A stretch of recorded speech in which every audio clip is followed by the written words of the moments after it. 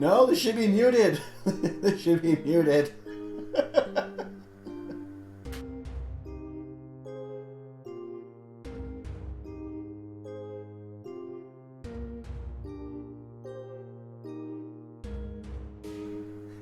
Pay no attention to the voice behind the screen.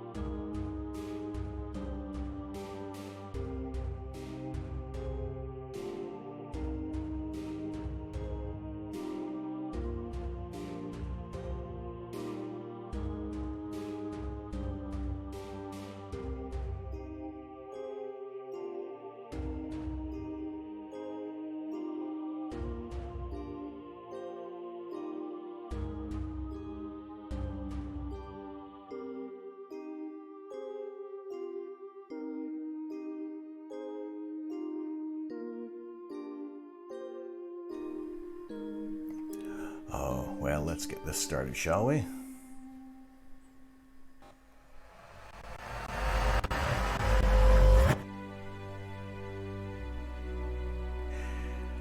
Good evening.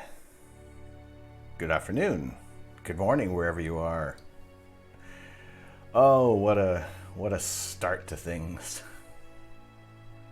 Almost half an hour behind. How are you guys doing? So adorable. Hello, Pookie. How are you? Two Central, thanks for the lurk. Old Balls, how you doing?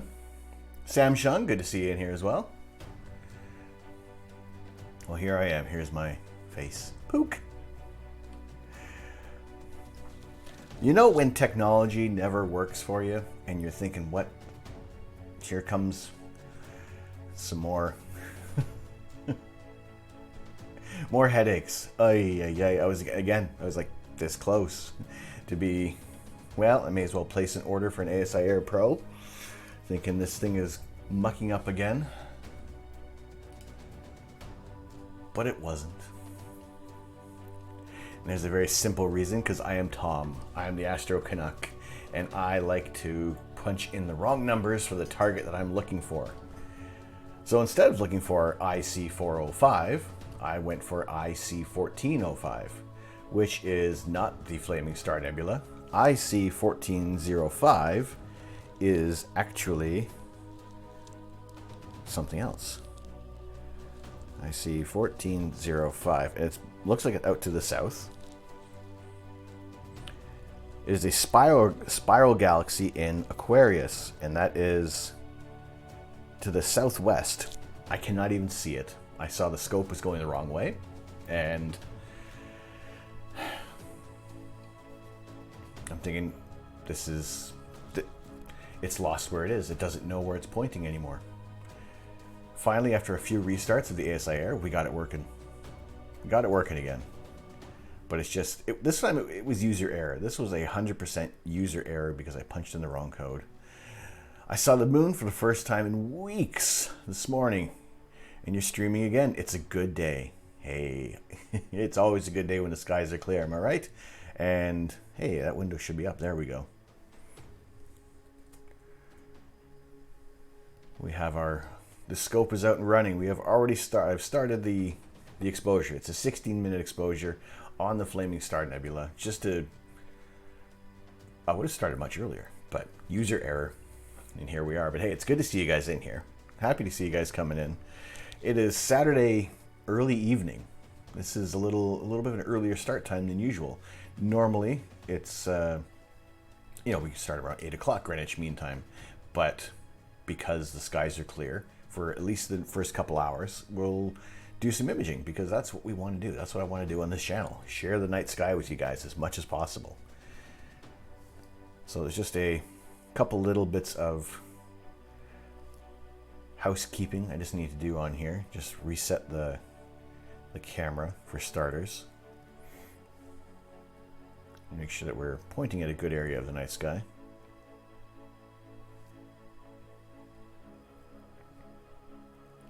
I put my camera in a bit of a different spot. I don't know if I like it, but we'll see. It's a little off to the... Yeah, the scope is still in frame. That's good. We see just up to the upper right of the scope is Mars. That is Mars right there, and nestled closely beside it is Uranus. Whether or not we'll kind of go over to Mars is we'll see how it goes. The scope was doing a double vision thing again, and I don't know why. This time the dew heaters are on nice and low, and I'm just wondering if it is because I still only have the one dew heater and the temperatures are really causing some issues. So it hasn't been warm enough for me to install the other dew heater because it's been like sub-zero temperatures, and for the sealant it says above best if used above 5 degrees Celsius. It's not like I don't want the thing kind of like, you know, popping off so early or like falling down into the scope, you know. So it's a bit of an issue. But we'll get things going. We got our target running. We are on the Flaming Star Nebula, and we'll probably jump down to the tadpoles afterwards. And just about as long as we can, we will do some imaging. It looks like the clouds are kind of forecast to roll in at about 8 o'clock. And I mean, like I said, we'll keep things running as long as possible because it's what I want to do. And really, we also kind of hold off as well because one time it did cloud over and then it was clear about maybe 45 minutes later after I ended the stream. So at least if we can get some, we'll be patient and maybe get some more time on some objects. If not, then we will kind of roll over to our image processing, which will be the Triangulum Galaxy. And I have about an hour of images that are kind of collected there. Astro Addict, thank you. Tim, thanks for the lurk. Appreciate you coming in. Thank you very much. Appreciate the support.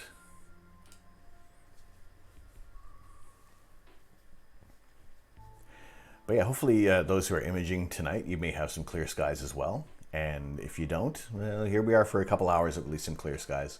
We'll pick some other targets.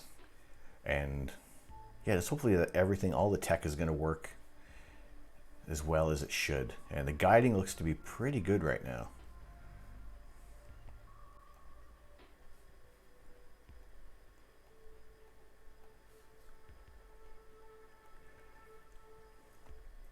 Lux, Astro Lux, good evening. Good to see you in here again. How you doing? How's your day been? How's everybody's day been? This is a little earlier, so you know the day really hasn't finished. So I don't know what I'm gonna do is arrest myself for the evening. Although unless the skies clear up. Now there were 3 different apps are saying 3 different forecasts, and I don't know which one to believe. So as long as we're up and running, that's good. You're cloudy. Astronaut, I ordered my ASI Air Pro kit yesterday. Ooh, excellent. Exciting. I'm excited for you. I was like this close to buying one as well. Just think, forget it. Forget the headaches that are coming along with all this. But yeah, no, that's cool. Looking forward to seeing what you do with that and how much you enjoy it as well. I thoroughly enjoy my ASI Air. Overall, it's a tremendous piece of equipment. I think it's great. But when there is these problems, like with my Wi-Fi crapping out, and then what I thought was another issue where it just didn't know what orientation the scope was at. It was saying it was oriented like maybe 30 degrees, and it wasn't. And I'd slew to an object and it would go the opposite direction. So I had to restart everything. So a couple of restarts, but we're off and running. We are currently on the Flaming Star Nebula. That was a 16-minute exposure. We'll be ready in 3 minutes. So I figured, again, get that started, get that going before we get the stream rolling there. And then we'll kind of go back to our regular 10-minute exposures there. And yeah, it's just a matter of kind of picking out some other targets. What's available? You know, I have a shot to the east, and a lot of the areas that are about 36 degrees above the horizon are fair game for me.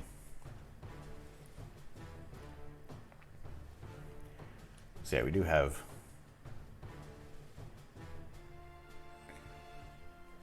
some clear skies. Again, the neighbors, they're cold.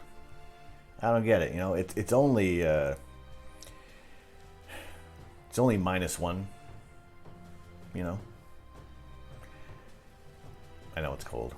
I've had the heating on in the kitchen for the most part, as long as I could before I turned it off, so there wasn't a lot of that humming. Again, still haven't sorted out my audio, but that's on the plans. It's on the plans there. What do we have? We have a few new members of the observatory, a few new followers. C Money, Ms. Ice Lady is followed as well. Vincent from FF7. Never played Final Fantasy VII, but I'm sure it's like 1 through 6, and not as good as 8 through 800.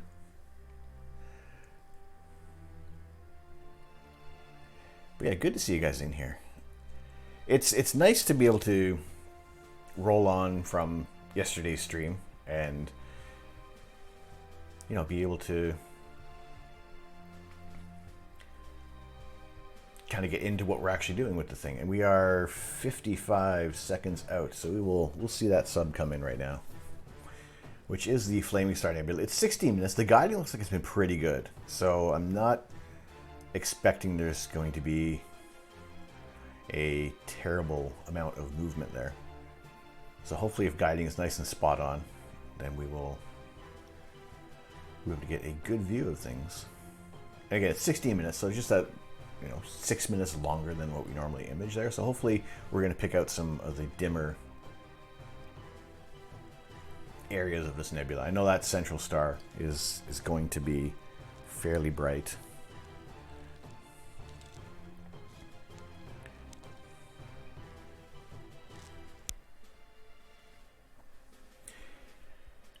But yeah, hopefully when we move to our next target, that everything works out good.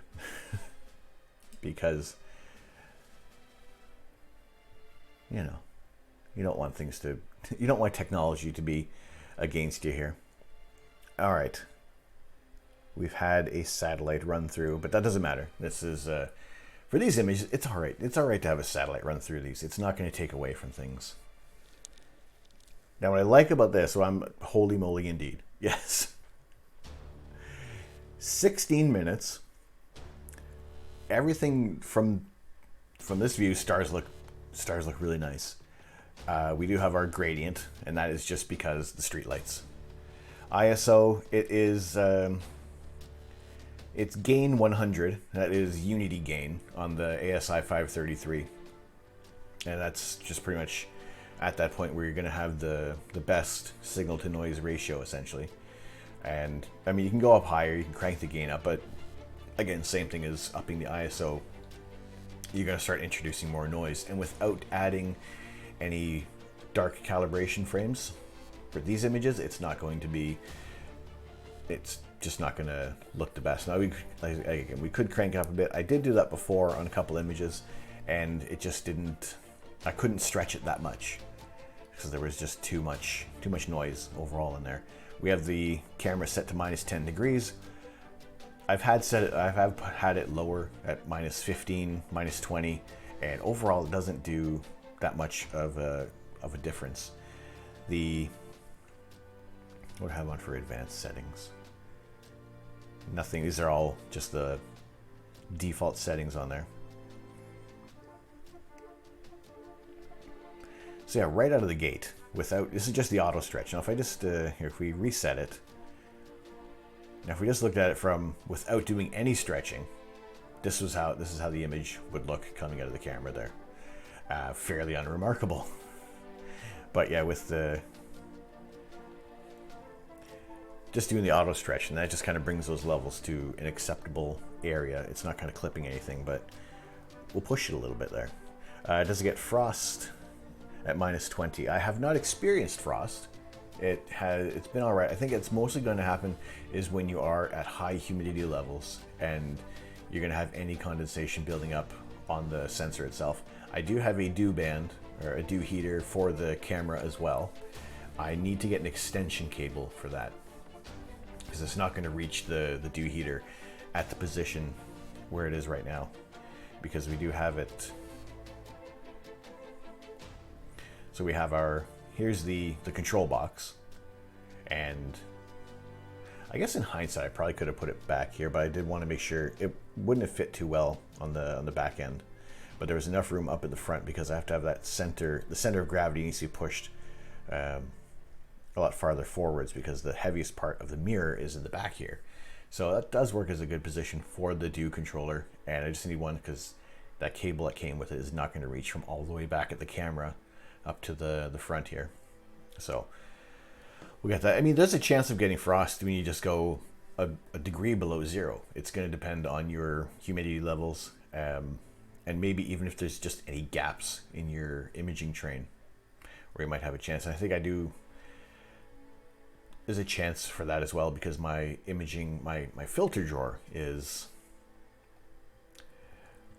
just a magnetic holder on there. So luckily so far I haven't encountered any dew. I do slowly decrease the temperature of the camera so that at least we are gradually bringing that down, so it's not like a shock to everything.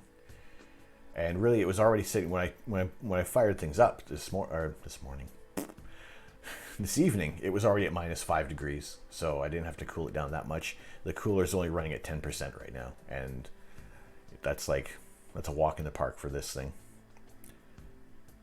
So let us boost up a bit of the signal here.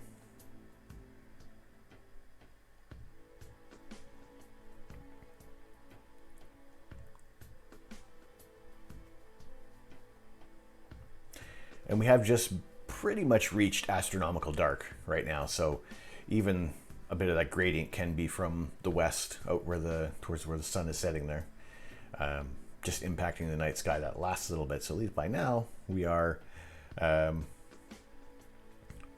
we're just dealing with the glare from the street lights as well.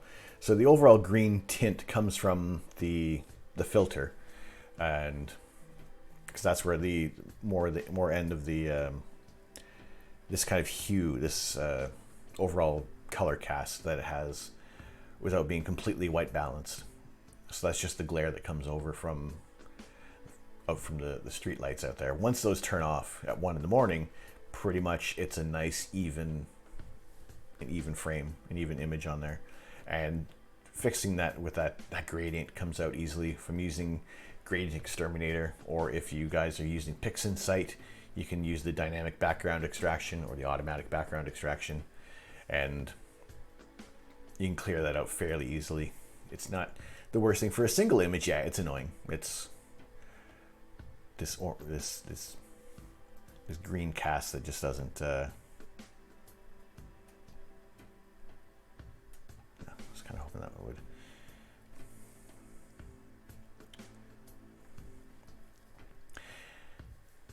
Yeah, the kind of green cast that would just ruin everything.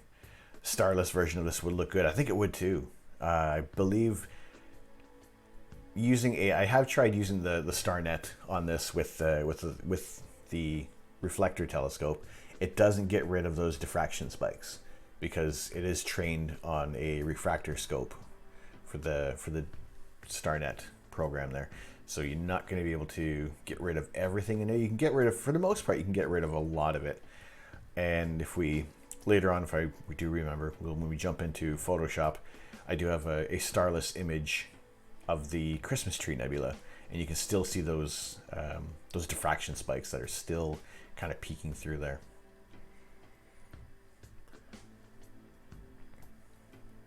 And we have a nice satellite that's run through there. However, the more important thing is that the stars are really nice and round. So the guiding looks to be, at least in this area of the sky, it's going to be on point. So at least we know that we can get some good images coming through there.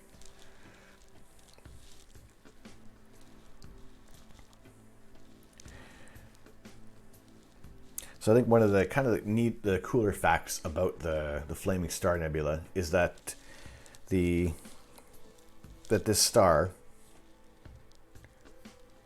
can be traced back to the area of Orion's belt. So there was that migration of stars that have it wasn't always in this position of the night sky for that long. Hey, Putsy. Oh, hey.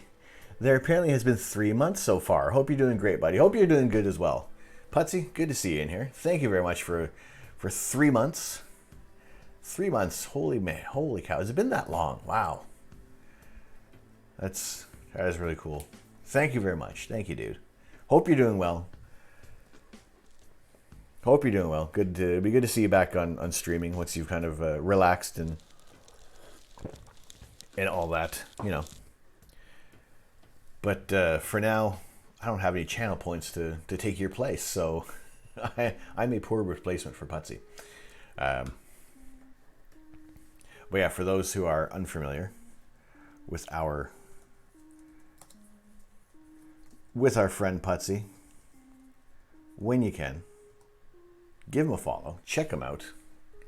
He does a lot of games, a lot of just chatting, a lot of fun, many more channel point redeems, and yeah, good stuff.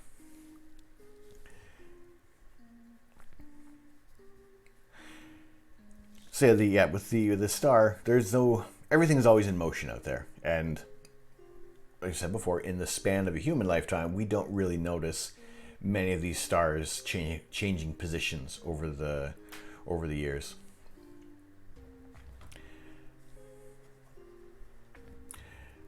It's 3 months. Sorry, on the phone, had a bad connection. Well, sometimes you might going through a tunnel and everything might not be.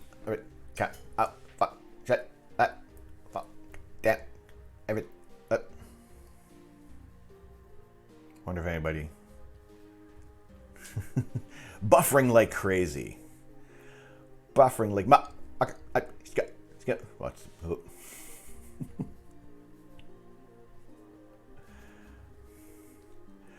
I'm doing well. I'm doing well, brother. A little bit of a hiccup earlier on in the stream. That was just human error. It's just me. But yeah, hopefully all is going well with you, and we will see you streaming again as soon as you're happy to start coming back online. The weather's pretty good at my side. Yes, we got a little bit of time. We got aside from my neighbors venting their exhaust out to in this area, you know, we are taking advantage of the night sky. We just finished this image of the Flaming Star Nebula. We're going to pick another target because, you know, we want to try to maximize as much of the night sky as possible tonight. Doing pretty good. Been tiring with work and family stuff. I feel you. Both ends of things there. For this week at work, I really was thinking I wanted to stream a little more during the week, but I was exhausted by the end of the day. You know, so yeah, I feel you on that on both ends of things. So yeah, we can only hope that 2021 is going to be a little better from here on out. You know, just always try to think of at least something, keep a positive outlook on things. And I know that the universe doesn't care that we've made another revolution around the sun. As far as it's concerned, we're insignificant to the entire universe. But you know, for what we do here is significant to all of us. And yeah, what's important to me is right now is sharing these images of the night sky with you guys, and just having you guys hang out as well, because just seeing you guys stick around, even if you're just lurking, or if you're just if there's another conversation kind of going on within the channel, that's amazing. I like that there are it's not just me running the show here, that you guys are contributing as well. So yeah, this was 16 minutes, and you can see like that, those blue areas around the nebula. So that's more of the reflection area from this star is is reflecting off of that gas and dust in the area, whereas a lot of the other area is being kind of created by some of the stars in the area.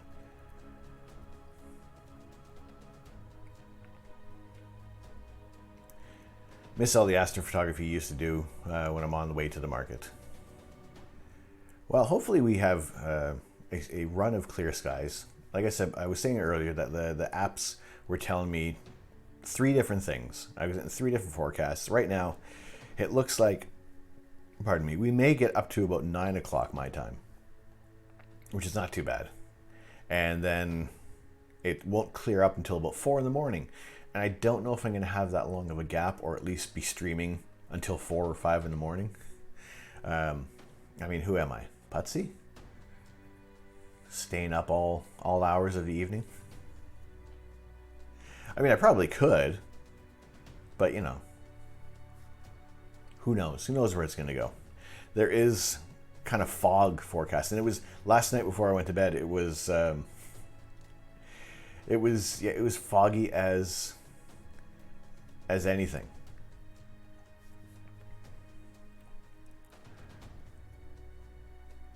Monday and Tuesday is clear for you, Lux, and clear with no moon. Yeah, that's true. We're approaching a new moon right now, so we are in a good position to get some astro imaging done.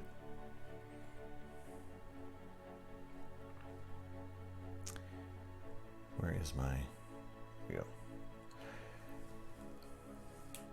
So this is the time when there's less of an impact on the night sky. At least we can deal with the street lights. But when the moon is kind of blaring right down the tube of the telescope, it's not going to be a good imaging session there.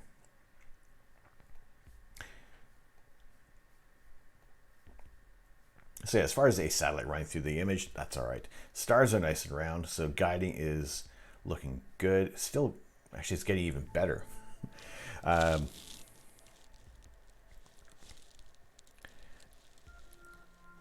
I want to stream to distract myself, but at the same time, I'm afraid I might not be in the best attitude to stream. You know, I get you. It can be, in a way, yes, this can be a good distraction, but if, you know, things can easily, you know, not so, it can kind of snap back to reality, really. And I think that at the same time, streaming should be overall a relaxing kind of thing, in a way. You know, it shouldn't be a stressful kind of event. We just want to be able to have as much fun as we can, you know, and not have to worry about any other things that are going on in life. And it can be tough, you know. There's all sorts of things going on in the background. Well, I mean, not physically at the moment. If anything, the most distracting thing at the moment of what's going on in the background is I have some more Chinese food left over that I haven't eaten. So,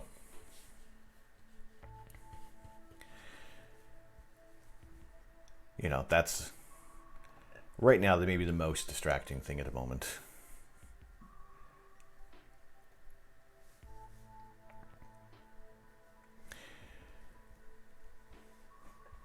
Tim, loving the 50mm lens.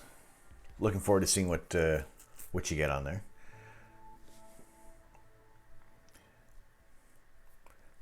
I'm glad you're hanging out here too, Patsy. Glad to see you guys kind of hanging out. Hey, G4, sub to G4 Paul Rowe. How you doing, man? How you doing? Just throwing works, gotta pop out. No worries. Popping out the salamis.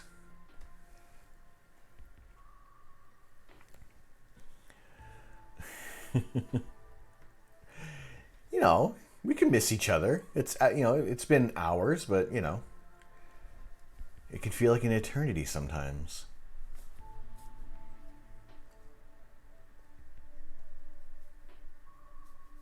Tim, I think Putsy would want. Putsy is a photographer, and he is always interested in seeing what other people have in their kit there. So, yeah, what camera you're using right now? Everybody loves to talk gear. All right, from the Flaming Star Nebula, we're going to go over to, I think, well, maybe, let's see.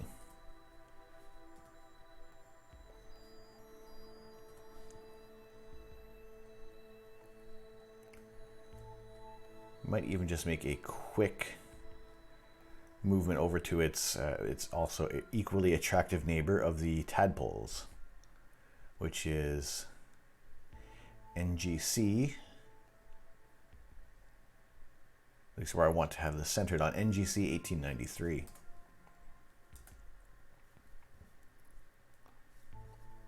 So that is this area.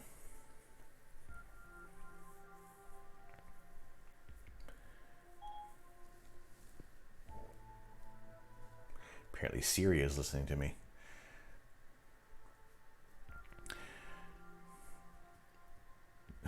I got so much meanness building up.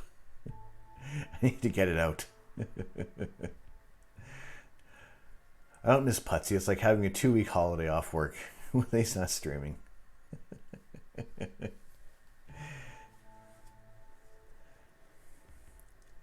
That's it. I don't have a lot of the annoying things on the stream to muck things around here. All that the G4 can do is make some comments, and then I can just ignore those. But yeah, we're going to move over to the tadpoles. The image that we kind of have queued up, or at least in Stellarium, that's kind of based off of the Hubble palette, using a monochrome camera setup, which was what we don't have. We have a full color, one-shot color camera, which is able to kind of throw out these colorful images right off the bat. So we're not sitting there with a black and white image. However, we would have some really, really nice detail and nice contrast. But at the same time, I think it's nicer to look at a color image of space.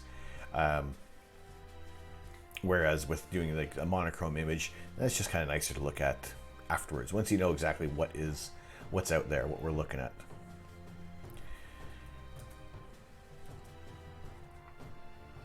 So NGC 1893.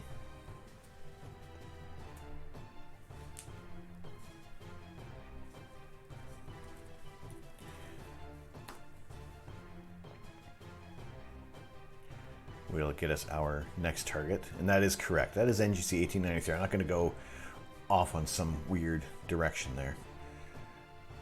Well, your beard is so long, if it was in a Disney cartoon, you would have the princesses climbing up to rescue you. Oh no, internet! Come back, internet. Get back here, internet. Are we good? We're good. Hello, internet. My God.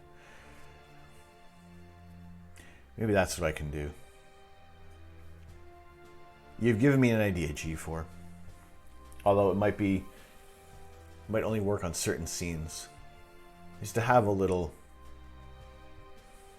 character running up the beard. Although where it would go, I don't know. But that's an idea. That's something. Any comments to catch? I haven't looked in a while to see what's kind of bright in the eastern areas. I'm gonna go over to the tadpoles, and we're gonna start that image, and then I'll look through, see what might be bright. I haven't successfully imaged a comet yet, and those are more. We'll give it a go. We'll see if there's something that's kind of bright-ish in an area for us. Maybe we'll take a look there. See how that's going to turn out.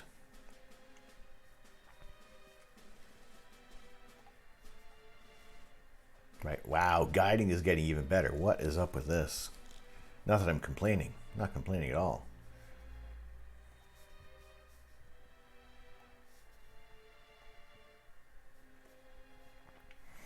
But there, we'll just a quick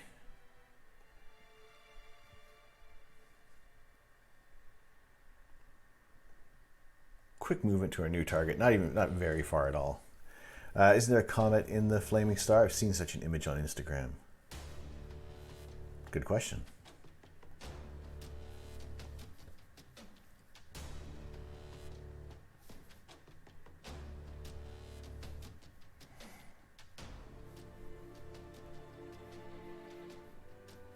All right. We will drop that down to our 10-minute image.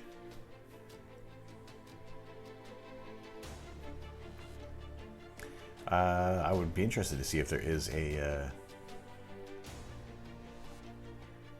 comet in that area.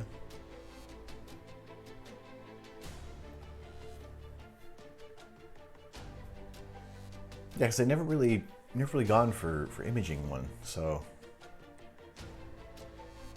it'd be interesting if it's bright enough. Then yeah, we can kind of get a look at it and see. Yeah, maybe see a comet. I mean, it wouldn't be as like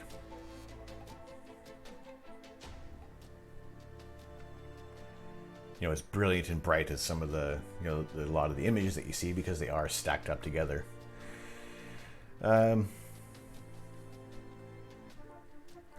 a single 1-hour sub of every target for a 360-degree mosaic of the whole sky. That would be a very ambitious project, doing an all-sky image like that. I mean, if I had the area, to be able to do that, definitely would. Never given any thought. What is a shooting star? Is it a star or is it an asteroid? A shooting star is any little grain of sand or any bit of particle that is hitting our atmosphere and just essentially vaporizing as it travels through the atmosphere. Shooting star is just the terminology that's been given to it over time.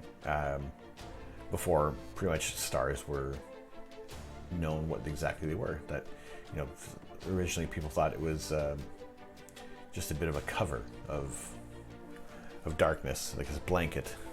Mama Bonbon, how you doing? Good to see you in here. Hello.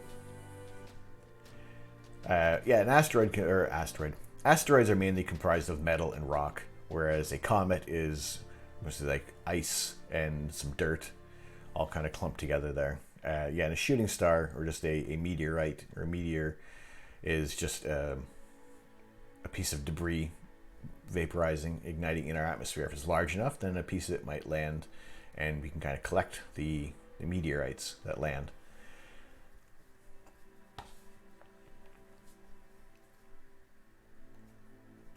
A guaranteed A-pod with that 360 mosaic. I mean, technically you could, if you're somewhere in like a northern kind of area, and then you kind of go towards the equator, go to the south, and get a really interesting image built up there. Like I said, ambitious projects, but there are some people who have the means, the equipment, the time to be able to take care of things like that.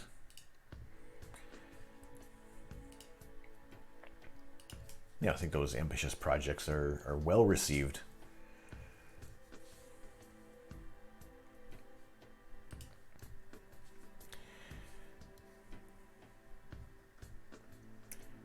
Have you seen this 4-year Mosaic Orion project? No, who did that?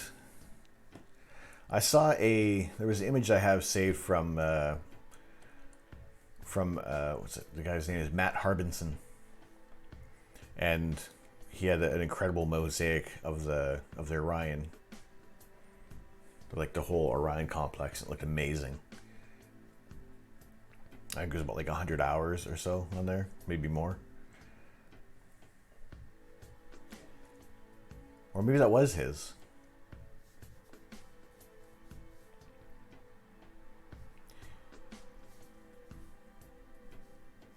Do we have a link to that? Is that it there?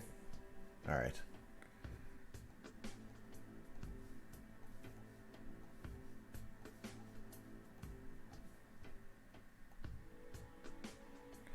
All right, 8 o'clock, 7 o'clock, 8 o'clock, 9 o'clock.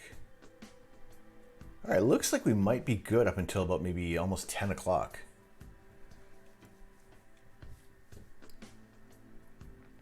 So we might be good for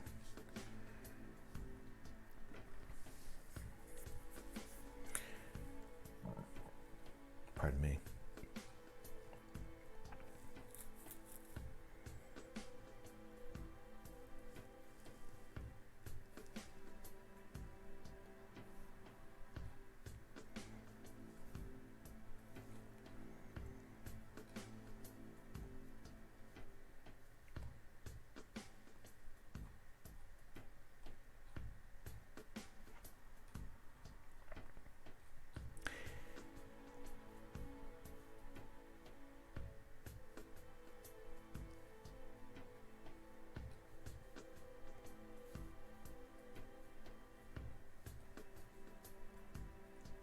Yeah, this is the one. This is the image I did see. Yeah. All right, we are all thinking about the same image.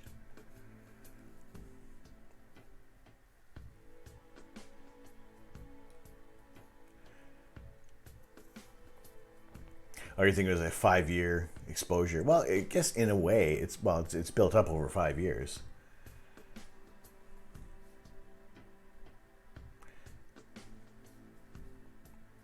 Yes, that is a ridiculously detailed image. But that is an amazing project that he did. Yeah, I have that that full resolution image saved on my laptop.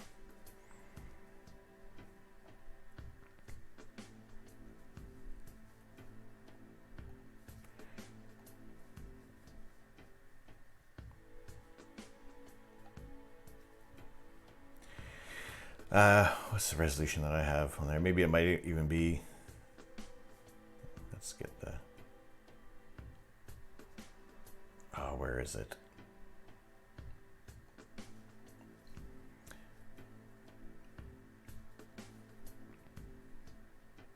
It's somewhere. I have it somewhere.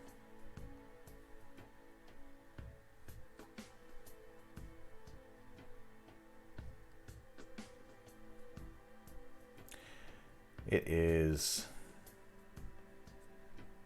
the resolution I have of this image is 6500 by 2400. At least that the resolution image that I have on there. It might even be, I don't know if he has a larger one that's available. Maybe it might have to, you have to purchase, but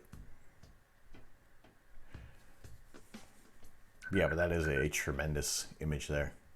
Lawnheart, welcome in. Thank you very much for the follow. Welcome to the observatory. Good to see you in here. There you go. So mine is like a fraction of that there. 65,000 by 35,000 pixels. Massive. It's huge. But yeah, Lawnheart, thank you very much for joining in. Welcome in. How are you doing tonight? We are currently doing some live Astro imaging, and we are currently looking at a 5-year project of a astrophotographer, Matt Harbison, who has made this Orion complex. Quite an incredible image. 5 years worth of work in this one there. Definitely worth a look.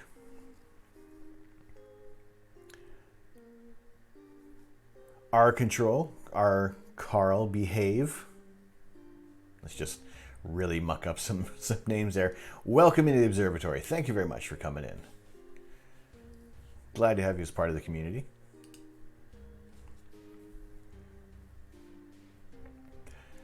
So we're just waiting for our image of the tadpoles coming through in about 2 minutes. That'll be ready there. Likewise, thank you. Thanks for coming in. How can I butcher your name further? How would you like to be referred to as? Is it R. Carl Behave? RC? Well, welcome in, guys. Welcome in. I am Tom. I am the Astro Canuck. And the whole point of this channel is to share the night sky with you guys. I'm in the east of England, and Whenever the skies are clear, we are doing this. We are taking live images of the night sky. I have a large 8-inch telescope that is collecting all the photons that are available. This is our little ASI 533, a camera an astronomy dedicated camera by the company ZWO. And the whole purpose of this camera is to capture images of space. It's much more sensitive than your regular DSLR. It has cooling capabilities, so we can take long exposures and ignore a lot of that noise that comes through from any long exposure images there.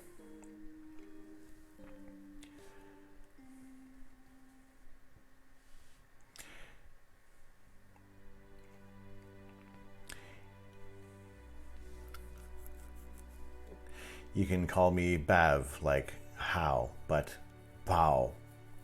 But be how, behave.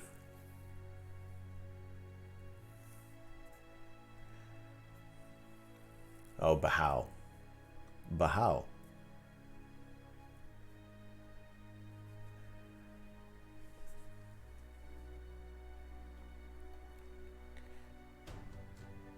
I'm terrible with names on Twitch. I'll get there. One day. We'll get there. Just trying to got a blue screen. No, nobody wants blue screens on their laptops there. Cool, sounds great. All right, we'll go with that. But yeah, good to see you in here. We are just about finished our next exposure, and I didn't save that image of the. I didn't save that screenshot of the Flaming Star Nebula. I didn't save any of that. Oh well. Next time. I was so excited to actually be imaging. I'll remember to save this one. We'll save the screenshot. We'll save the FITS file. And that way, because when we save these files down, we can save that FITS file, which is the raw format of it. There's obviously no compression on those images, so that you're able to get the maximum resolution out of those. Whereas with your JPEG, there's compression, and they're not as clean. The data isn't as clean. So we can have a JPEG version of this, but also the FITS file that we can stack and kind of put together another image there. So I do have, like I said before, once the clouds roll in, we'll see how things are rolling there. It's probably about 10 o'clock, which might even, we'll see, it might even kind of round things out, and we'll maybe see who else is streaming at about maybe 10 o'clock anyway. And yeah, but for now, let's not worry about that. Let's not worry about ending the stream. Let's just worry about getting these images through. Pardon me, getting these images through. But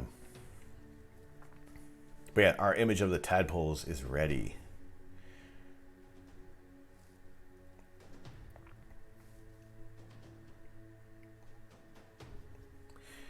So there we go. This area in the constellation of Auriga lies these two areas, these two wonderful looking areas of nebulosity. Baba Zelnik, hello mother, how you doing? You and Dad there?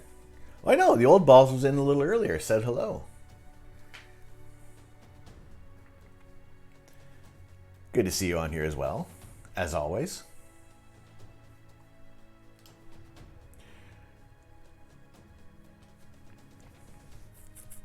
So yeah, we have our image of the Tadpole Nebula. This complex is, it looks, in the night sky, it looks to be about the same size as the Flaming Star Nebula. But it is much farther away, and it is much larger. And there goes the internet again. I'll take this opportunity to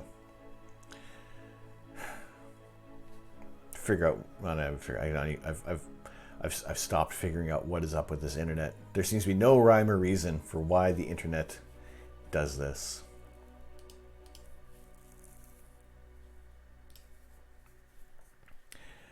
But there you go. We're back. So yeah. The Flaming Star Nebula, which we did image just before, is about 1,400 light years away. And the tadpoles, which we are imaging right now, NGC 1893, is 12,000 light years away. And yet they look the same size in a wide field image. So you know, just even kind of get an idea of how much larger this nebulous complex is. You know, how much farther away this area is, and it's just that much. It looks, you know, the same size. And it gets its name from the tadpoles, as with these two clouds, which are about 100. No, these are about 10 light years in length. So these, what look like little structures, you know, they're massive. They're massive areas of star-forming regions. And let me boost things up here so we can see why they're called the tadpoles.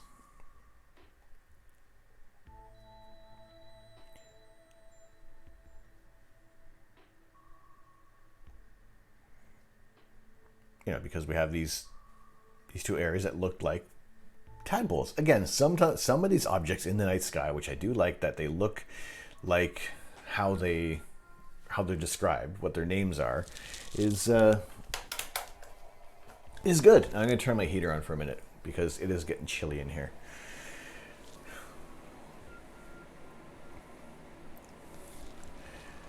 But this NGC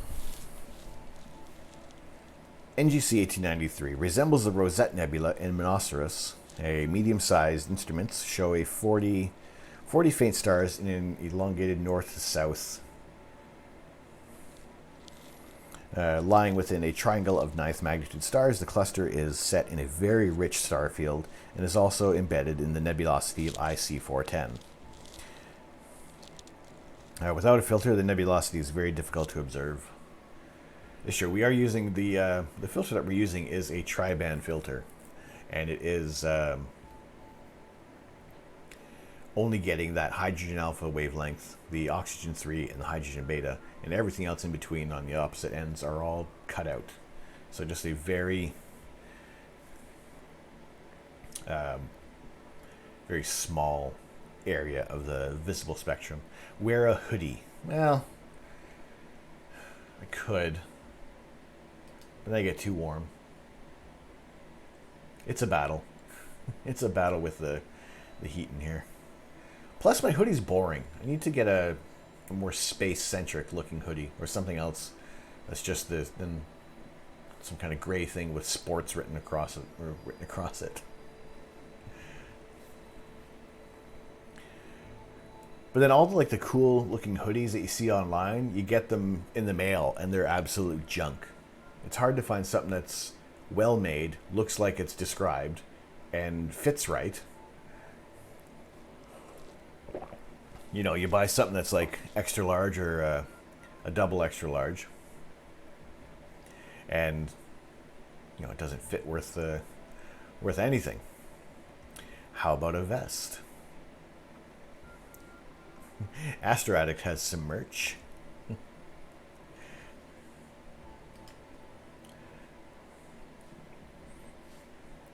I mean, I can bear it. Hoodies, great idea.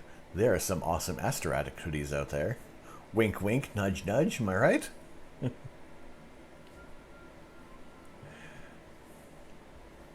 Those sound cool. Let's check out what Astro Addict has in store.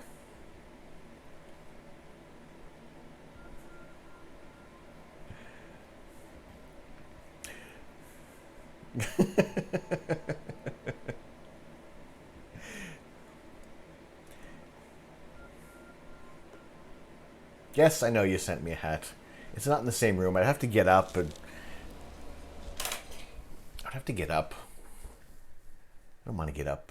I have to unclip my microphone, then I forget to put my microphone back on.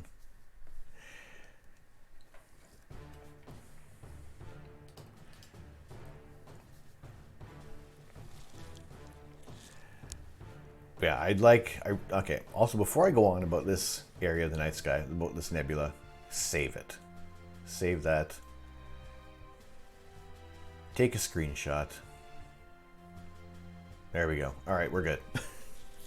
So don't forget. At least we have those on file. And then maybe if we keep imaging these areas long enough, we will have a lot more. Wait, the ASI error does not save images automatically. When you're doing a preview, no. I'm just previewing these images. When you do the auto run, you know, it'll save your images. Yeah, the preview is really just to kind of set your framing up, essentially. But I kind of use it to do these single images there, and then we kind of go on from there. The only time I used the auto run in one of these imaging sessions was when we did the 33-minute exposure of M33, which now I'm thinking back, that was quite a coincidence that they were 33 minutes of an exposure length, classified as M33. Do you have any Astro-related tattoos? Not yet. I've had some ideas, and yeah, I mean, I don't know what I would want to do exactly. I've seen some other people have like the electromagnetic spectrum. Some people have planets. I had one idea of it was fairly abstract, but it represented the Pleiades. I thought that kind of would look nice as a forearm piece. Abstract enough that it looks doesn't look almost like nothing Astro related, but the overall shape is kind of close to the Pleiades. And I have a picture somewhere. If that kind of comes up a little later on, and maybe I'll share it, but at the same time, then if somebody else nicks that, then that's my tattoo gone. Or I'll auction it off. Mystery tattoo design for the Pleiades. I assure you it looks very nice. I like how it looked. But at the same time, if I spend 400 pounds on a tattoo, that was 400 pounds I could have spent on gear. You're out there, you know. It's a weird balance of things, you know.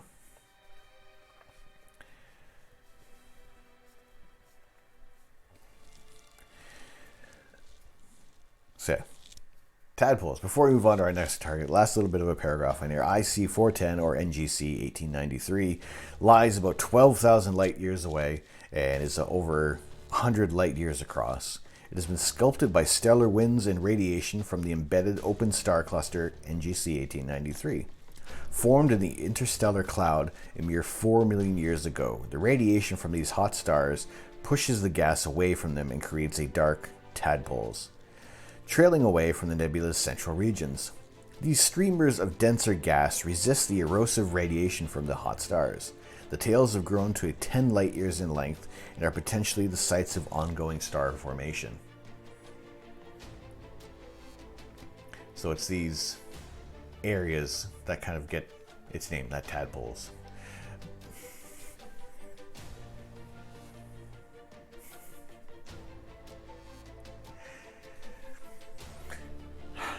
Nassim, how are you doing tonight? I can't do it as well as Nutty. How are you? Good to see you in here.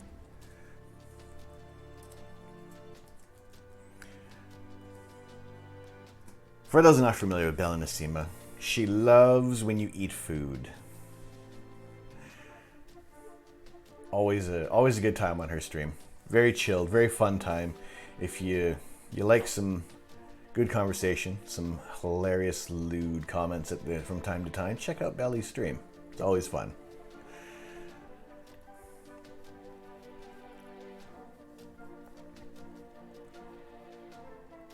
A good afternoon. Astrophotography, how you doing?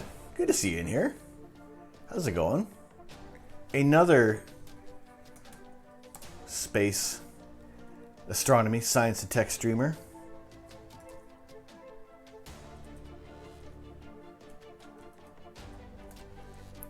Check him out. He has a mainly Turkish language stream, but at the same time, if you pop in and say hello, we'll switch over to English for you for a quick little bit. Fine, cloudy all around. Must be the same there too. No, we're good. We actually have some clear skies tonight, taking full advantage of this. We are gonna start pick another target to shoot. Hey, no problem there. You know, you guys, you've been helpful as well, and you've shouted me out on there. seen a couple of people from your channel on here, so that's a good time. Always want to help each other and anybody out as much as we can, you know. Hey, Mojo Jojo, how you doing, dude? Seriously jealous right now. You know what? This is like we have like 2 hours. We have maybe another 2.5 hours left of clear skies. So, you know, take advantage of that as much as possible. What we are seeing right now. Hey, thank you very much, Mojo. Oh, I need to edit that as well. I got to change that one up. 3 months. You and Putsy, 3 months. I can't believe it. This is amazing. Maintain your one position.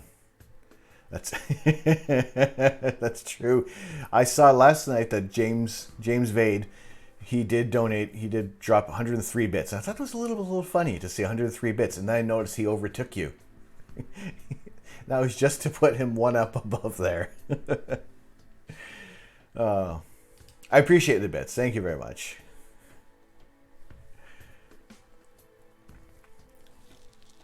All right, so what are we looking at right now? We have, there is the Pleiades. That is the constellation of Taurus. That is Aldebaran that we're seeing out there. So with that area, those areas of the night sky, we could go over to the California Nebula and kind of get some of the inner areas of that. It's a much larger nebulous complex for the California Nebula. So, you know, doing that with this telescope, it kind of doesn't fit that well. However, you know, to kind of get a little good look at things, I think I'm going to go over to the California Nebula solely because the one thing that I really like about it is that there is another galaxy hidden behind this whole complex. So yeah, we're going to go over to the California Nebula, go over to an interesting point that not a lot of people really go for. And it's, you know, because it's not exactly an easy target to pick out. So for this one, I'm going to have to enter in the coordinates manually because this galaxy does not have an NGC or an IC or a Caldwell designation.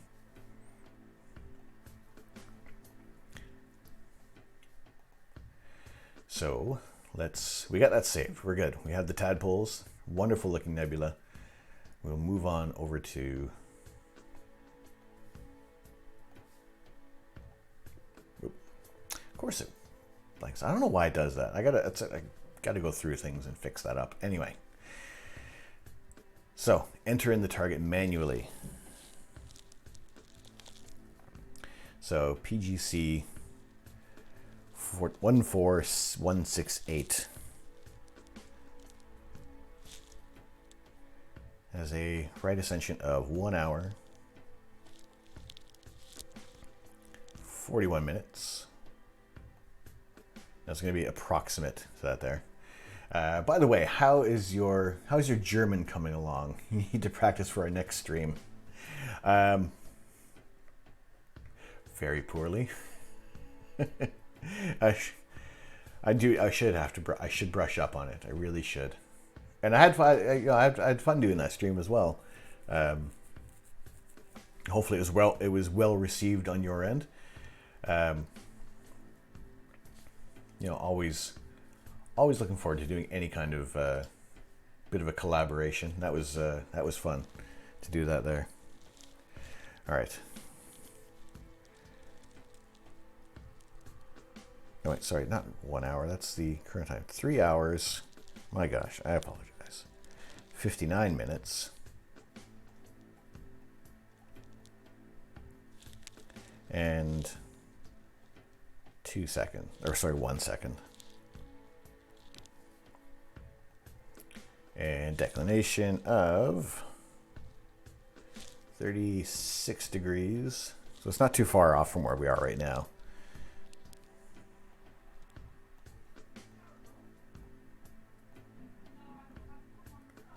I can hear my neighbors. And 46.3. We can't do decimals, so we'll just go with 46, and that will sit nicely in there. All right. This is a elliptical galaxy.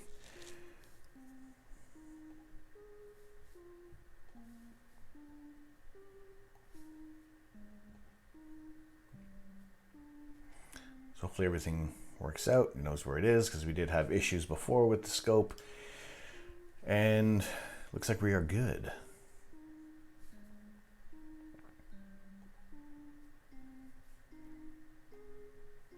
Everybody's happy.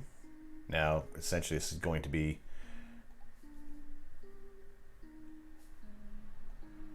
it looks like we are where I want it to be, which is good. Yes. This area here, these stars kind of ending up in that little triangle and that S shape is, and then right in between is going to be that galaxy. It's going to be, okay, we're not going to see like something like the Andromeda galaxy. We're not going to see anything like M33. This is going to be a very tiny smudge. However, we are going to be looking at a galaxy that is 280 million light years away. So I am tempted to even go, I know it's a long slog. Let's make sure that the guiding is, we're on a good star there.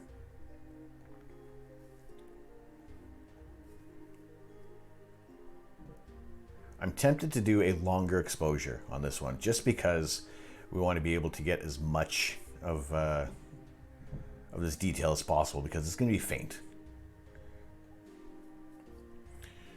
Full out on the exposure. Just call me Zen. Zen! Hey, how's it going? It's going well. Going really well. Good to see you in here. We are, you know, I was thinking the same thing. We're going to go for guiding is good. We got people in here. We have some activity going on. I can ramble on for a little bit there. So let's get this going. Let's try to get as much of this galaxy as possible. Guiding is doing tremendous tonight, so we are off. We are imaging. We're going to take a look at a galaxy 280 million light years away, peering through the California Nebula, which is about 1,400 light years away. Or sorry, 1,800 light years away. 16 minutes is the maximum for the preview. I could do 33 minutes. However, I think for when that one turned out, I'll show you what the image looked like when we did 33 minutes on the Triangulum Galaxy. It didn't turn out, I mean, it looked nice. It was interesting. But there was a lot of movement in it there.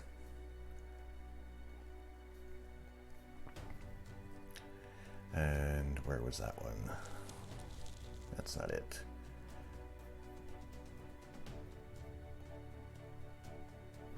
Yeah, this was 33 minutes on the Triangulum Galaxy. Basically, we had some olive-shaped stars.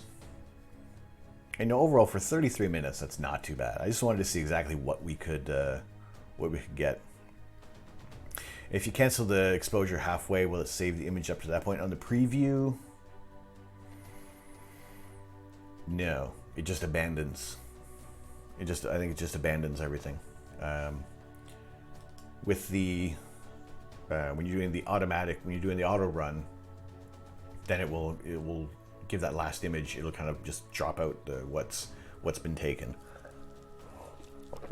But I think with the preview, just kind of all those photons go nowhere.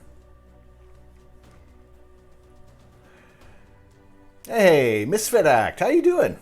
How you doing, man? Good to see you in here. You're doing well. We have clear skies here. We're taking advantage of the night sky. That's what we're doing. We're absorbing as many photons. Just chilling. Excellent. Good to hear that. Good to see so many people in here. This is fantastic. Check out Misfit Act. He is an Australian streamer. And yeah, just an all-around fun dude to hang out with. See him in the Warship stream. Catch him a bit on playing The Witcher on his stream there. Just a genuinely fun dude to hang out with. Nice stream to have on a chill. Excellent. Heckin' love space. Love it too, man. This is what I love to share. I love seeing you guys coming in. I love just dropping as much of the cosmos onto your screens as possible. That's what I like to do here. No, sharing the love wherever I can. You know, it's a big world with Twitch out there, and you know there are some people who are, I don't know. It's not my cup of tea, and there's a lot of people that I've met recently, and I'm thankful for having them in this community and seeing you guys kind of coming around there, and yeah, just hanging out on other people's streams. I think it's fantastic. You know, we have you know, our friend Mojo Jojo has just started streaming, and I'm confident that he's probably going to hit affiliate within the next day or so. You know, it's amazing the support that I've seen everybody else give him as well. That's fantastic. Looking forward to what he's going to be doing there. And yeah, just a good group of people that I'm meeting up here.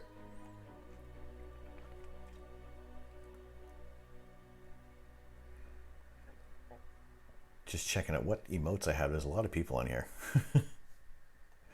But yeah, it's good to see you guys in here. Mojo Jojo, there he is. All astrophotographers want to come down under. That's it. There's, yeah, I mean, for all the targets that we have up here in the north, you know, I feel that sometimes we can take them for granted because, you know, those in the south want to see these targets. Who do I need to follow to help get to affiliate? Right there, Mojo Jojo. He is, he's essentially maybe a couple streams away. He's made the follower count. He has put in the, he's put in the time. We just need to make sure that he has all those averages worked out there. But there we go.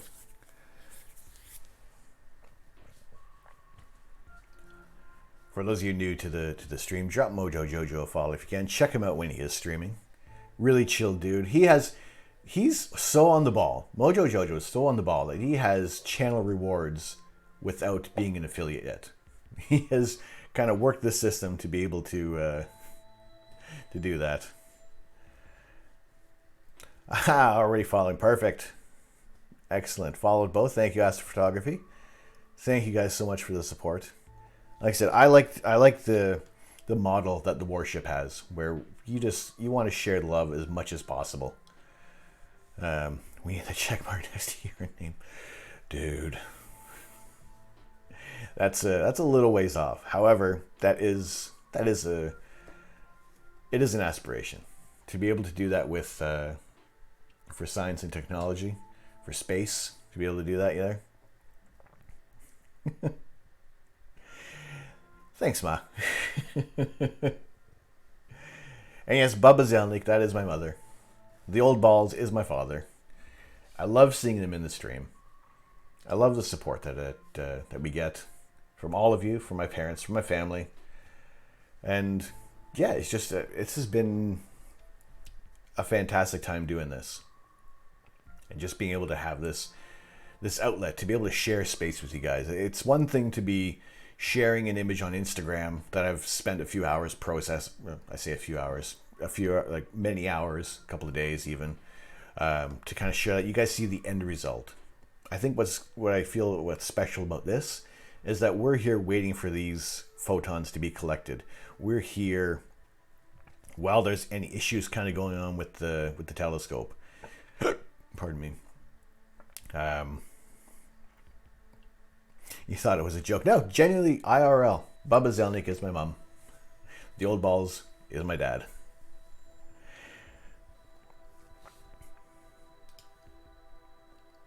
Yeah, not just Twitch mother.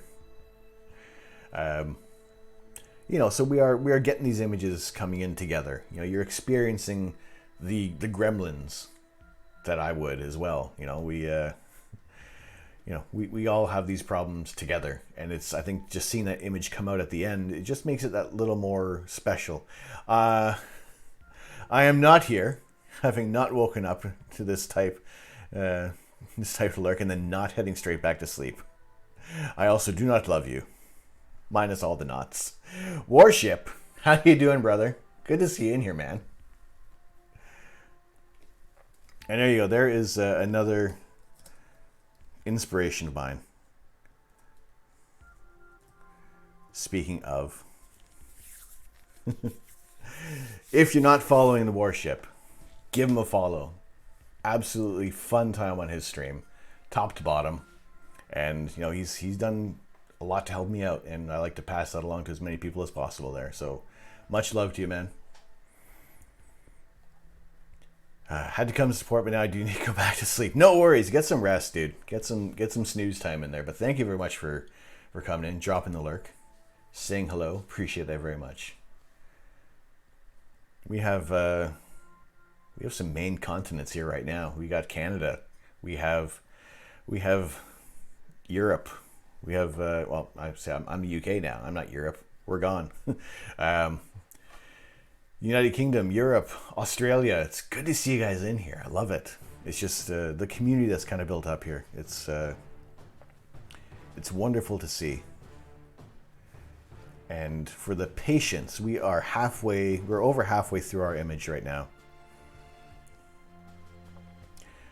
We are, was it 400 seconds divided by 60, math, that much time remaining for our 60-minute exposure. And also what we're seeing up here, these numbers on the guiding, that total RMS error, the lower that number, the better the guiding is going to be. The sharper your stars are going to remain, and you're not going to have any oblong football-shaped stars in there. And I think this is like the best my guiding has been in a long time. Sometimes I've been at, usually kind of sits at about maybe 60, 70. Sometimes it shoots up to one total second there. But yeah, it's not bad. Has some problems with ASIR guiding, really. Ever since they upgraded, like that major upgrade, I think it was like 1.15 or whatever it was, it's been so sketchy. Like it changed. Like I did nothing different with my balance, and everything just went to pot with my guiding, and I haven't been able to get it back consistently. You know, this is like fantastic guiding kind of going on right now. I wish the image view would update with photons coming to the sensor. Now, with the ASIR Pro, which is going to be an eventual purchase. I mean, I don't want to be forced to have to get it. Like the Wi-Fi crapped out on this one, so I am connected by an Ethernet cable, and it's working out all right. I thought that was going to be I thought I was going to be forced to buy an ASIR Pro, and then we'd be able to do live stacking on that there. With the original ASIR, we can't do that. Have you tried multi-star guiding in PhD2? No, I have not. I haven't actually used PhD2 for the last 2 seasons now, since having the ASIR, which I do wonder in the coming versions of it, are they going to incorporate something like that as well? I think it's like undeniable if it's working, if that multi-star guiding is working out really well for PhD2. I mean, for the most part, it acts seems to be fairly the same as the PhD2 guiding on here. So it'd be interesting to see in the later versions of the ASIR if they're going to incorporate that. They have PhD2 guiding within, but I don't think they'll incorporate it on this. It's on its stable version of the PhD2. I'm not sure. I mean, I think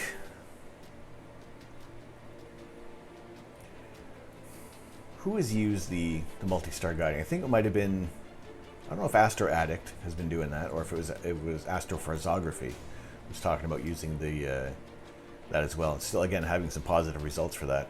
I think they should implement mosaic and framing first. I would like the idea of setting up a mosaic.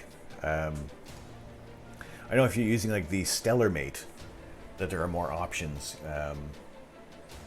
to kind of connect it with your laptop. No, I don't have Clear Sky since it's available. All right, I know somebody else was talking about it there. Someone else for doing astrophotography.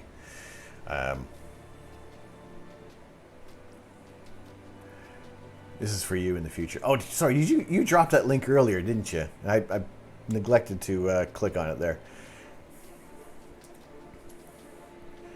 Sorry about that, dude. Did not mean to miss out on a link. And this is the eventual next size kit that we're going to upgrade to. I think we're almost there with donations. You know, we had someone drop in a little bit last night, which was very gracious of them. And now I have my my alerts set up for any donations that come in. So they were, I missed it by that much. But anyway, slowly getting a lot of things sorted out on here. But yeah, that'd be a cool one to have. And we were kind of talking about like dual telescopes as like binoculars, using like larger telescopes as with the binocular setup as well. Did you find that on Wish? I mean, if I got this on Wish, they would send a couple, like a small little pair of Fisher Price binoculars. That's what I would get back.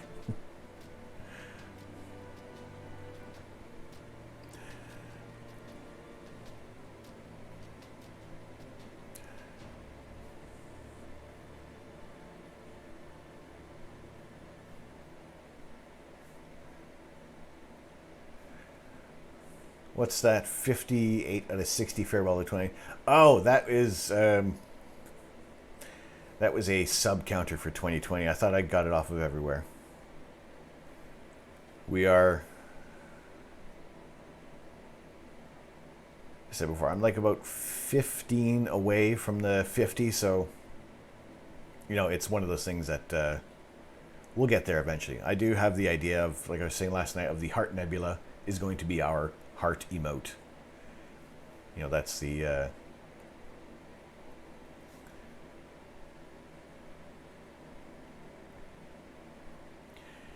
this will be, you know, this area here, the upper part, the heart part, not the fish head nebula, not the penis nebula. It's just this part here is going to be our fifth and final emote in this stretch of being an affiliate. So everybody else has some really nice heart emotes. So yeah, there we go. I love seeing everybody's collections as well of the heart emotes.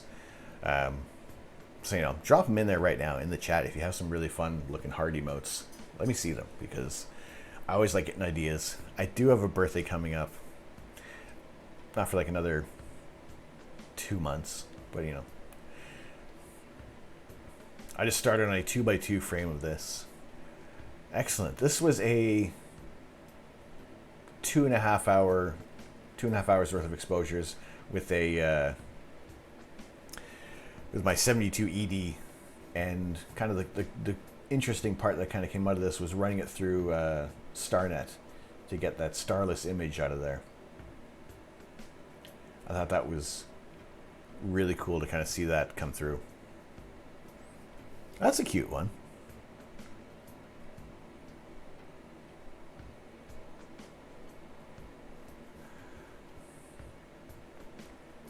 You see, now you're asking my mom, she's going to dox my birthday.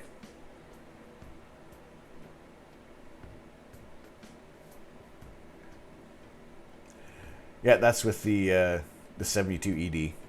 And I was also using the 0.6 reducer that I have.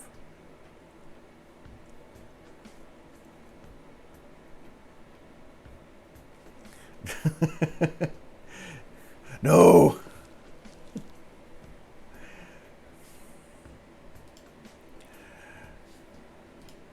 Yeah, so that was the 0.6 reducer also helped out with that focal ratio as well, because that really helped keep everything nice and bright, and I didn't have to do so much of a longer exposure length on that there.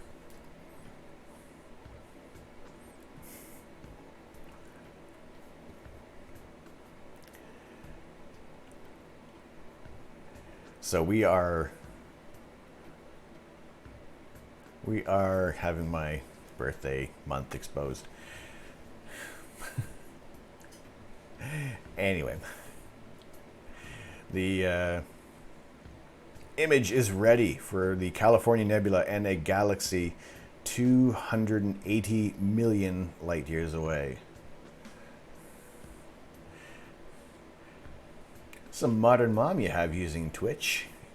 It took a little bit of work to get them sorted out, but they're there. They're on. It's good to see them in here, adapting to the online community.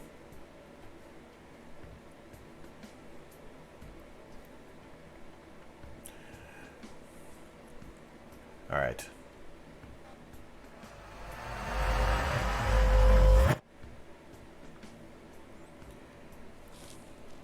So in this image, we are seeing the California Nebula. We are seeing some really nice round stars as well.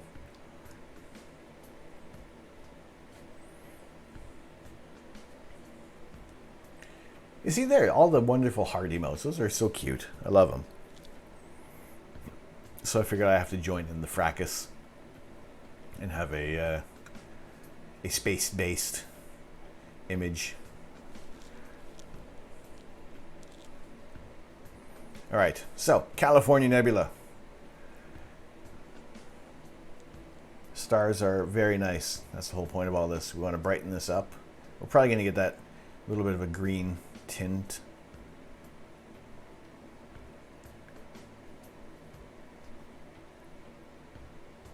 We don't need the guiding on. So this nebulous complex is 1,800 light years away. Farther away, at 280 million light years, is an elliptical galaxy. And like I said before, it's kind of unremarkable. However, that's it right there.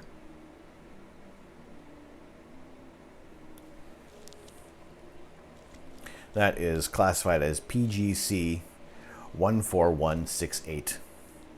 An elliptical galaxy in Perseus, 15th magnitude, appearing in the constellation Perseus, 279 million light years away from our solar system.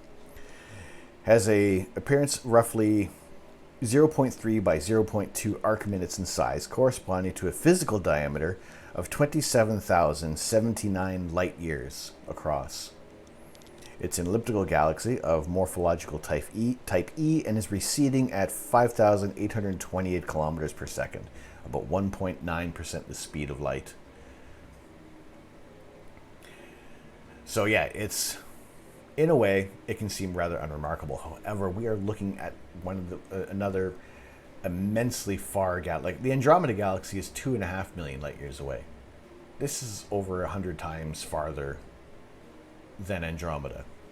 And we have this little tiny smudge here.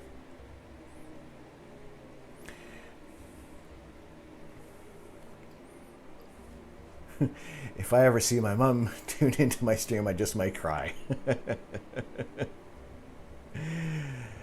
Kind of insane. Hubble probably took it, and it looks like the core of Andromeda. It'd be interesting to see if there is a Hubble image of it, of that galaxy there. But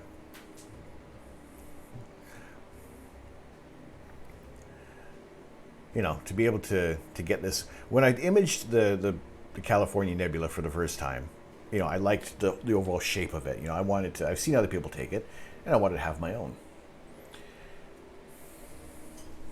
Yeah, Putsy streams when everybody else is in bed. Everybody else is sound asleep in Singapore, and Putsy is rocking the Casbah in all hours of the night.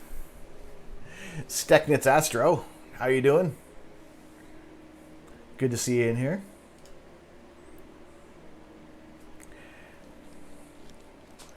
So yeah, when I was imaging the California Nebula, I did notice that there was this little tiny circle or oval in Sky Safari. So what is this? You know, I found out that it was a galaxy. I wanted to learn a little more about it. And just the fact of knowing that this little smudge is another complete galaxy, 280 million light years away. You know, it's, you look at this image, yeah, sure, it's just a bunch of stars. It's very unassuming. Unless you know what you're looking for, you wouldn't even know that it's there. You wouldn't even recognize it as a galaxy. Leo triplet in 2 hours? It could be a possibility. We never know. Actually, no, I say that we never know. We can know. Oop, I don't want to exit there. That would be kind of bringing us up at about 9 o'clock-ish, 9:30. I'm expecting some light clouds to start rolling through. And Leo triplet will not be available. That is not up in the sky for me until about 20 after 1 in the morning is when I can see the Leo triplet. And also I could get 1/3 or 2/3 of that with this field of view. So it would definitely need to be to get them all in there. I'd probably do a 4-panel mosaic, which I haven't really tried yet. But yeah, we'll have a look at what is going to be available next, and make sure before I forget, once again, save this down, because I have imaged this area a couple of times.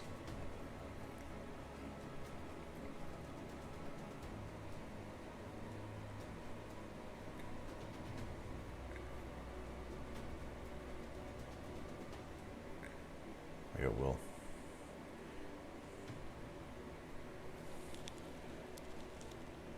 So there, Mars and Uranus is now, they're in the southwest. Those weren't really available to catch, unfortunately. Although what I do have available is, now we have some time, so I can kind of look after maybe try to get a little bit of better image of I want to say the Jellyfish Nebula, but there is another nebula that's close to it as well. I don't know if it's going to be bright enough to kind of pick up on here. Actually, it is fairly small. So what I'm going to do is go over to the Jellyfish Nebula. I'm going to, again, enter in the coordinates for the star. So one more time before we leave the California Nebula. And really the California Nebula is not the star of this image. It is this galaxy, dead center here in the screen, 280 million light years away.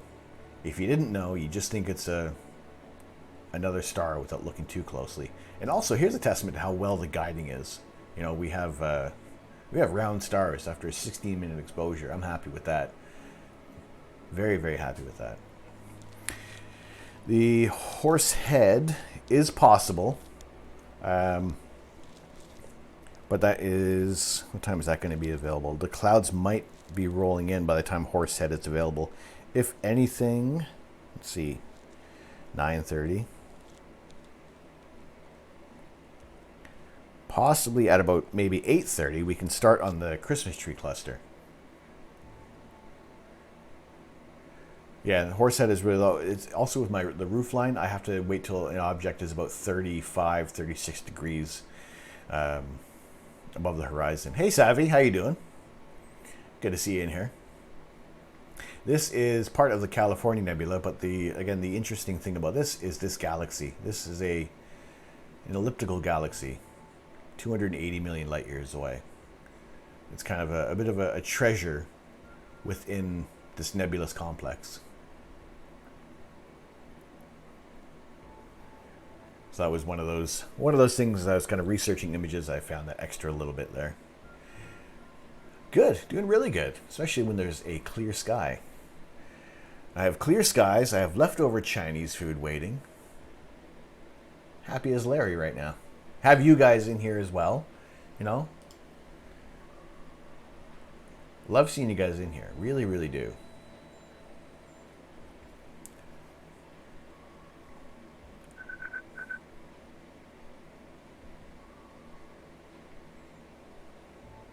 Jandreloon.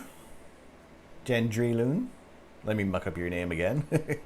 Welcome into the observatory. Thank you very much for the follow. Appreciate you coming in. Leftover Chinese food, doperinos. It is. a random non-targeted area.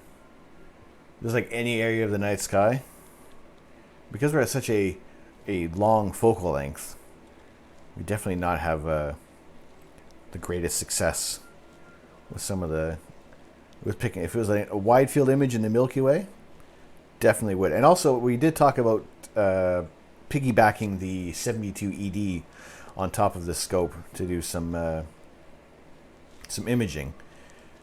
Now, I talked about it last night, and for the life of me, I can't remember exactly what target we were going after.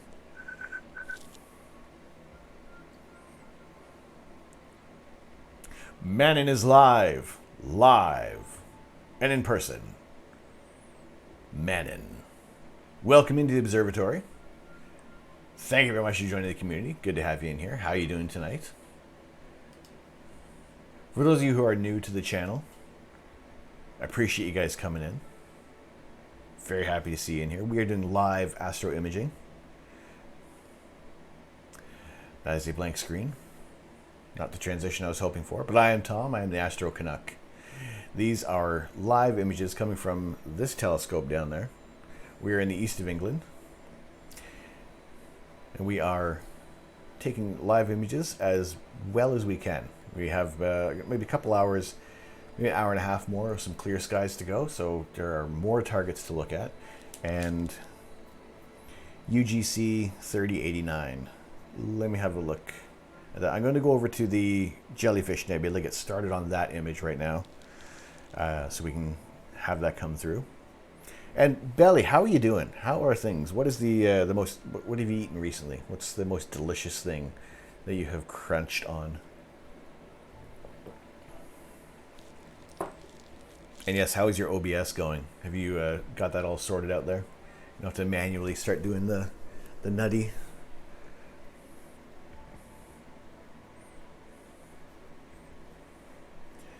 All right, that is saved. We're going to go over to. Let's bring that back up so you guys can see what I'm doing. Because this is the ASI Air, a Raspberry Pi controlled computer made by the company ZWO. And my cameras are both ZWO products because that's the only the only astronomy dedicated camera that works with this system. You can use some other DSLRs. I have used the Canon Rebel T5i with this system. It worked out just fine. And there are other Raspberry Pi controlled units out there. And there are other computer-based units that allow you to kind of use your telescope away from, without having to sit beside the thing the whole night. So this is also being run through an Android emulator through my laptop called BlueStacks. A lot of information kind of rolling out here.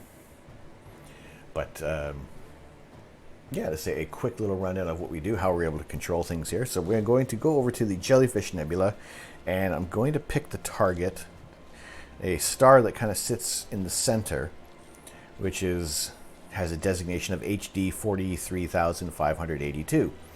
Very catchy name. That kind of sits right in the middle there. It is a yellow-white giant, and its surface temperature is about 29,000 Kelvin, or about 5 times hotter than the sun.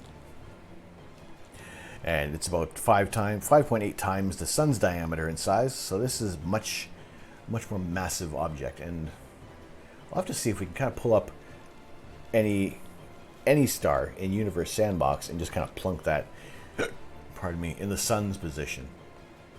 We have done that with Betelgeuse, the orange giant of the shoulder of Orion. We've popped that in the center of our solar system, and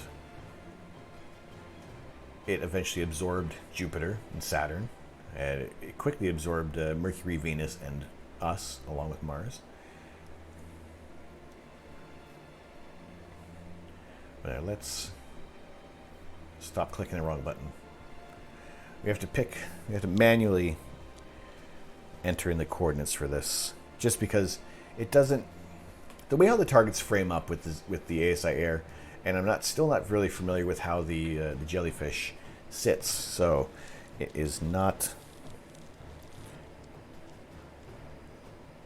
I want to be able to frame up exactly where I want to right off the bat. So At least if we can be very, very close.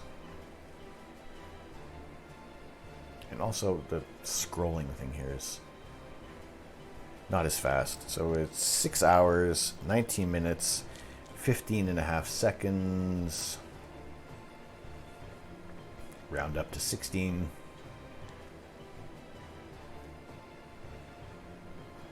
And our declination is 22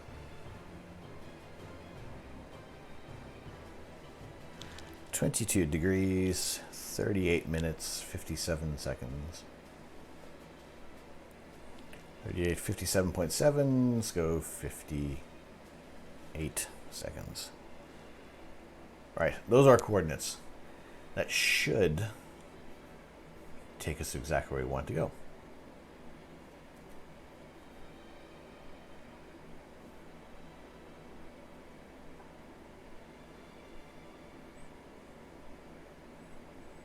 Now it is kind of fairly low, but it is more towards the northeast area, away from where my neighbor's exhaust kind of pops out there.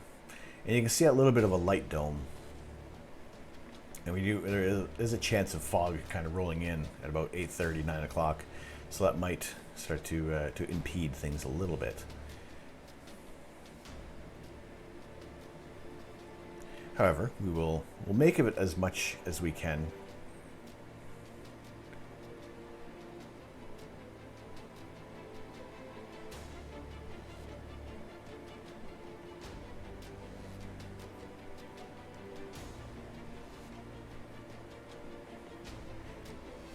So let's see, how are we for guiding? Oops. Yeah, we can pick a better star.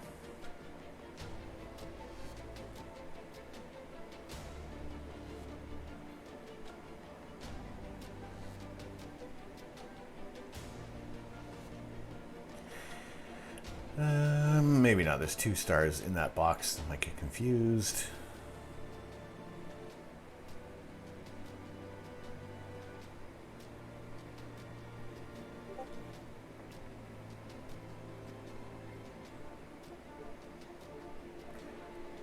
That one's too bright.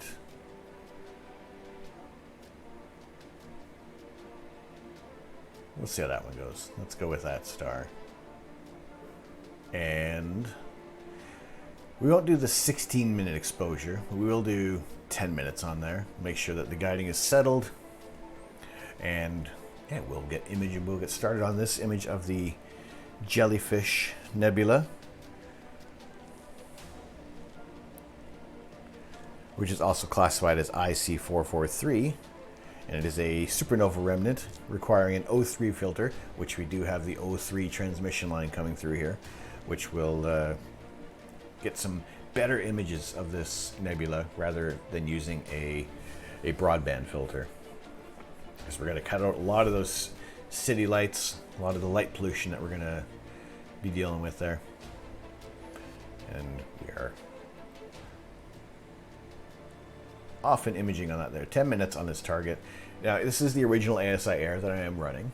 It doesn't do live stacking, so you won't see the image kind of progressively get a little better. We're just waiting for one single image to come through of interesting objects of the night sky. And I think that's in that bit of patience is, you know, we can kind of get a little bit of an appreciation for this image kind of coming through there. Sorry, Lux. By the way, I have one sub of a plane going straight between the flame and the horse head, and 2 red and 1 green lines. Did you pop that on the Discord there? So I always like to see interesting scuffed images as well. You know, if there's some if a meteor comes through the image, always great to see.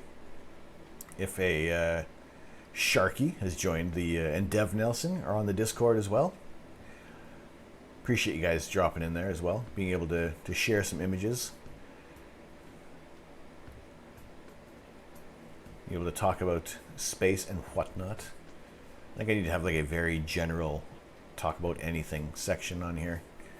If there's any Any movies, any TV series that you're kind of watching? How's the live view of the ASI Air? In terms of this one, we're just kind of looking for doing like the star focus. It's not very bright. You definitely need to be on a very bright object. A live view of the moon. You can use that as an example. That is not the moon. It works great for the moon. It works good for planets. But yeah, if we were doing using the focus on there, that's about as live as we can kind of get when we're shooting those images there. I've never actually tried. I'm trying to think what other nebula would look. I would imagine the Orion Nebula would be one to try this out on, doing the kind of the focus on there and looking at the trapezium cluster in the middle. But then again, that also requires a better shot to the south. And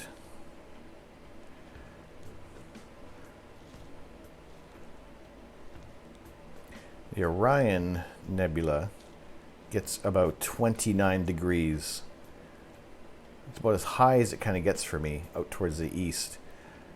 However, there's a good chance, there is a chance if everything kind of works out right, that we might be able to image a bit of the, I don't know so much about the Orion Nebula, which is a bit of a bummer, but at least over to the Horsehead, maybe the Flame Nebula, and try and get some live views of that there. Maybe even, okay, what we'll do, I don't know how well it's going to turn out, we'll give it a shot, is when the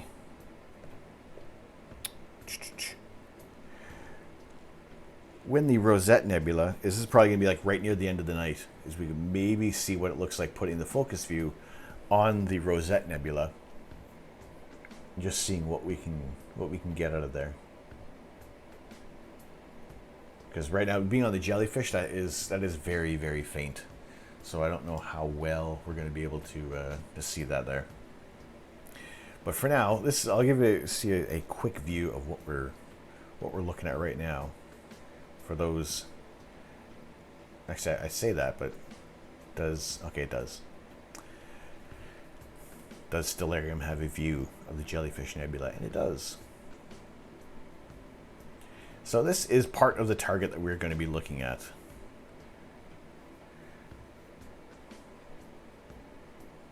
Now, it's not going to be as bright, and I really do hope that we're on the right spot because, you know, I have been wrong before, and if it ends up being a bit of a crummy image, then oops, I do apologize. Although looking at the star formation, we are where we want to be. So what we're kind of aiming to look at right now is this area. This is almost this kind of like leading edge of this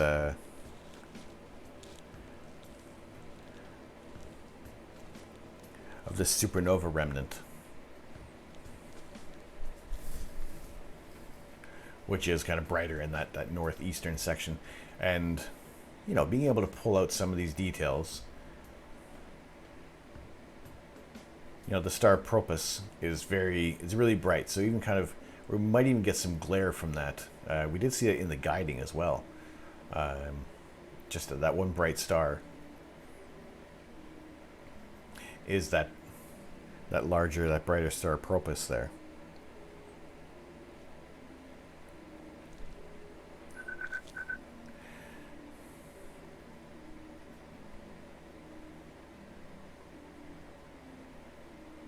Nikola Tesla, the Nikola Tesla, back and on Twitch. Holy cow. Hey, thank you very much for joining the observatory. Welcome in. Glad to have you in here. Hello. Good to see you. How are you doing tonight? We are doing some live imaging of the night sky. Just below is the telescope we're using, and a little farther down below that is our imaging window. That is the ASI Air Pro. We are currently looking at a stellarium view of our target, which is the Jellyfish Nebula. And it's not going to be as bright as this image is on the planetarium program. However, we are going to see we'll see some of this area of nebulosity.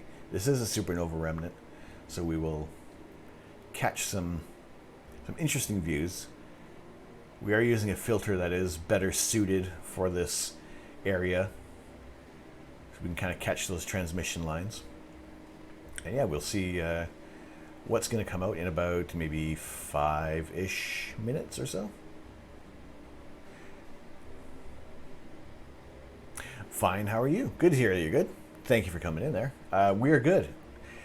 Usually, being in the east of England, being in England in general, we are wrought with clouds most of the time. About 150% of the year, we are covered in clouds. And in the brief moments of when we have some clear skies, I'm sharing these images of the night sky with you guys, and I'm looking at the guiding and what has happened there. Paul Rowe is back. Paul Rowe is back. Hello, Paul Rowe. If you guys like Beat Saber and you want to see the best Beat Saber player in the world, I don't know who that is, but check out Paul Rowe. He does Beat Saber as well.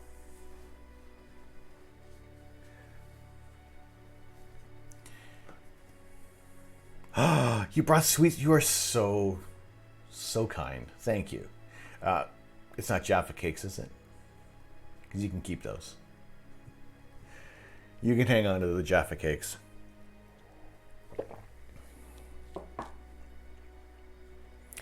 You want Tim Tams. Tim Tams, that's the chocolate, the wafer, and the kind of fudgy bits in between there. Is that what the Tim Tam is? You don't like Jaffa cakes? What the fuck? Are you even pretending to be British? No. I mean, drinking coffee out of a tea mug is about as far as I'll visually go. I got a piece of paper saying I'm a British citizen. But, you know, that's about it. I have like the last burgundy UK passport. Now all those new passports now are royal blue. Not as interesting.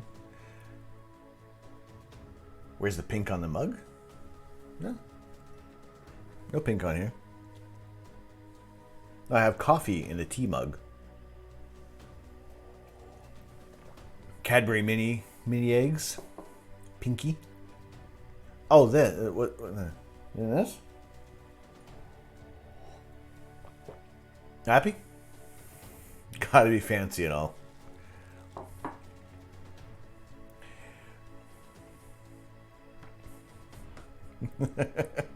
You pay for me to leave early. Just because I don't like the Jaffa cakes. Well, come on. Chocolate and orange, I've had a hard time with that flavor. I mean, I like the idea of it. It sounds great, but it just, in practice, I don't like... I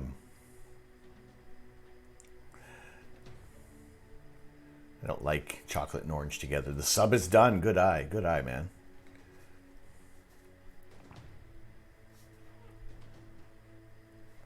The sub is done. What is happening with my guiding?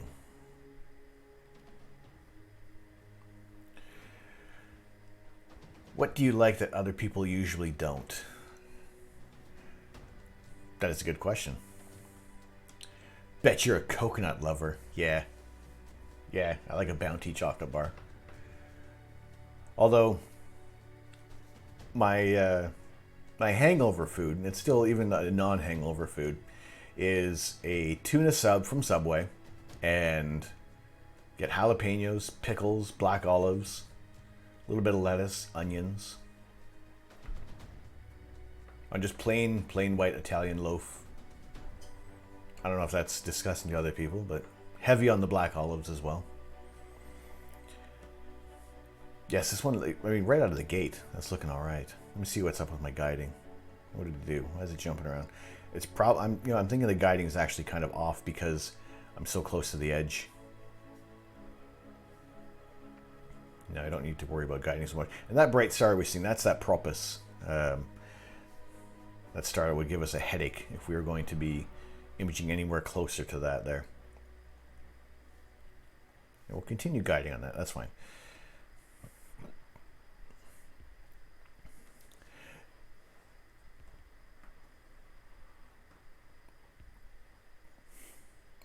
Dodia, Dudia, Parth. Hey, Parth. Let me muck up your name a little more. What is that Stellarium app? Stellarium, this one here is a free program. That one here. That is it's just a planetarium program that you can kind of use to look at the night sky, frame up your targets if need be. And this is what we're looking at right now. And we are using the ASI Air to image the Jellyfish Nebula. Let's turn off the guiding there. So again, with the image, right out of the bat, we can start to see a little bit of the nebulosity. It is faint. The areas that we're getting here is it's from a supernova remnant, and the filter we're using is just really getting a few narrow bands of this of the visible spectrum. This is one of those targets where you definitely need a lot more time on there to bring out some details, and I'll probably push things a little further. This overall gradient we're seeing from like green to kind of pinkish, that is just because my street light's in the area.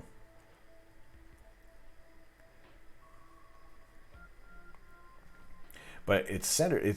I centered on this star. That's what I want it to be on there. So we at least got that leading edge, and there's a brighter main star up above this area here. So that would just kind of cause all sorts of headaches. But this is like that interesting Siri's listening to me. Codfish for breakfast. Interesting. I mean, fish to start the day isn't the worst thing. Cromer Gaming, how you doing, man? Good to see you in here.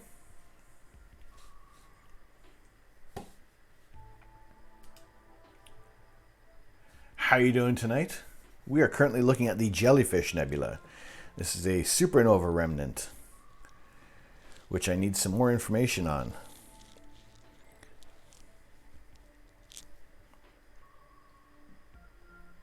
Mike's all good, just checking. Do not worry, there will be some channel point rewards coming. I will get those sorted out. I have a joint effort worked in with Jay Tenko as well. He has provided a channel point reward. So we got that fairly sorted out now. I just need to implement Lure on board with everything. But yeah, we'll definitely be able to get you guys spending those channel points for some interesting bits on here. Not bits, just random stuff, Not like bits. I wouldn't even know what to do for charging for bits. Probably would, I don't know. Anyway.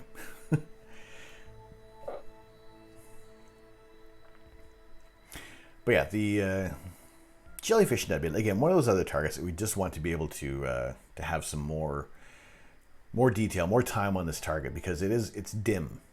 We are catching, because you can see that we're already starting to expose a lot of the grain from this image. If I pull that back a little bit, maybe we can eliminate some of that there. Hey, Caffeine Daydream.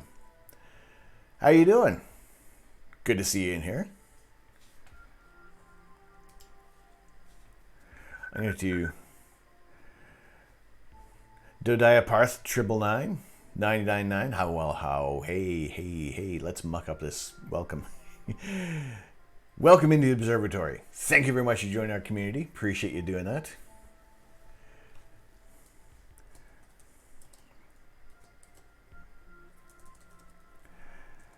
Going to drop a couple of shout outs here. Cromer Gaming and Caffeine Daydream.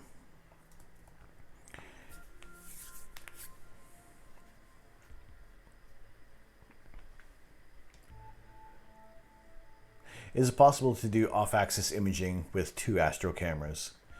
I don't know. Off-axis imaging. That'd be interesting. No problem with the shoutouts.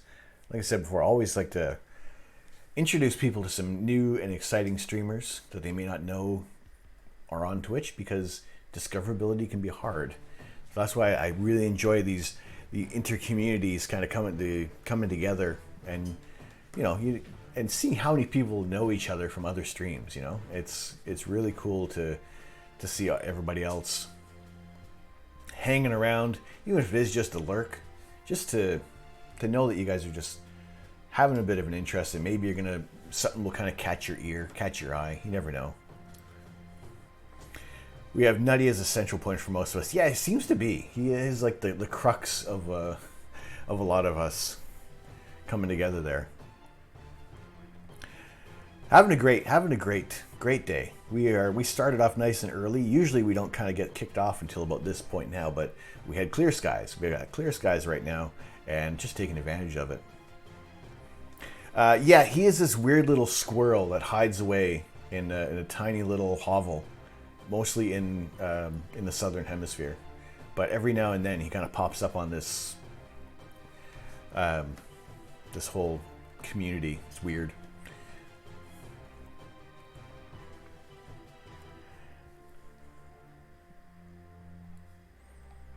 Here, let me get rid of that histogram there. There is a lot more nebulosity hidden behind here.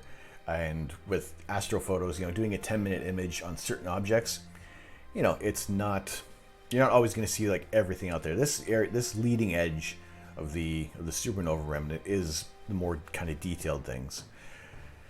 Just hanging out, chilling with the fam. Just got back from the library with the kids. Errands to run. Normal Saturday shenanigans. No worries. No worries, my dude.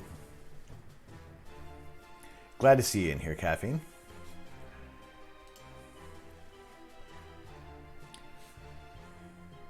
Hopefully all went well with your speed run last night. Look forward to the next one there. And oh, my coffee's done. I think what I'm going to do is we'll pick our next target. I'll take a very, very quick coffee break. I don't need to pee, so it is just kind of making the coffee.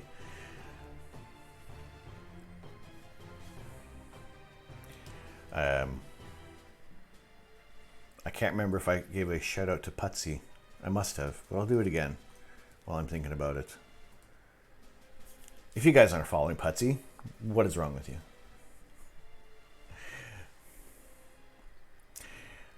All right, Ma.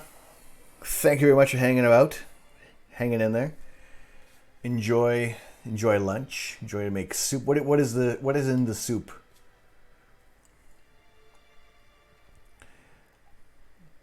Yes, Putsy does help improve your short game. That is about it.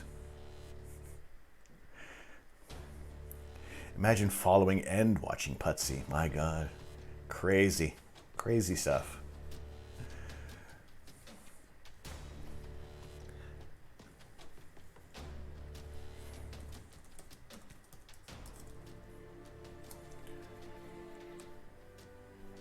All right, I need a little bit more information on the Jellyfish Nebula.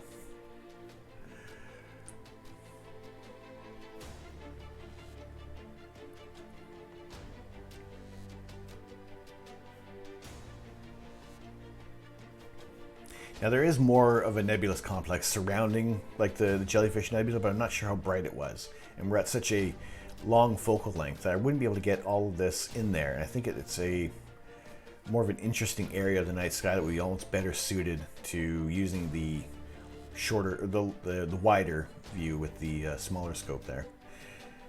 All right, no worries, Caffeine. Have a good Saturday. Enjoy the day. We'll catch you around soon.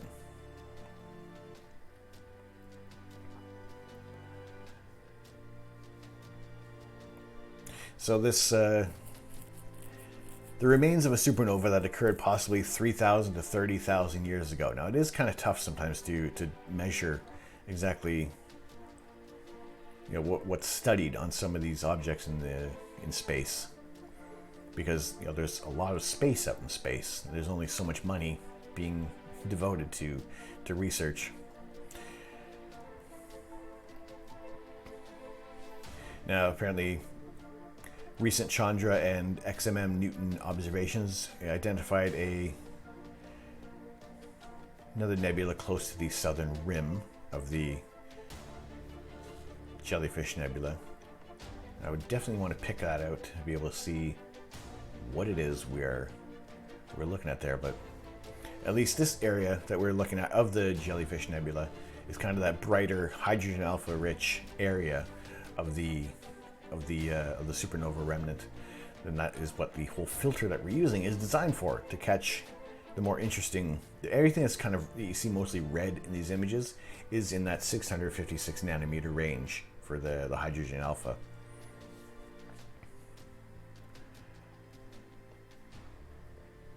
But yeah, I think it was one of those targets that I wasn't familiar with, and trying to frame it up is a bit of a pain.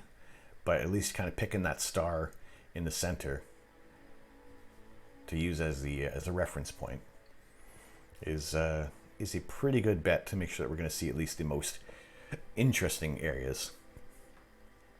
We can bet channel points in the future if a satellite will pass through one long exposure. Oh, I like that idea.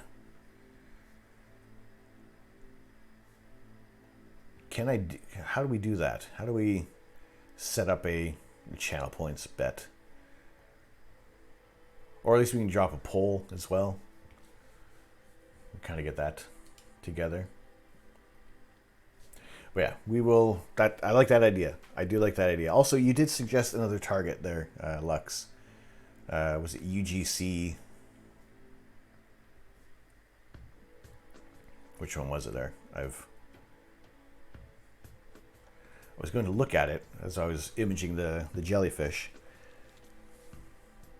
I don't know if that target is visible. Kind of like anything that's in like the north, in like the eastern area of the night sky is pretty much what I can get. Although depending on where you are in the world, if you're looking at another planetarium software, it may be a little different.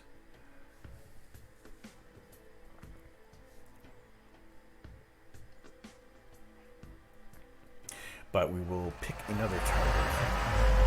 We'll have another target on standby, just in case. So we can have a target ready while I make another coffee, because... Actually, let me check the weather forecast. Has it improved? Do we have better weather ahead? Or is it just going to remain steady of what it's crapping out at about 10 o'clock? It looks like it's still...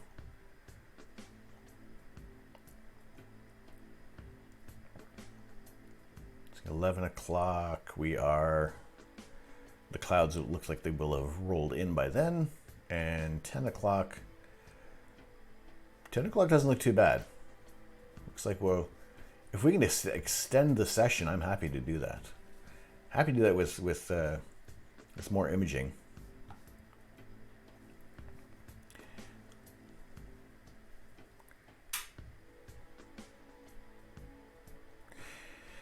Creators and mods included in the soft launch can now use the chat command prediction, or go to your stream manager and add the manage predictions quick action.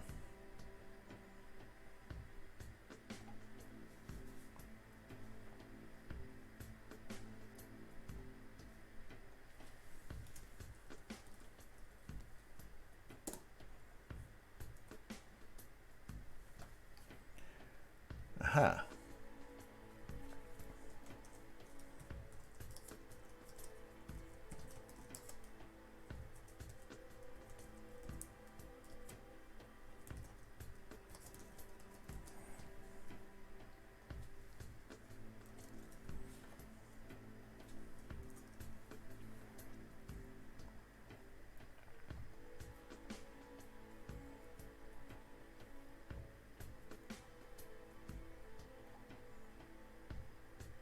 You or a mod will need to confirm the outcome within 24 hours. Oh.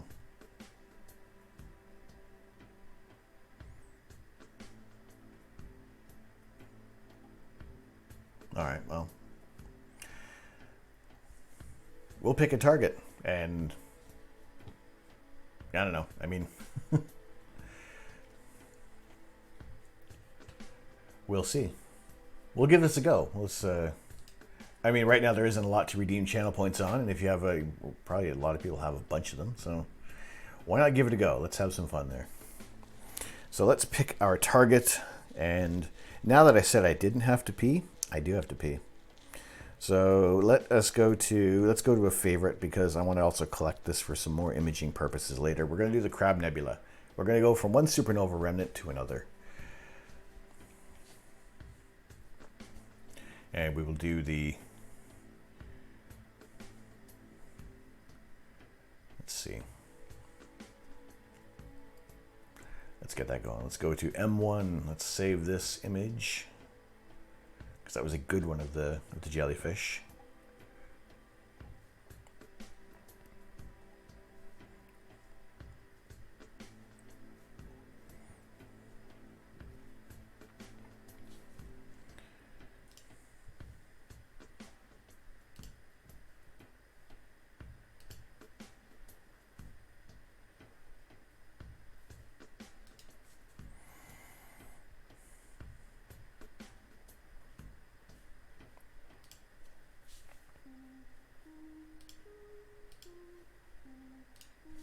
Right, M1.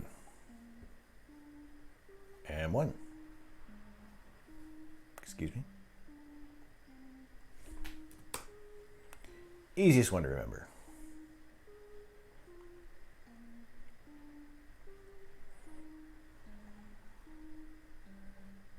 All right.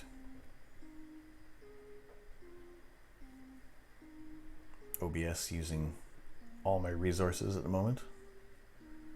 Let that calm down for a second there.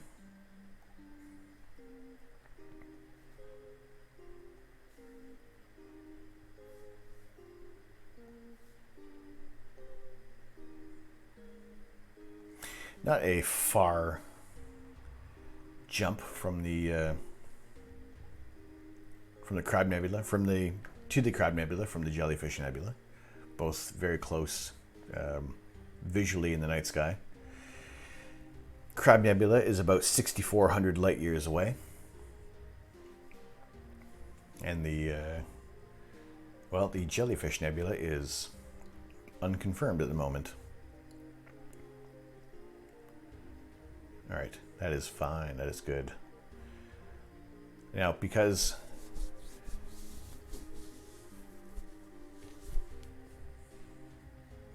the internet likes to muck about, we're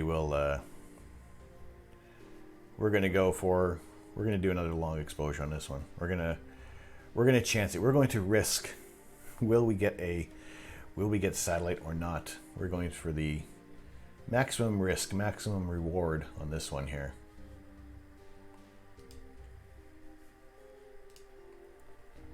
But yeah, I'm going to take a very quick break. Very quick nip to the, after I said I didn't have to pee, now I have to pee. So we will refill things, refill the coffee, and when we come back, we will see how well our prediction goes with the Crab Nebula.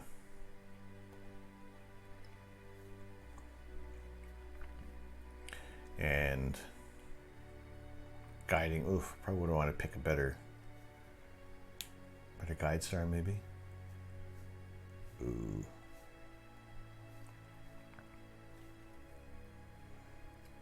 All right. I've stopped the exposure. That also answers a question that was asked, that Astro Addict did ask earlier in the evening. And if you stop an exposure midway through for a preview, it just deletes it. It doesn't even register.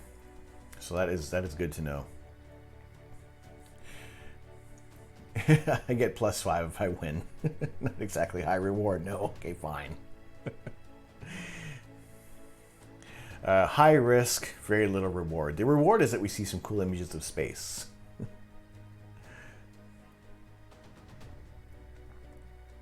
Why is this so dim?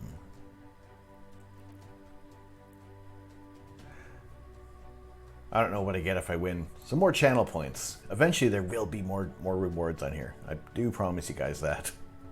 We will get that sorted. for that to settle. Settle.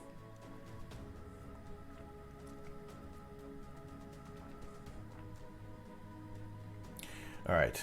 Well, I've never run the prediction on here before, so be interesting to see how that turns out there. Star lost. What is up with the guiding? Do we have clouds rolling through? Is this what I don't want?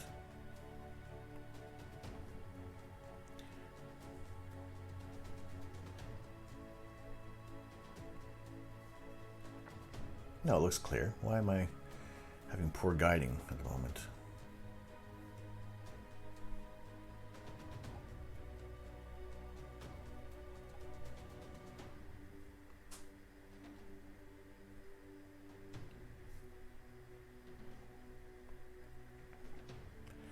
It really isn't a great star to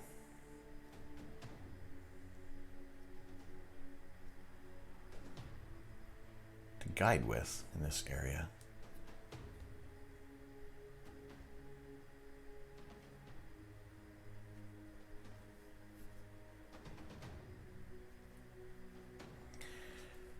So here are the gremlins. Why am I all of a sudden not getting any decent guiding?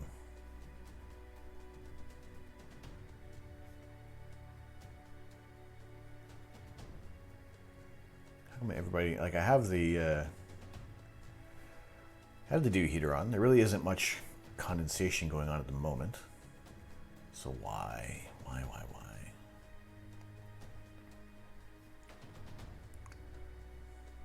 Or are we just running into...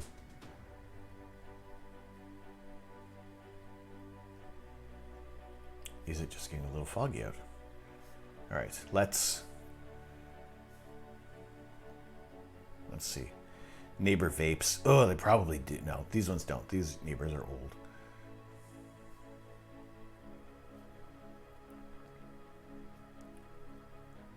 Now, see, these two stars are very bright in there. Although it might be the exhaust from their all right, let's try that. Let's see if that's gonna be happy with things.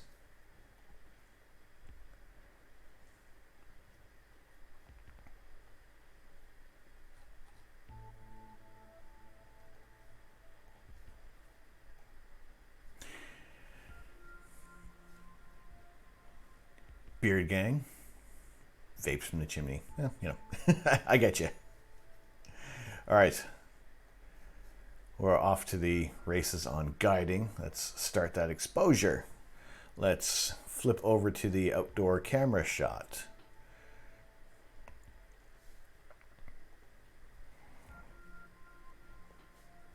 And I will be no more than...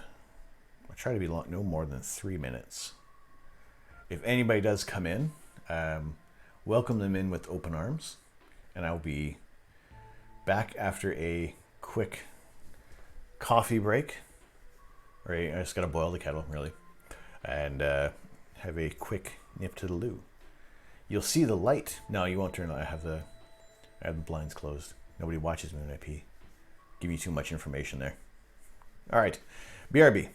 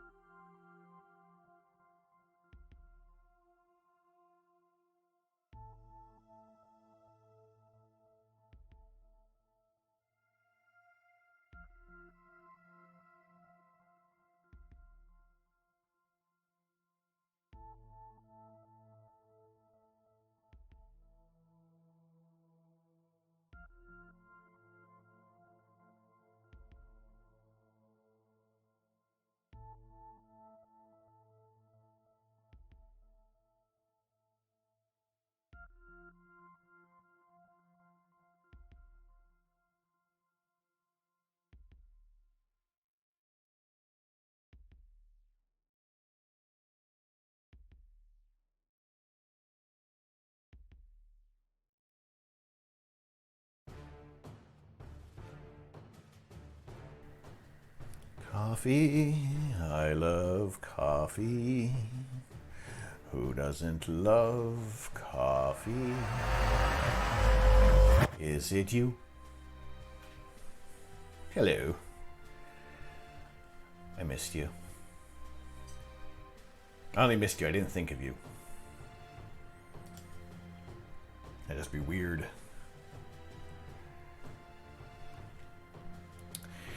But yes, Saturday. It is Saturday, right? Otherwise, I missed work today. Saturday, early evening still. Only 8 o'clock, and we are well into this live imaging stream. I am Tom. I am the Astro Canuck. We are imaging the night sky, live and in color, bringing them to your screen. Photons from millions of light years away, thousands of light years away, beaming directly into this scope and camera, sharing it with you guys. Now we have run our prediction on here, whether or not we're going to have a satellite photobomb our image of the Crab Nebula. Now we have still 10 minutes to go for this. Guiding is a little weird. In color, looks black and white to me. Oh yeah, you're a cat. That's why. Yes.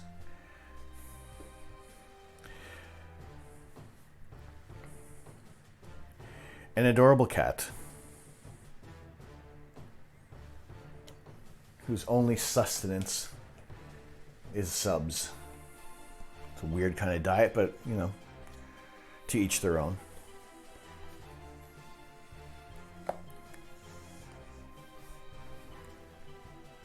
Now, how do I confirm the prediction there?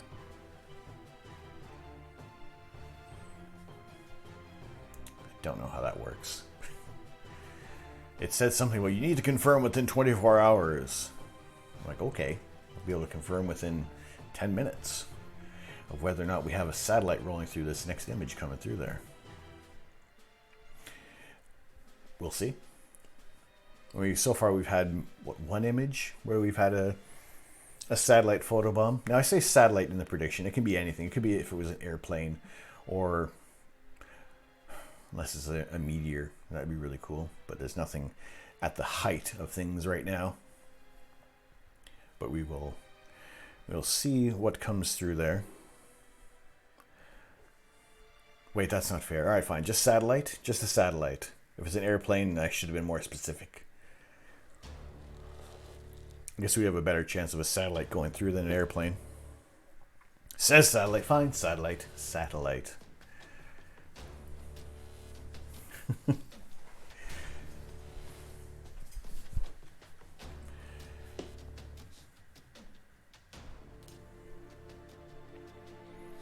Now we are imaging the Crab Nebula, and never win anything depending on this. What did you predict? You predicted no.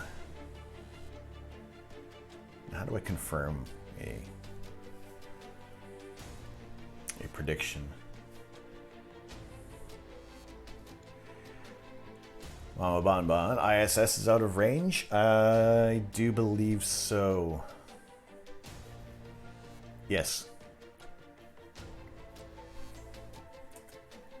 We do have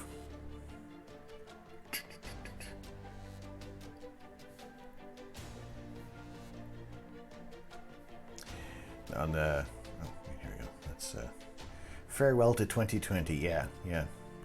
Let's get rid of that for the moment. I'll pick a new goal eventually. We'll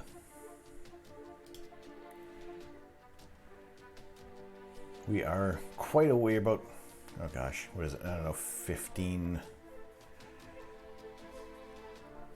subscriber points away from our next and final emote, which will be a heart, be the Heart Nebula. So yeah, I'll take that goal off there for now, and then we'll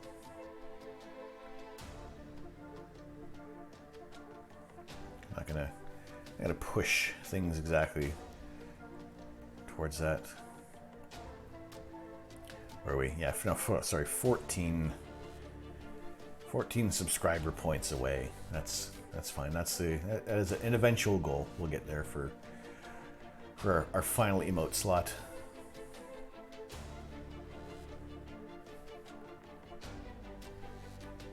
But yeah, we have the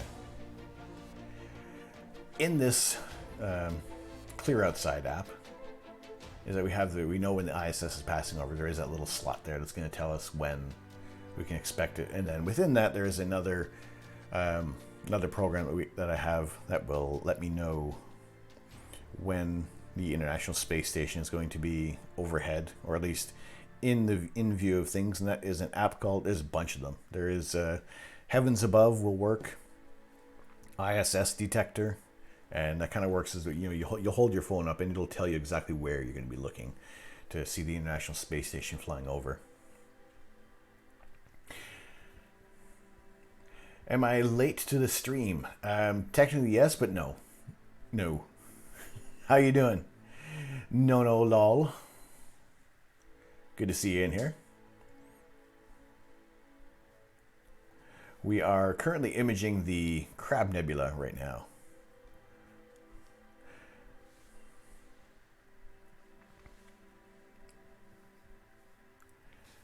And just waiting for that exposure.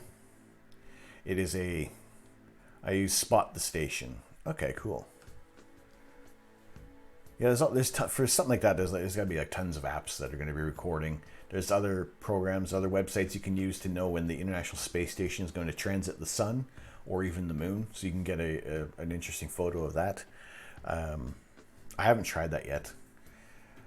Usually, for the most part, we haven't had that coincide anyway for any kind of moon and International Space Station passing in front of that there. We're doing good. We're doing good. No. Got some clear skies, and which might, this forecast is saying that about 9 o'clock we're going to be covered in a bunch of low clouds and some fog. Another, the Met Office app is telling me that we're going to have good skies up until about 10 o'clock.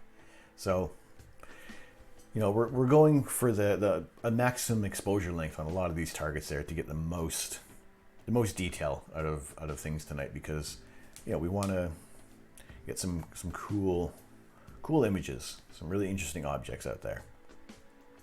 Clear sky? Yes, it is. Where I am, there's loads of clouds. Well, keep them to yourself.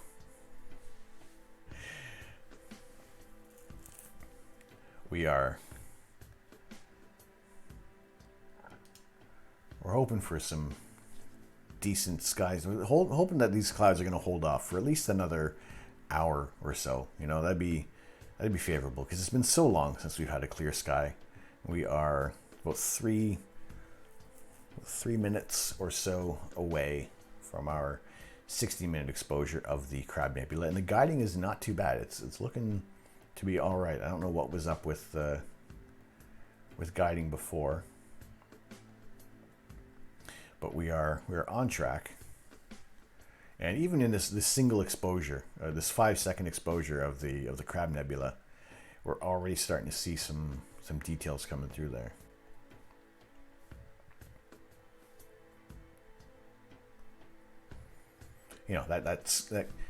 That kind of gray smudge in the middle there. So if you are even looking at this through through a telescope,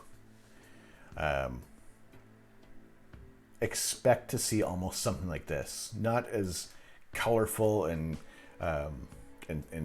seeing all the structures of this, but looking at an object through the telescope, visually, depending on what kind of scope you have, you're expecting to see a smudgy object amid all these stars. You're not going to have the noise, because our eyes don't recognize noise like that.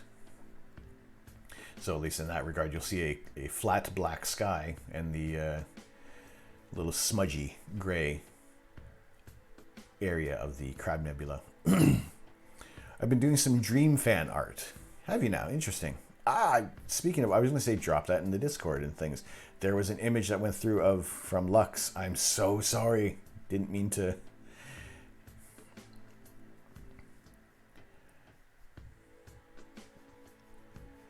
Didn't mean to neglect that one there.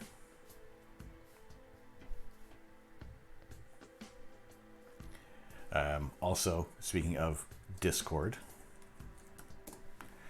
those of you who may not be on the Discord, you can jump on in there as well. We have, you can share your images of space, and that was the, looks like an airplane that had gone through your shot there, Lux. No, I don't have Discord, sadly. No worries. If you do have, like, if you're doing any fan art for anything like that and you're into art of any kind of media in there, you know, if you're posting them on your socials, let us know. Because we always like to see what other people are up to on things there. Doesn't always have to be space related because not everybody is interested in just space. You know, we all have different interests. For me, my main passion is astronomy, astrophotography. You know, there's video games, there's comic books, there's all sorts of things that leave me as being 12 years old perpetually. And what has happened to the guiding?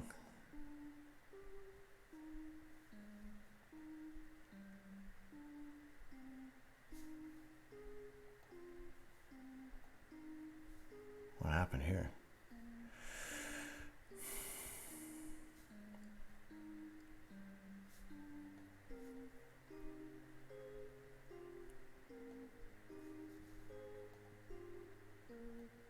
Ooh, something has occurred. What is occurring here? My guide camera just crapped out. Oh. Oh.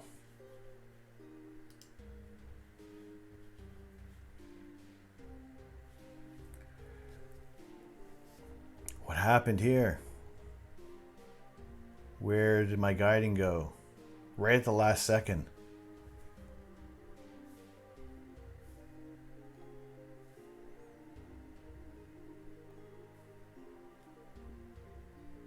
What happened? Holy smokes. Gremlins. Oh, this is gonna... Right at the end. Right at the end. What happened here? Why did it crap out? What the deuce? Oh, this is gonna be so good.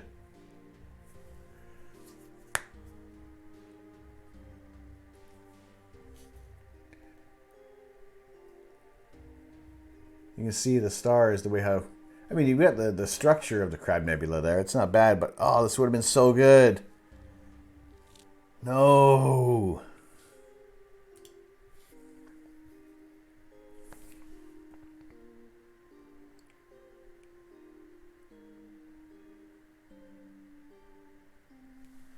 Oh, that was looking really nice.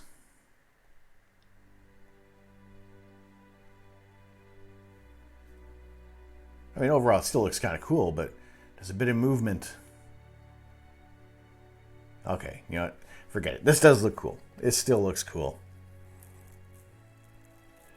Oh, what a shame. I'll have my points now. I can do it again, but I mean, it's another 15 minutes. However, I've lost my guide camera. That's not a good thing.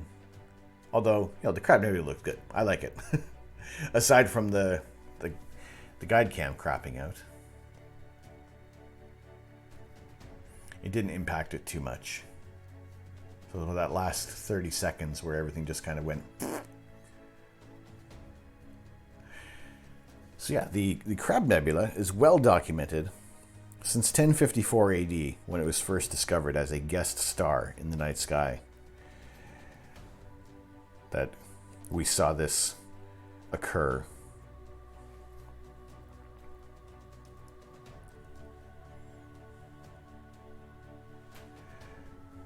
Still amazes me to see the pixie take. Like, that's really up there, and it is. It's a bright object, so even if you know that gray smudgy we had earlier on, yeah, you could see that through a large telescope. You'd be able to look at this. But you know, with a longer exposure, we're able to see more details, more colors coming through. And because this is an RGB filter, it's an RGB camera, you know, this is about as close to the true colors as you're going to see with this object. Whereas when you're using a monochrome camera, you can reassign different different colors to the different channels depending on the filter that you use, which is better to use with a monochrome camera. And yeah, just kind of get some more, highlight different details using a modified color palette. A lot of people use the term false color, which is incorrect. It's just that it's a modified color palette when people are using a monochrome camera, saying using the Hubble palette. And you're just kind of being able to just highlight different areas of the gases that are being excited in the explosions or just in the emission. An owl land or a critter on the roof? No, this is something happened to the guide camera altogether. Where, okay, it's back, I think. But saying its exposure is 0.01 second, and I should be doing 2-second exposures here.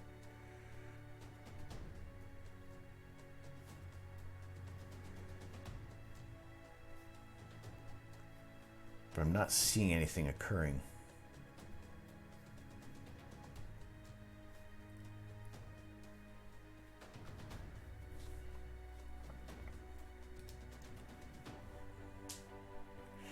I don't know.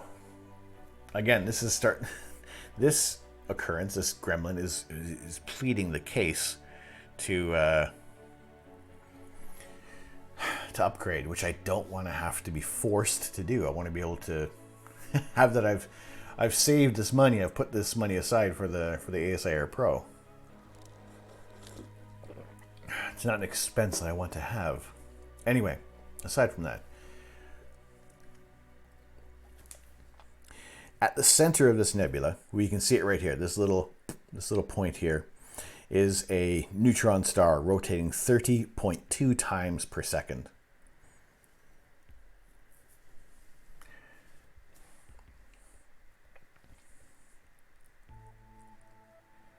And so this whole nebula is, this supernova round is about 6,400 light years away. So, you know, if we were to have it appear now as it exploded, it really exploded 64 or 7,400 years ago. Oh, sorry. At this point now, it's been 7,400 years since the star has exploded. So this cloud has expanded much farther than what we're seeing right now. It's just that because everything is just so far away and the speed of light, as fast as it is incredibly slow. So, yeah, looking at these objects, it is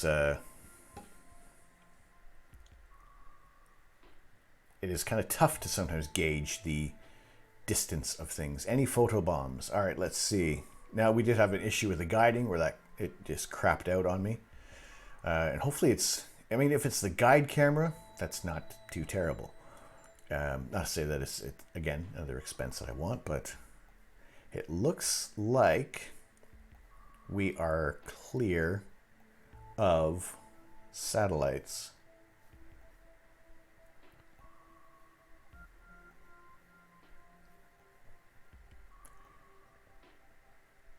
We don't see any long duration streaks going through, so that is a no. That is a negative. So anybody who, now how do I think we didn't look close enough. Stretch the histogram, look in every corner.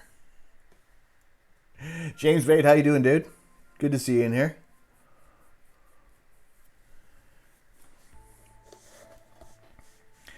How have you been? 2 people voted yes. All right, how do I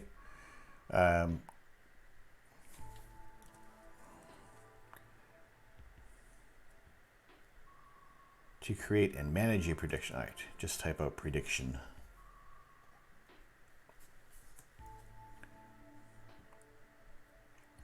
Will a satellite photobomb? Choose outcome, and that is no. Complete prediction. Complete prediction. Are you sure? No is the correct outcome. Well, looking at everything there, let's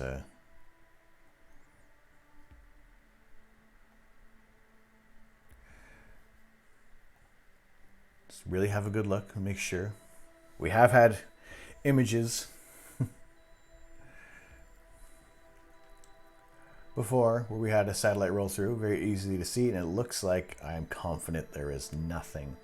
And for 16 minutes, for a 16-minute exposure to be unencumbered by any passing satellites or airplanes, that's pretty cool.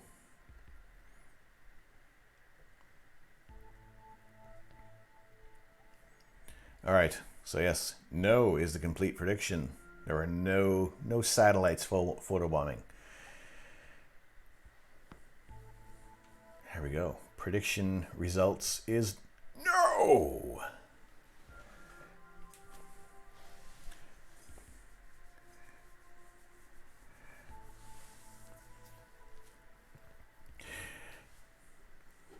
And there you go, Astrolux with the 1.1K. And two others receive over 1,000 channel points, which will eventually be able to be utilized.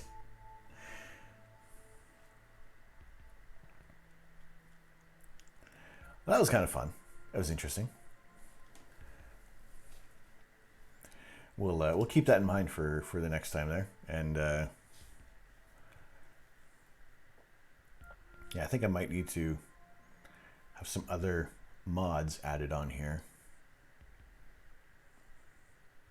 We shall see what we'll do on that, just for a little fun. I think that's a neat little addition there. It's kind of fun. Now, what is up with my guide scope?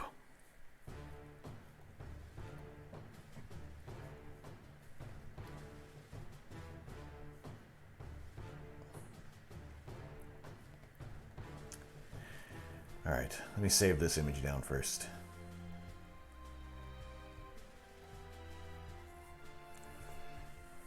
Now it says it's guiding, but it's also it's like what this total RMS 6 seconds. No, don't want that.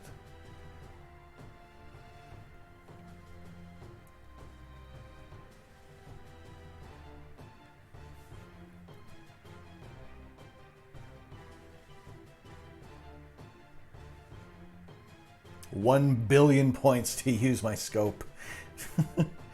It's a lot.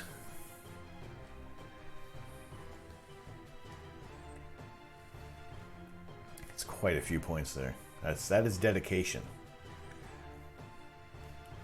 All right, screenshot.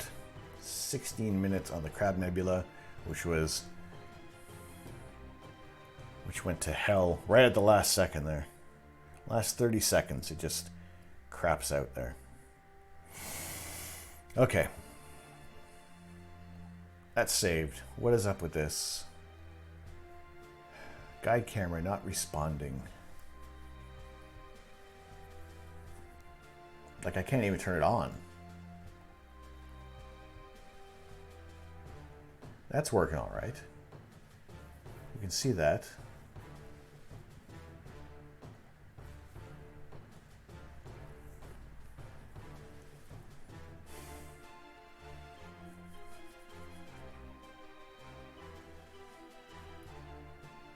I'll be lurking, heading to the market as usual. No worries. I'm sure we'll catch we'll catch you in a bit there. Putsy, good to see you in here, man. As always. Discord update.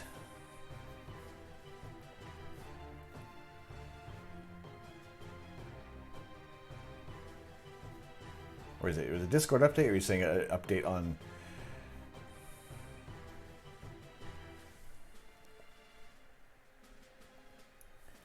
On here, what is up with that? This is, I mean, I'm wondering if it just restarting the ASI Air might kick things back in there, but still, it's just weird that it just conked right out, like it shut off and everything.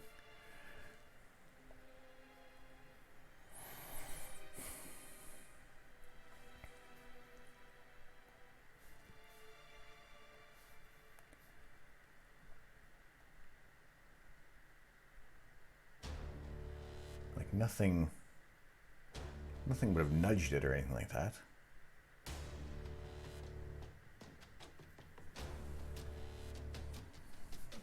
All right. A bird, a plane. It was Superman. That jerk. Right. Okay.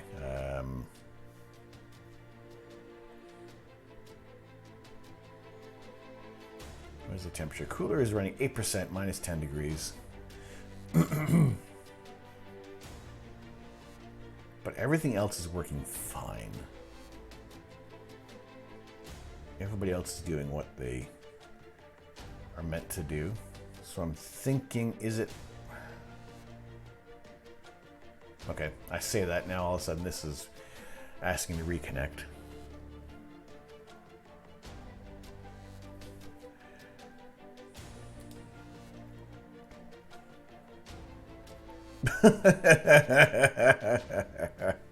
Of course. Of course it's doing that, right?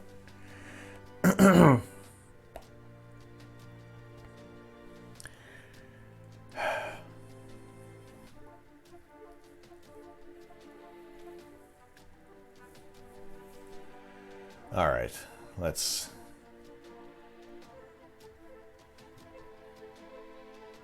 What? Reconnection succeeded. Are you kidding me?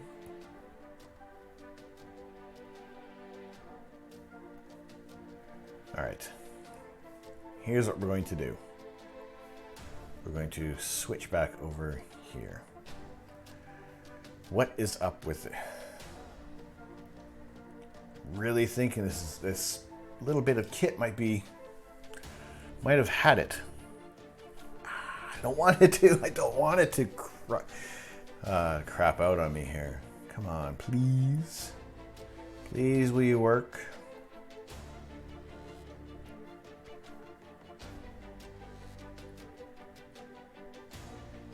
Like, I can't even tell it to shut off at the moment. I can't even put it back to the home position. All right. Because we still have clear skies, I'm going to go out there. I'm going to turn it off.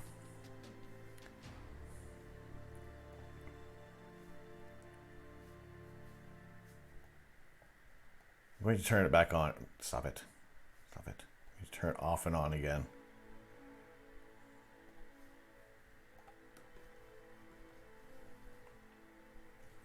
And we'll see if that works there.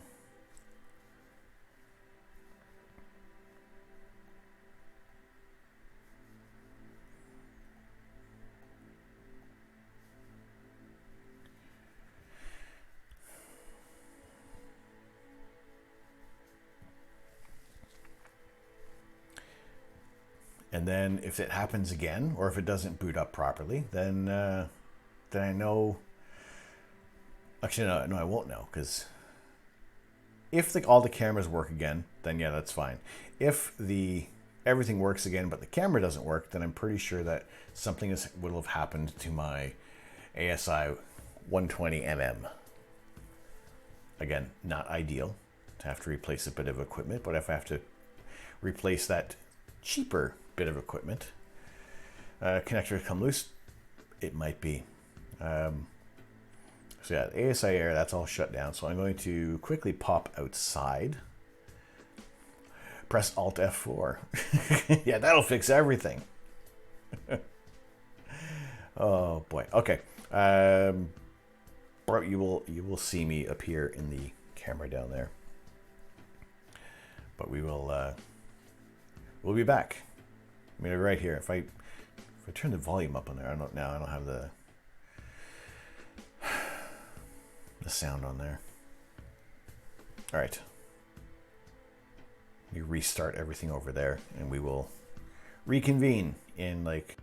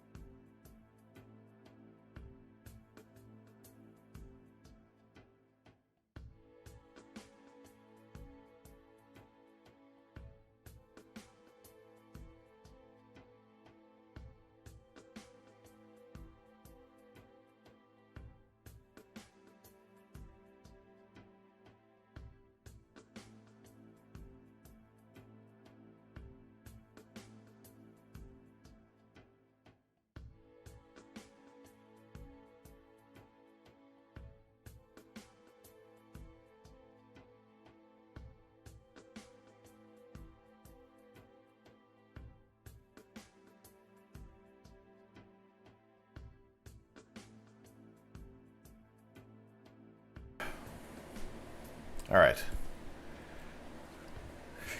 How tall are you? Because you look like a giant. About 6'1".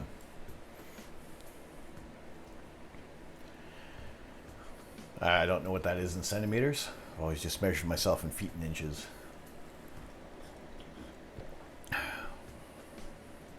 7'8" allegedly. Who now? How are you doing? Good to see you in here. All right, let's see if that worked.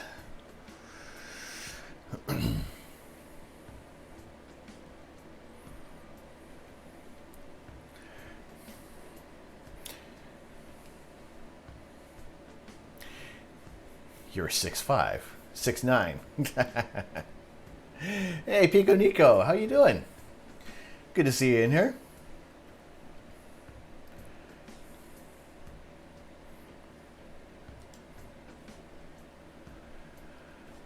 Oh boy, let's see what is technology going to cooperate. Just woke up, must have slept like 16 hours. Oh, well, it's sometimes you need a good snooze. I've had times when I'm feeling nice and refreshed after 4 hours of sleep. Sometimes, yeah, it takes a lot longer to kind of shake the previous day off and just be able to, start fresh again. I was really trying to stretch it out till the morning, but it's only 10:45.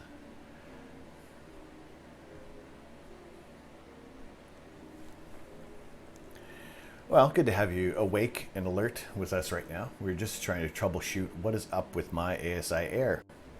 And it's looking...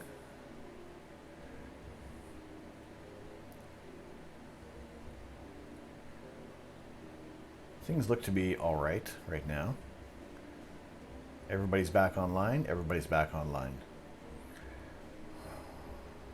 Now I did switch out the plug for the 120 in the 533 slot there, so we'll see if that might have been the case. I don't know. I didn't want to really muck around with things too much during the stream, but it looks like we may have got things sorted out there. Let's turn the cooling back on. It's really not really the temperature. I mean, we were shooting at -10, and it only cooled down to -6. Kind of a lets you know just how cold it is out there right now. The cooler barely has to do any work to get that going. So let us take a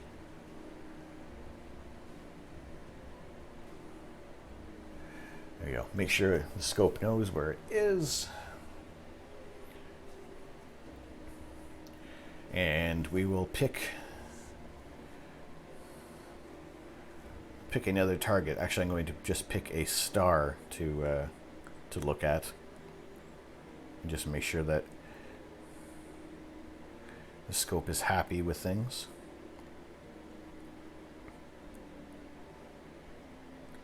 And let's see. Let's just go with who we got here.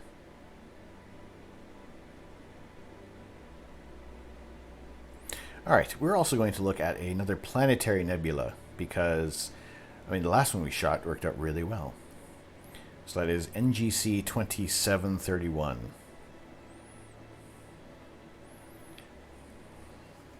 So let's just nip over to the star Castor. Just make sure that everybody is happy. Actually, no, we were talking about looking at comets. Are there any bright comets? First of all, let's reorient the scope, make sure it's happy with everything.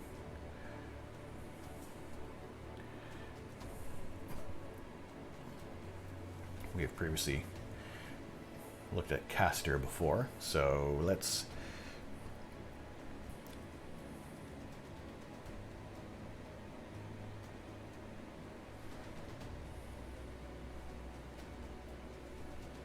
everything looks different in the camera there. Like extra lights. Maybe my neighbors turned their lights off.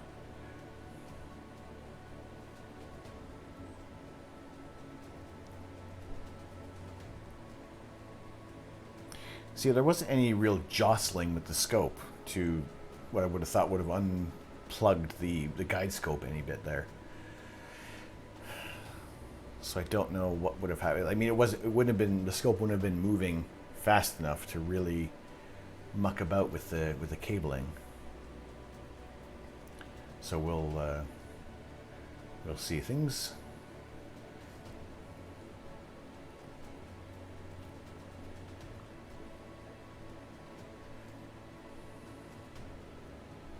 Let's see. It's looking good. I'm just thinking it's got, if everything is booted back up, everything's working again. So I am okay, no, we're still, oh, there we go. We're on target. What we will do is, plate solve, go to caster. It'll move a little bit more. Inside connectors, not everything, everything's all right in here. I'm really only connected through the Ethernet with the ASI Air. So any kind of cabling issues, if there was definitely an Ethernet connection, I would have lost everything all at once. Whereas it was the guide camera conked out initially, but everything else was still responding. The fan was still running for the main camera. And I was still able to navigate within the ASI Air app.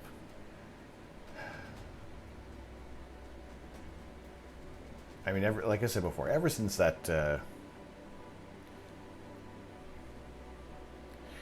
the Wi-Fi stopped responding, we've had issues. So we're going to go over to a planetary nebula. Sometimes these nebulas can be fairly bright in there. And this is a small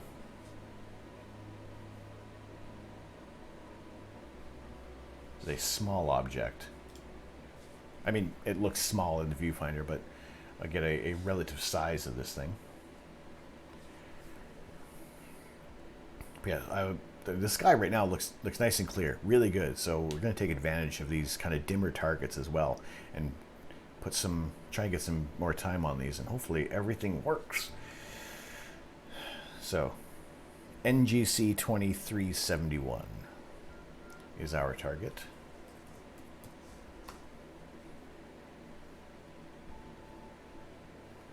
Now it's not too far from here, so it's not, the scope isn't going to move a whole lot. In fact, you probably wouldn't even seen it move. There's only a couple of degrees away from the star caster. All right, it's a tiny target, but we can zoom in on things there.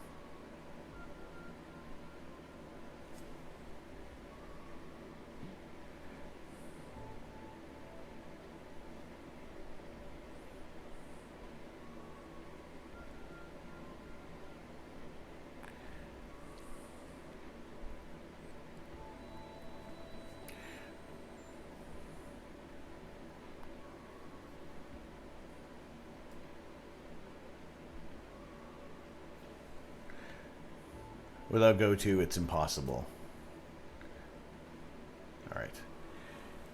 Yeah, some of the targets that we try to find here, like, I mean, this one's so dim. Unless you are plate solving, then yeah, it's going to be difficult to find these things here. All right, it looks like we're good with that. Guide camera. Let's restart.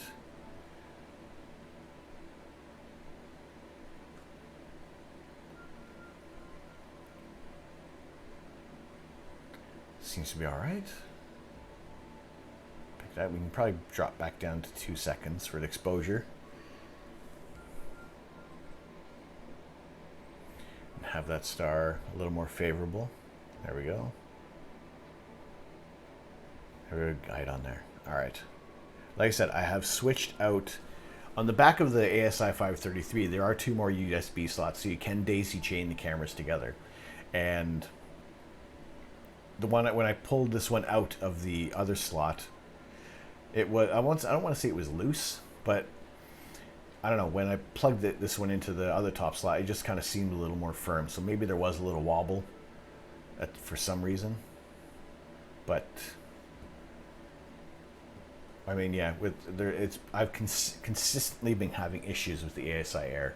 So I think that, I don't know, I would like to have hoped that this thing would have had a little more longevity to it, you know. So we're on a planetary nebula in the constellation of Gemini. And this NGC 2371 is a double-lobed planetary nebulae resembling Messier 76 in Perseus, because we all know what Messier 76 looks like. Its southwest lobe is more concentrated and has a bright area on the northwest edge. Its slightly fainter northeast lobe has a bright area on the southeast edge. A lot of directions here. Both lobes are surrounded by a much fainter outer shell. The central star located between the lobes twinkles faintly in and out of resolution. Say lobes one more time. It's tiny for my 6mm eyepiece, but a smudge in the camera sensor. We'll see how this one turns out. I mean, even with 5 seconds, we were already seeing a little bit of blue. And as we had seen with the Clown Face Nebula, we were able to switch out, not switch out, but just change the histogram levels, and we were able to see some more details in that planetary nebula than I thought we were going to be able to. So this was the Clown Face Nebula from I guess a couple of weeks ago now. And just adjusting the histogram, because this was kind of washed out, it was white, but bringing the levels down closer towards the lighter end of the histogram there, we're starting to see some more details of this planetary nebula with that star as a center. Even that is, you know, that's still very very wide on there, but at least we're starting to see some more of the details of that planetary nebula. Mighty Core 1, welcome into the observatory. Welcome in. Good to have you in with our community. How are you doing tonight? Thank you so much for the follow. Appreciate that.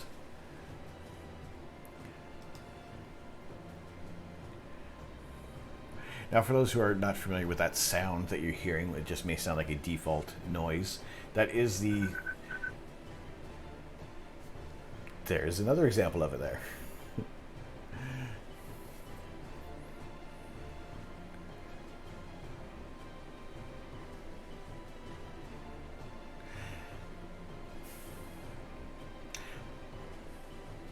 Nosedive. Diag nosedive. How are you doing? Welcome into the observatory. That sound that you heard was from the Juno spacecraft sending a hello back from Jupiter to make sure that all the instruments were responding there. That is a NASA sound that is available from their SoundCloud. So just a little, little nerdy little bit of space attached to everything there.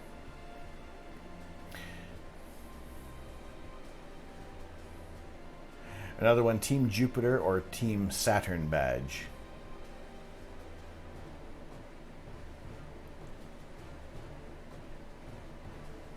I would say if I was that, I would be Team Saturn. I appreciate what Jupiter does for us, but at least we can see Saturn's rings better than Jupiter's rings. I'm good. Thanks for sharing this. No problem. I'm happy to have you in here. Happy to see you guys coming in there. We are looking at this is an emote for that. I did have as one of our tier 3 emotes. It was the core of Uranus, but it didn't. We don't have the core, the Earth's core, for that one there. And eventually, once if we ever make partner with this channel, there's gonna be tons more emote slots available, and I want to have more of the planets for incorporated in things here. So usually this is an older image of the Clown Face Nebula. We are currently imaging the, it's NGC 2371 in the constellation of Gemini. We are just waiting for that image to to come through. Right now, this is a 5-second exposure that we have, and it is this little blue, little faint blue splotch in the middle here. Doesn't look like much right now, and it's going to be tiny in the end of the exposure, but at least we're going to see some more details coming through there. So that is the aim of what we like to do on this channel. I'm also, if it's cool, I'm just going to refer to you as nosedive. Unless that is diagonal nosedive, but we'll say nosedive for now. We've been having a little bit of trouble with the equipment tonight.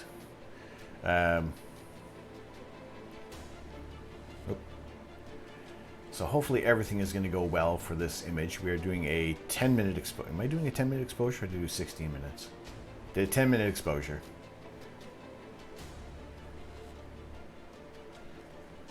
And you're predicting one satellite in this one?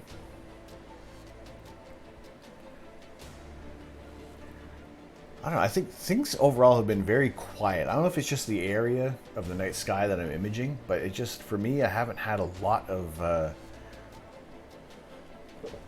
disturbance. Yeah, now that one there, also jumping back over to while we're waiting for this exposure to come through, in our Discord there. That Lux posted there. That's an airplane. I would say that's got to be an airplane going through with the red.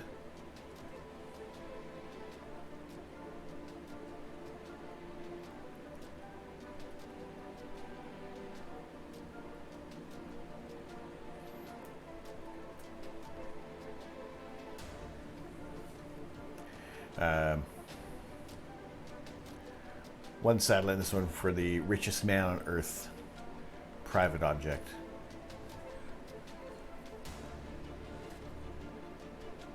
I think they've been doing I don't know if the Starlink satellites have kind of gotten into a better position there. But yeah, if Elon has done a little bit of a better job with taking care of the night sky, at least then we're able to enjoy the night sky a little better, being unimpeded by Starlink satellites.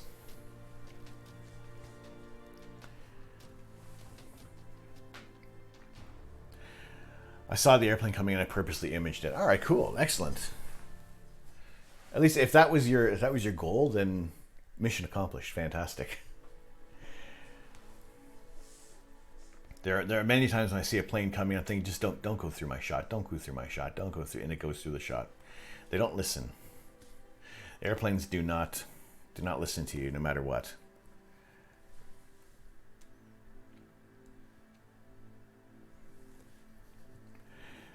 But we are halfway through. No, we are more than halfway through our exposure. We are 2 minutes out from this planetary nebula. Captured a whole staff and passengers. Perfect.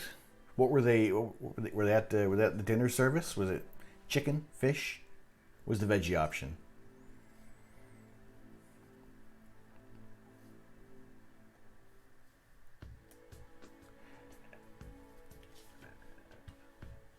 There's been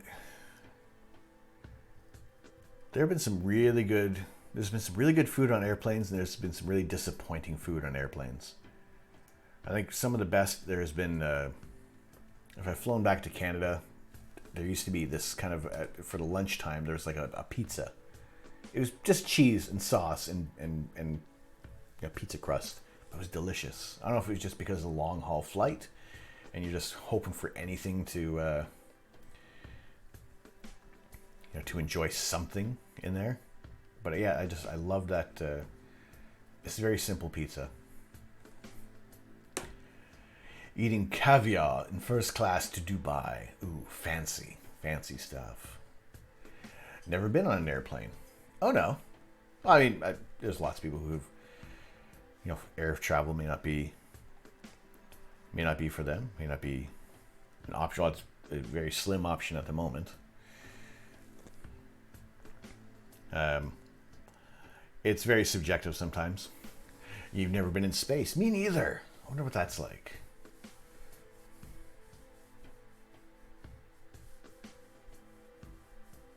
I am in space right now. Oh.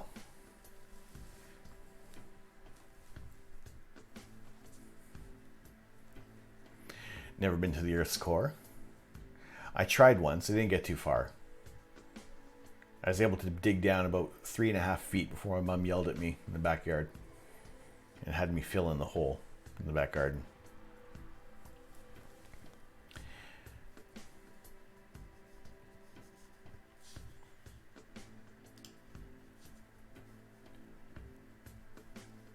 All right, that image is complete.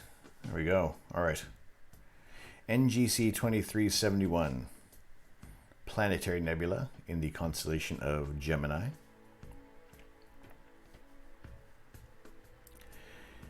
Imagine an observatory on top of Everest.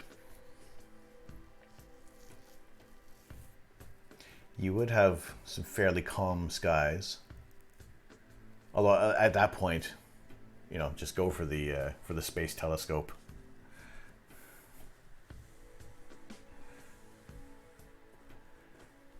Clear skies with no oxygen.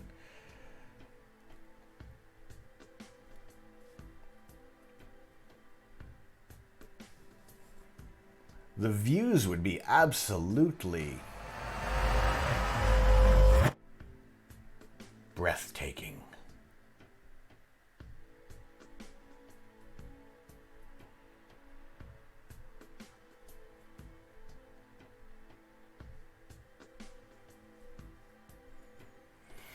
I tried digging a pool once, and there was a massive spider. I screamed and ran. I have come to terms with spiders. As long as they stay out of my beard, do what you want.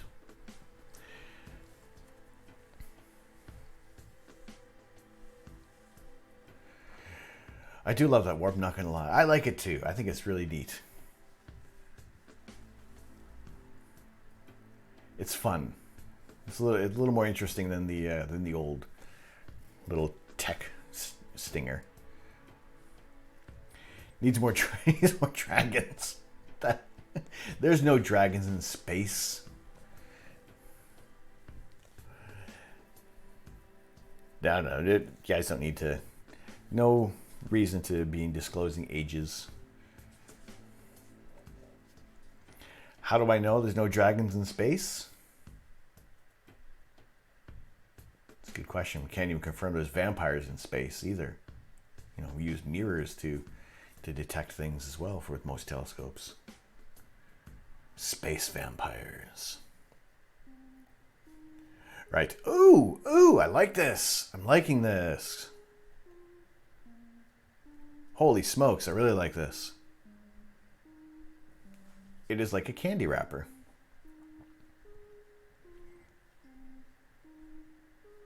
Much more interesting than I thought it was going to be. Seriously.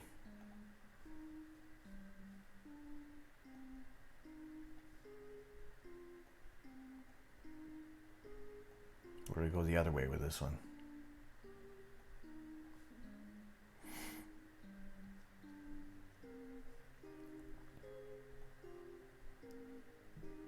How much detail? That blows it out a little bit there. There we go. NGC 2371. It looks like it does look more like a piece of candy. I did not believe you.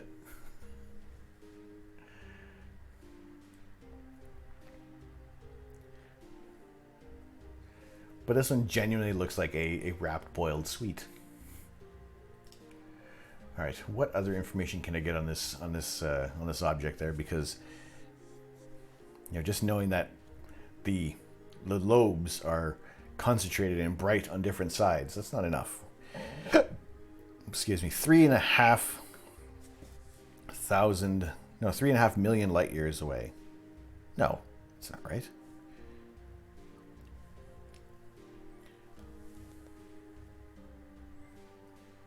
I've never imaged this one before. So here's a new one for the session there.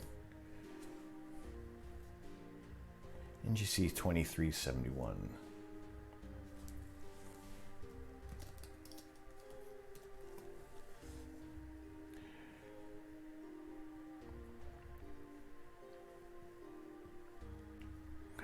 Planetary Nebula NGC 2371.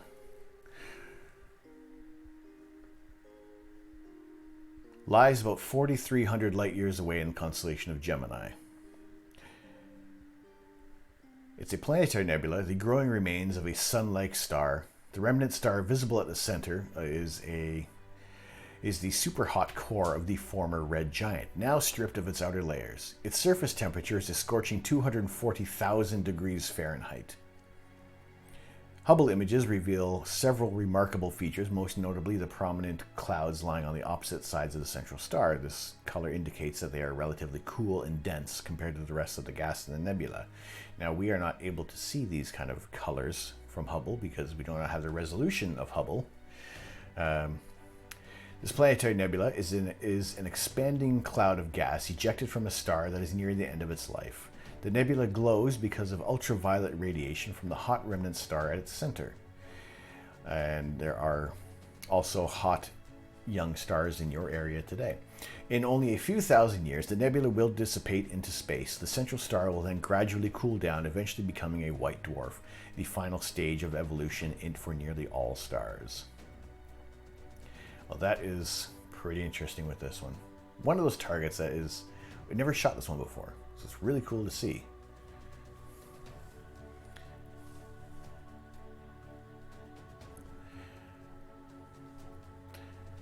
This a very long integration will reveal a full circle of gas and dust. I imagine it would.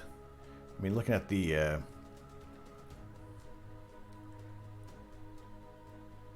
image from Hubble, and then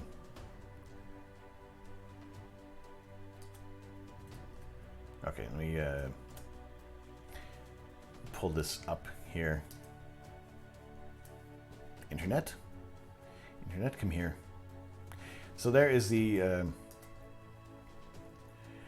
this would be the core of that planetary nebula we're looking at, and the way how we have it oriented is those lobes are up here and down there. So that's Hubble's shot. Obviously, much more detailed than what we have. Sometimes I think these numbers are just thrown on paper by crazy astronomers. Nope. They will put the right information up there, especially coming from Hubble, from the European Space Agency. I'm going to trust their numbers on that there. Now, if we were to say this was like 385 trillion bananas in diameter, then that's just a rough estimate. So this is Hubble's image of a planetary nebula NGC 2371. Doesn't really have a colloquial name, and I'm happy to kind of call it the Candy Wrapper Nebula, as it does resemble a piece of candy. So there was Hubble's. This is our image. This was a 10-minute exposure on this target, and guiding has been okay. Aside from the guide camera crapping out earlier on, like, guiding has been spot on tonight. I'm really happy with that.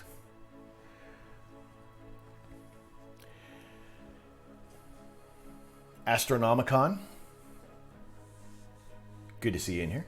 How are you? So this is well, I mean, it looks like a tiny little planetary nebula. All good, thanks for asking, not a problem. Glad to have you in here. Always happy to see some new names, familiar names as well in the chat. Knowing that there are people who are interested in astronomy, astrophotography. And this is a 10-minute exposure. And like I said, this is hey, thanks for the follow. Thanks for the follow, Astronomicon. Welcome to the observatory. Glad to have you in our community. So in our field of view, this is, it's tiny. We're shooting at a millimeter. We're shooting at 1 meter in focal length. Astrolux. Weren't you already following? Fixed.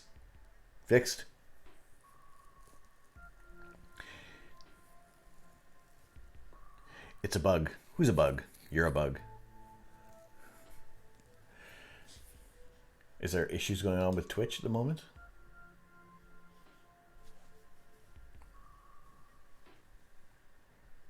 I've always wanted to get myself a telescope. Well, we are using, this is the scope that we're using tonight. This is a 8-inch telescope. It is a reflector style, where we have our one large primary mirror in the back, smaller mirror up in the front, which projects everything into this camera, which is an astronomy dedicated camera. It's ZWO ASI 533 on an EQ6R Pro mount from Skywatcher. There will be a test on these answers, on these numbers, so remember them, commit them to memory. Now, there are many different types of telescopes there. They're all going to do a little bit of a different job. I have a refractor telescope, which is comprised of lenses, which focuses an image down the plane there, whereas with a reflector telescope, you have 2 mirrors at least kind of set up there, which takes it to your eyepiece. All types of scopes. A lot of people, you can start off doing astrophotography with your camera, your mobile phone.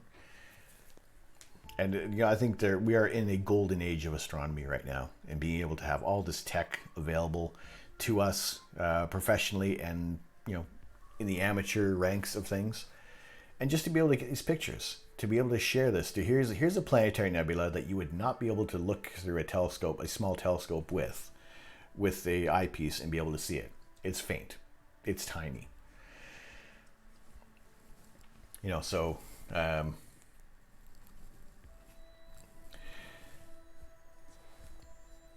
Being able to get these images through, and the camera that I'm using, it is an astronomy dedicated camera. There's no viewfinder on it. You definitely need to have it hooked up to a computer of some sorts. I am using a Raspberry Pi device from the same company. Yeah, we're able to get these cool images. I've never shot this nebula before.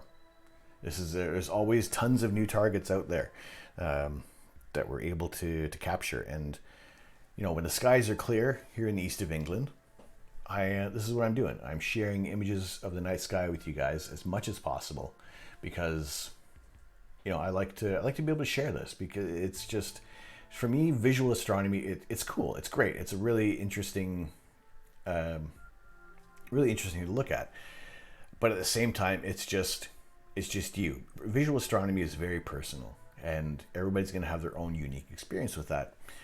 And to kind of if I was to look at this one and see this in a telescope and say, oh, I saw this this planetary nebula, it looked like a candy wrapper, and it'd be like, okay, that'd be it. You're just describing that there, and that's all. So it's your own personal experience. However, doing astrophotography and doing it in this manner, sharing it with you guys, this is what I want to be able to do, so more people can get their eyeballs on these objects, whether or not if you don't even have a scope, or if you're just in an area of the world where there's too much light pollution and you just can't see many stars. Maybe you can only see a handful in the night sky. Maybe you can barely see a full moon. There's so much light pollution. Other people, they have some great areas that they're in, and our night sky is measured in the Bortle scale, depending on where you are, depending on how much light pollution you have. I'm in a Bortle 5 zone, which is, pardon me, not too bad. Kind of like the mid-ground of things there. It's not as clear, can't see the Milky Way that well, but it's not as bad as, say, being in a large major city where there's constant light pollution bombarding the night sky, And you know, it's not only just not bad for us and our circadian rhythms, it's also just bad for wildlife as well. And there are a lot of people who you know, who are advocates for improving light pollution and reducing light pollution in their areas there. If it's cloudy, everyone can look in the mirror and look at the best star in the world. Son of a biscuit, are you a motivational speaker there? A little cheesy, but at the same time, yeah, it's cool. Pico Nico, you're in a Bortle 7. I used to live in a Bortle 8 area.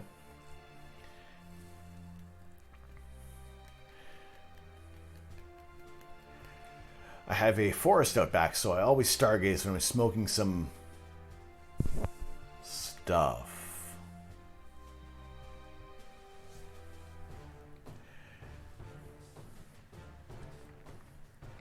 I don't live anywhere near the city center, so I get no benefits from this hellhole. All over the place. Last time somebody told me to look in the mirror was because I had something sticking out of my teeth. Why can't somebody say something sweet like that to me? G4.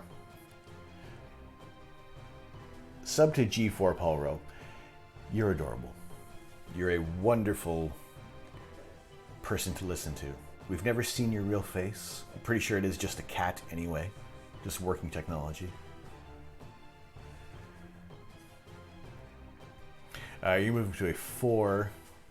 From 4 to 9 because of college. Life takes us different places, you know.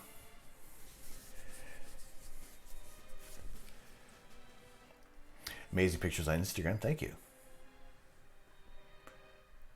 Thank you, thank you. Those constellations make much more sense if you smoke some stuff.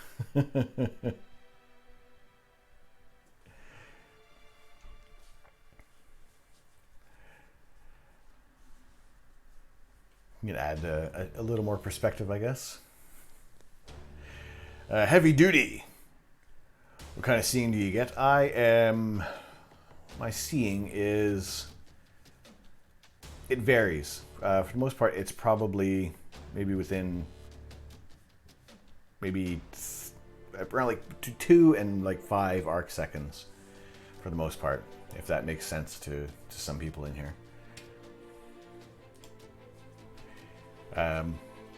When the lights go out, when the street lights go out at 1 in the morning, everything vastly improves. So I lose a lot of the gradients, and we're able to to get some better images there. So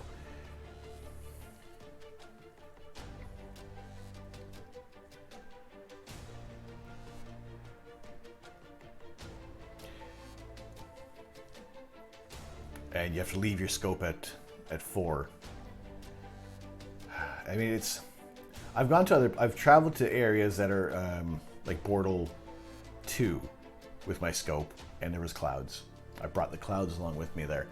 But I fear if I had gone to an area that had, without my scope in a good, in some better sky conditions, there would be no clouds. So as long as I have my gear, there's going to be terrible weather. If I go without the gear, I need to like sneak in like a small telescope or something like that, so that the clouds don't, the area that doesn't know that I'm actually coming, so we can get some decent views. Although for the most part, where I am, it's not too bad. I mean, right now you can even see in the security scope that you can even with the poor resolution of this camera, we can still see. You still see a fair number of the constellations there, and as I've said, right now we're at 9:30. Let's see if we can go over to the Rosette Nebula, which it should be accessible. That should be fine.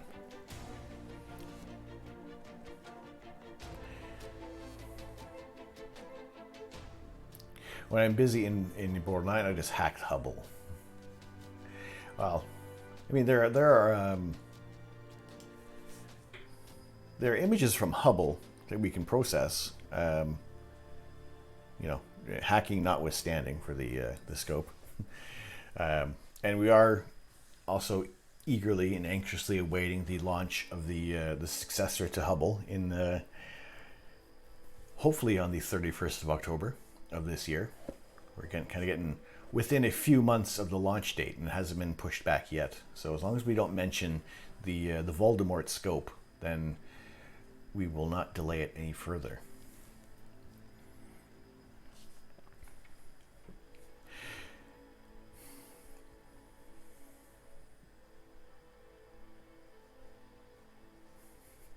You said it. You said its name. Pico Nico, what are you doing?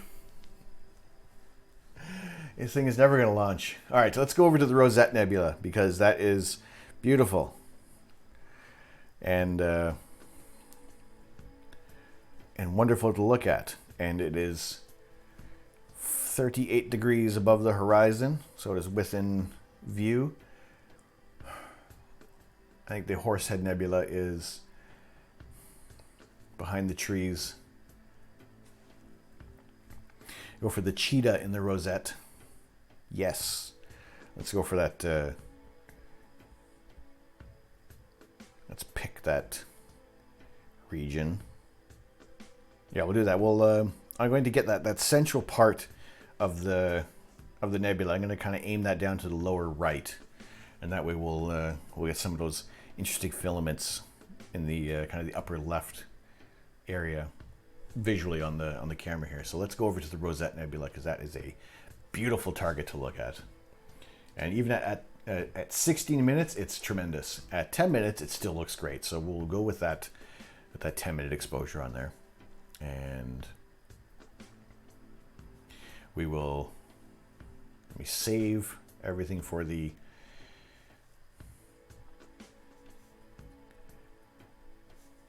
Candy Wrapper Nebula. We'll save that down. Yeah, we are. We're gonna get the Rosette Nebula, and hopefully the weather is going to hold up at least for that there, which it should. So let me save that down. Save the FITS files for this one. We will. I'll probably make a point to come back to this one, because it'd be really interesting to see there. And let's take a close screenshot of this.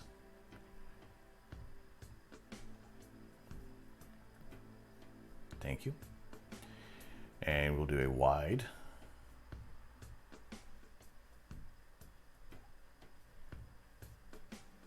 Thank you. And we'll move over to the Rosette Nebula, NGC 2244.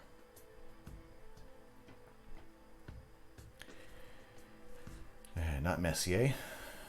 New General Catalog, 2244.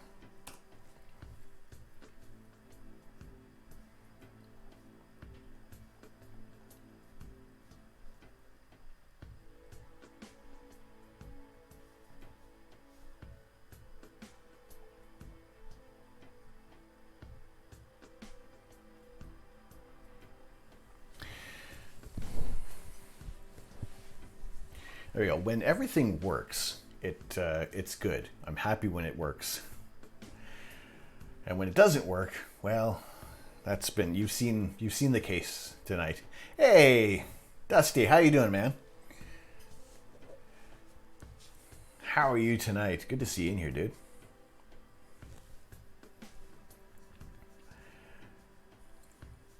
All right, we are on the Rosette Nebula. There we go. We got some more members of the E-congregation in the house. It's good to see you guys in here as well. We have all sorts of communities together here. I think that's fantastic. Lots of different communities I'm seeing tonight. There's the E-congregation. There's those who are involved with Nutty, who is the kind of the central catalyst for a few of us kind of getting together there. Space nerds rule Twitch. We do. And we need to discover more of us. We need to find out who else is doing this. We need more people doing this. more so that it is possible for this to be successful. Seeing Econ Greg getting that purple check mark was an incredible thing to see. For those who have contributed to his success, and I myself have been inspired by him to do this as well. So it's really cool to see that kind of coming to the forefront on Twitch, that people are seeing some success with this. Doing well, just hanging with the kids today. Cool.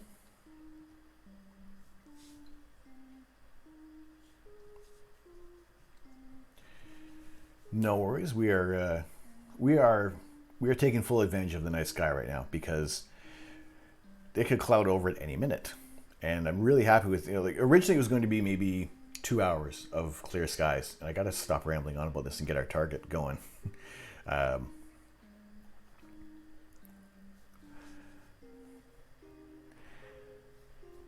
So actually, what I was going to quickly do, I don't know if Tim, if you're still in here, we were talking about this earlier, of seeing what the live view looks like on here. Can we get any details? And I don't know. I mean, we're looking at the core right now of the Rosette Nebula.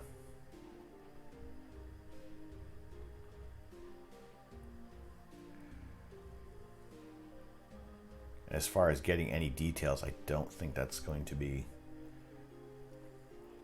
If you do 1 second exposures.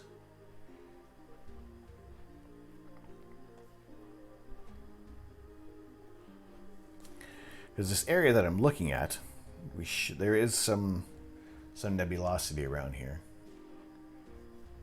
But at this point, with 5 seconds, it's gonna be long. I don't know. So that is a. So those are 5 second exposures for the focus mode, if we're going to be adjusting things there. But generally the focus mode on here it's quick. It's like, you're doing half a second, so you're actually being able to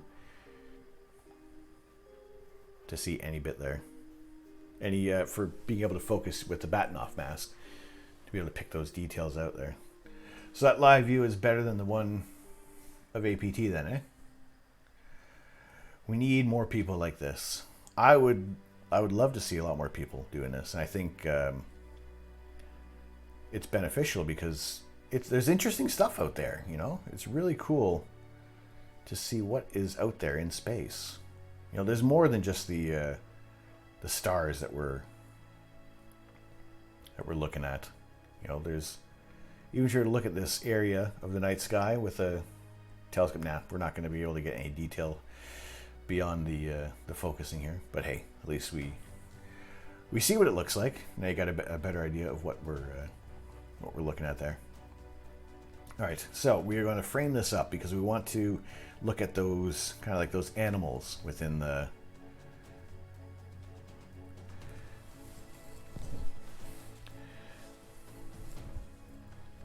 Those shapes.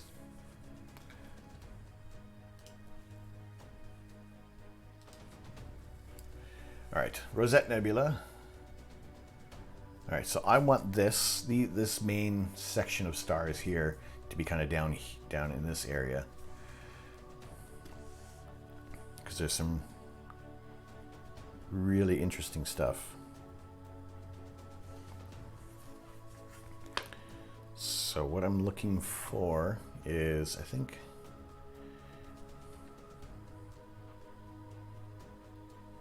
to have that. I want these two stars in the lower left.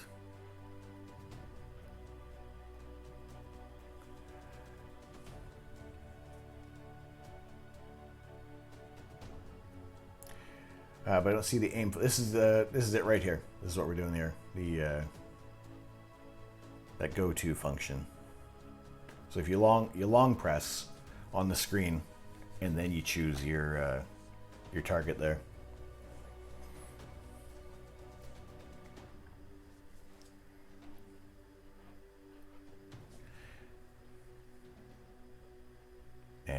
a little low. Want a couple of the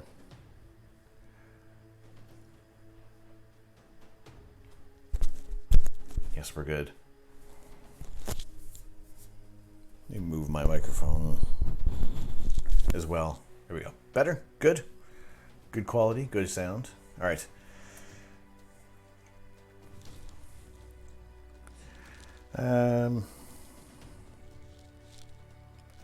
Yeah, it's a little lower than I wanted to.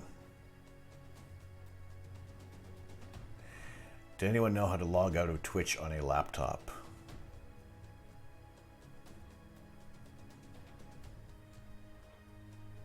It's a good question.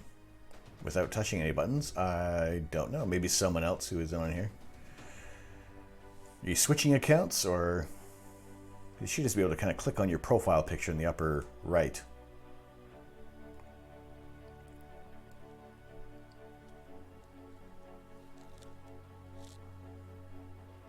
All right, let's move this up just a tiny bit. Ever so slightly. And then we will start our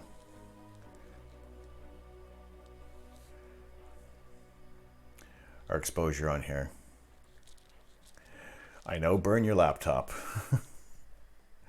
All right, I think we're framed up where I want it to be. Gonna browse more music for future videos. Any suggestions? I would say I have absolutely no investment in this. Check out Epidemic Sound. They have some good, some interesting bits of music in there. Now I had a link.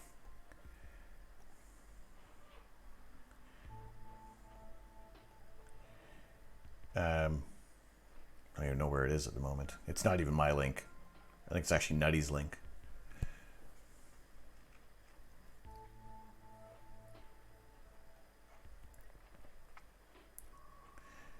All right. I have everything from Epidemic Sound.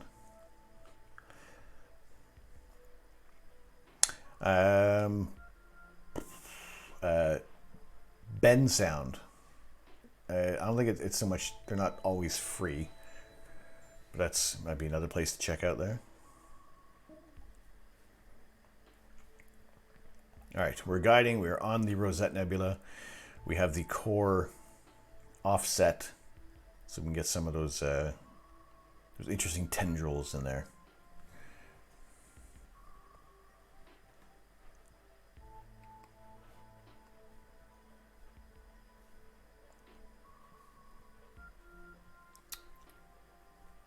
No, I don't like that star.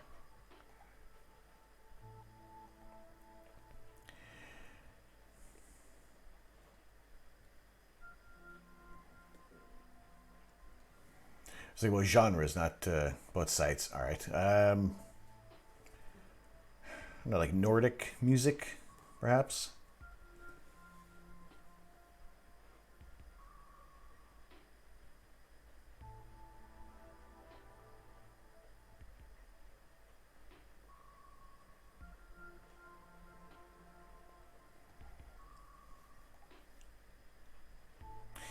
Hey, come on.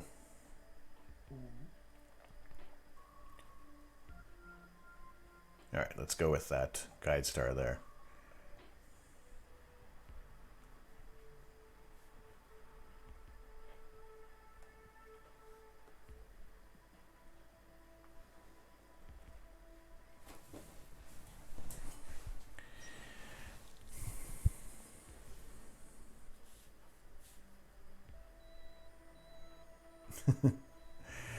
Yeah, I'm sure Hans Zimmer will have no problem with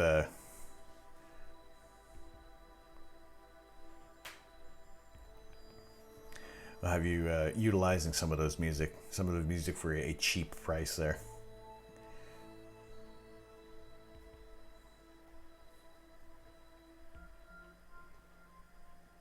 All right, Guidey, you gonna be back? You gonna be Happy chappy? All right. Let us begin what might be a kind of a final image, depending on how the weather's going to hold up. Right now, looking at the outside, we're not too bad. We're not too bad. There doesn't seem to be a sign of any clouds rolling in.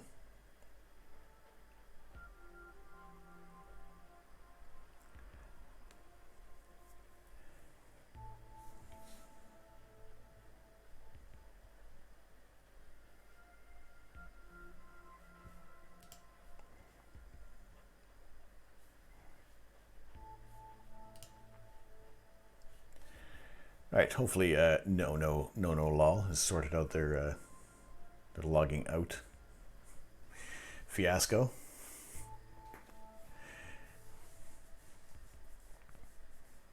And maybe they did take Manin's advice and just burned it to the ground.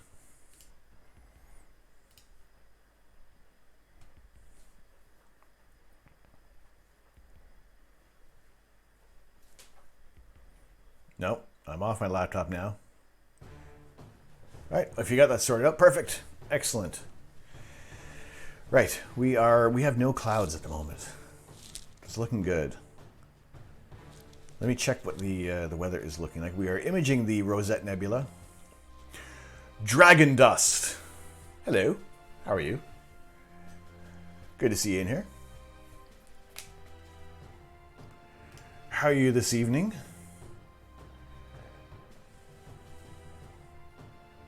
And Brooks, B17, hello. Sorry, I missed you a little earlier there. All right, no, be back later, no worries. We'll catch you in a bit. We'll be on here as long as possible. Like I said, as long as the skies are clear, we're going to be doing imaging. You look at the video. Where's the video link?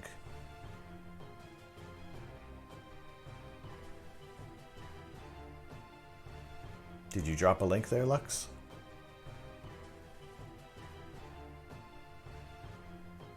Ah, have I seen this? Sorry.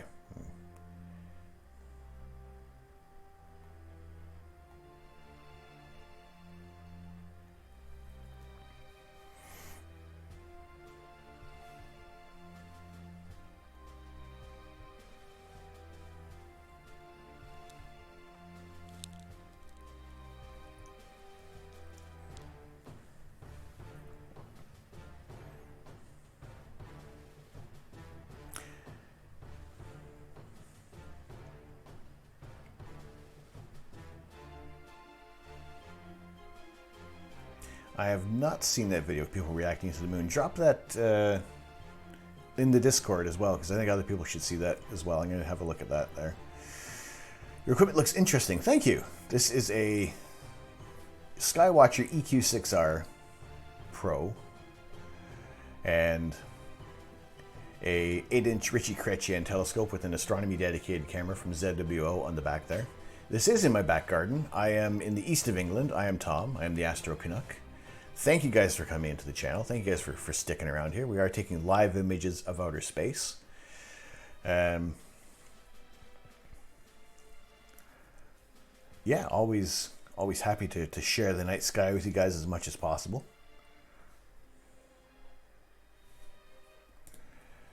And yeah, whenever the skies are clear, we'll be taking live images. Whenever the skies are cloudy, which is about 224% of the year, we are doing some image processing. And I don't mind doing the image processing because there's always going to be a different kind of outcome with our images. But yeah, it's interesting to see here. I would show the video, but I don't know if the music is copyright on there. But this is the non-sound version of kind of people doing some sidewalk astronomy.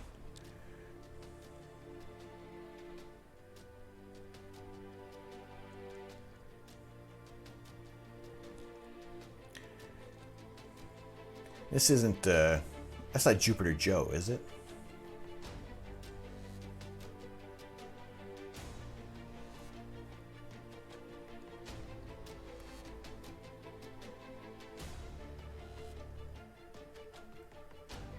See, this is why I went to a star party, did something kind of similar, looking through different telescopes and seeing the moon. It's amazing to look at these objects visually, but then right now we can't do this, So being able to share these images, this is what I like to be able to do, and what I want to do with astrophotography.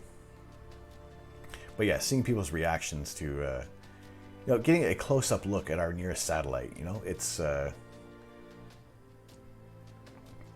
always interesting to see those reactions there.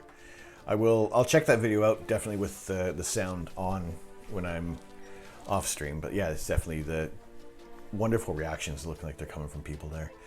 It's in my garden. How much does this equipment cost? It's in the 4 digits. It's a few years in the making of everything that's kind of come together there. Generally, if you're going to look at a setup kind of similar to this, you're going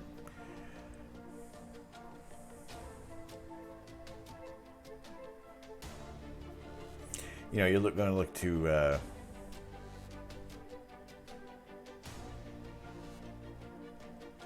there you go, astronomical prices. More than 900 pounds, less than 5,000 pounds.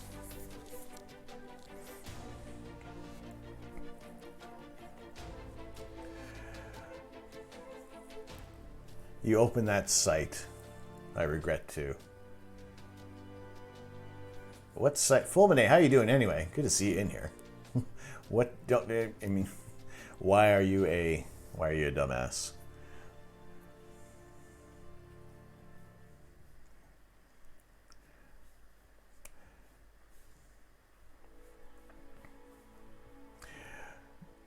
No worries. Don't go clicking on NSFW links then. Life lesson learned. But how are you doing otherwise, aside from being traumatized?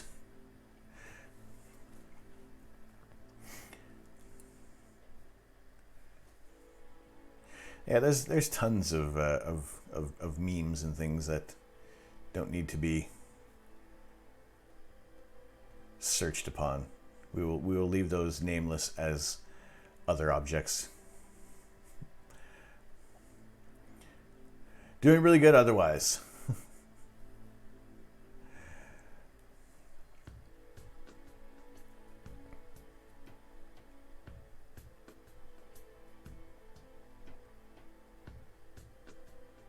Excellent, good to hear.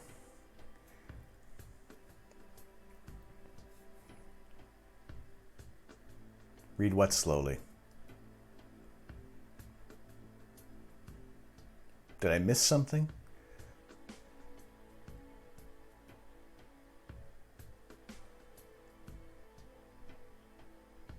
Oh, I'm doing not really good. Oh.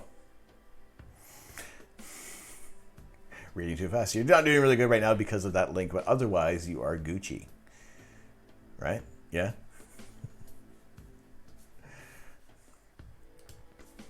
All right, where are we with the Rosette Nebula? We are a minute and a half away. Guiding is nominal. I think it might be suffering from a little bit of the any residual exhaust kind of coming from my neighbors.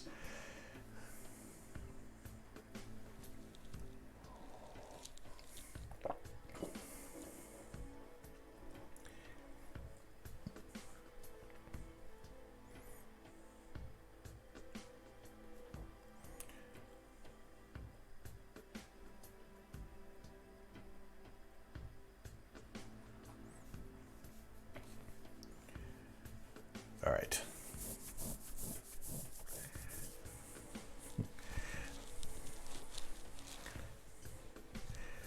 I've kind of missed the point at this point. Reading messages very fast, missing a little bit of some words, making up some answers.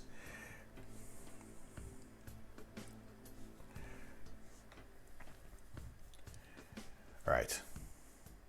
The Rosette Nebula. 9 seconds. There we go. Let's look at this one come through together here.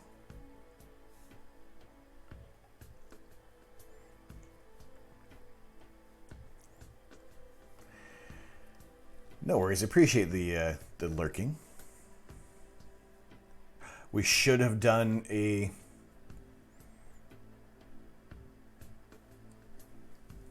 We had an airplane. We had an airplane go through.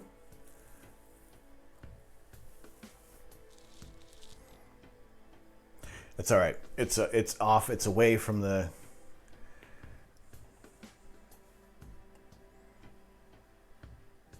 Although that point, that just... Interesting. Interesting. All right.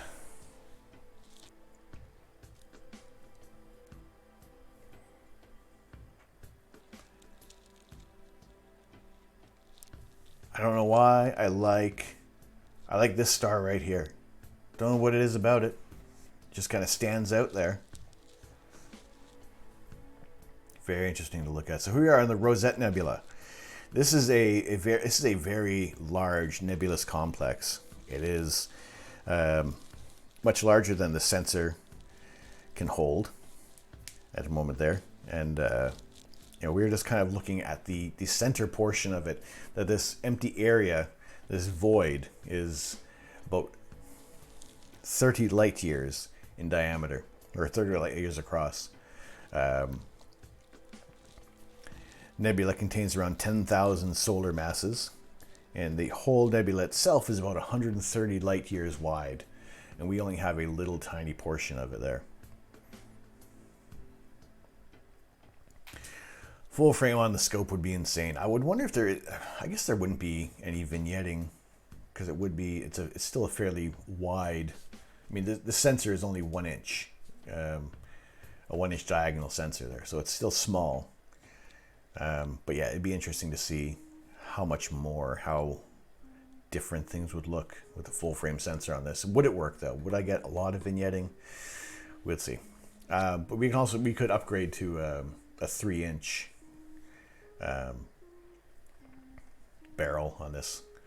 But yeah, let's adjust the histogram. Let's bring out some details of this.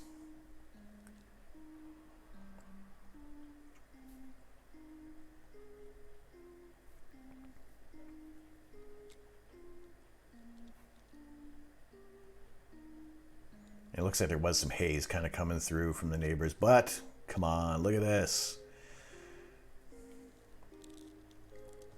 And it's nice and bright, so we can push this a little farther.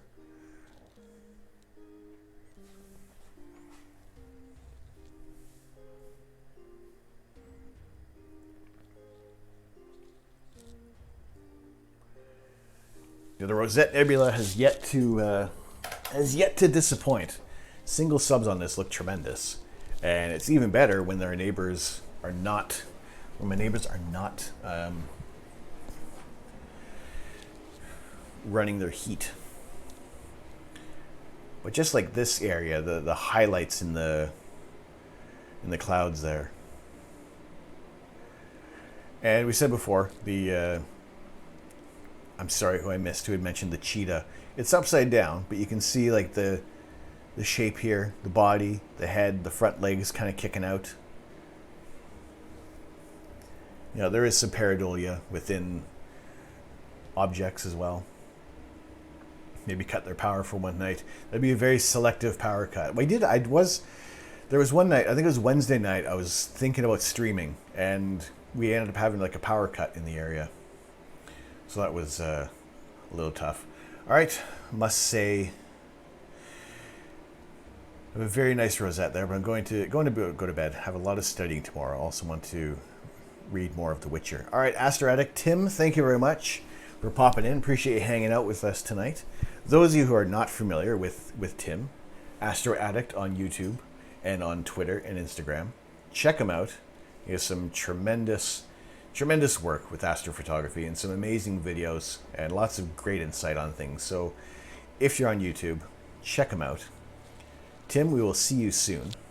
Very happy to have you in here, dude. We will look forward to our next collaboration, and we'll find out what the next astronomical event is we will look at together. Appreciate it, dude.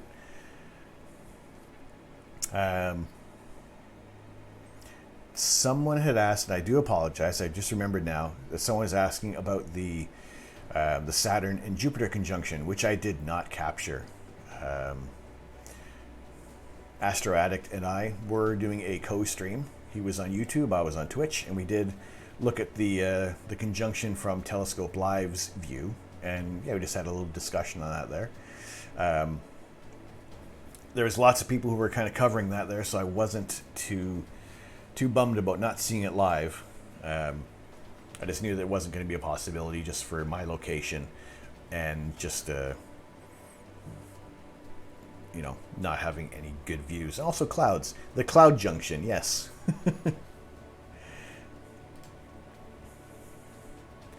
That's it. So yeah, not being able to capture it wasn't... I know it would have been nice to see visually. However, things happen. And, you know, we were able to at least get some kind of view of that there. But at least now we're looking at the Rosette Nebula, and that is a tremendous sight to be looking at that there. If I maybe change the contrast a little bit, darken it up a tiny bit more.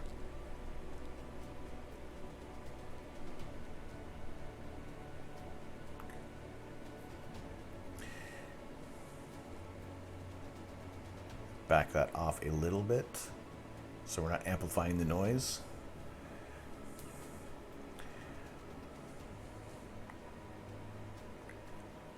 But, you know, the Rosette Nebula for me never has disappointed yet, because I think it is an amazing looking target there. It's very bright as well.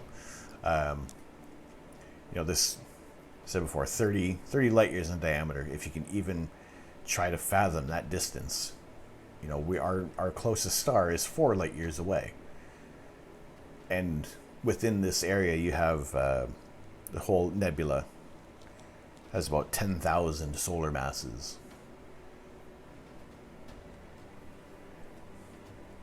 And all these tiny little bits of the interstellar dust that are kind of separating from there, and these areas are kind of cooler and can eventually start to, these Bok globules can form their own star systems, their own planetary systems. They can coalesce with the gas and dust. And if it works out, if the conditions are right, then you can start to form new stars in those areas. But yeah, this section in close to Orion in Monoceros is always a wonderful area to look at there. And let's see, what else do we have that might be within kind of the band of the Milky Way?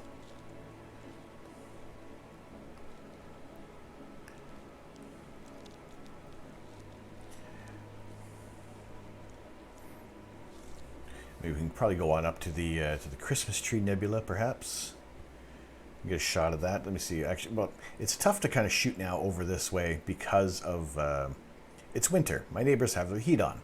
They don't want to freeze to death, so it's their exhaust kind of comes out right here, and depending on which way the wind is blowing, it can be a little bit of an impedance on our imaging sessions there. So, you know, it's a bit of a crapshoot. NGC 2438.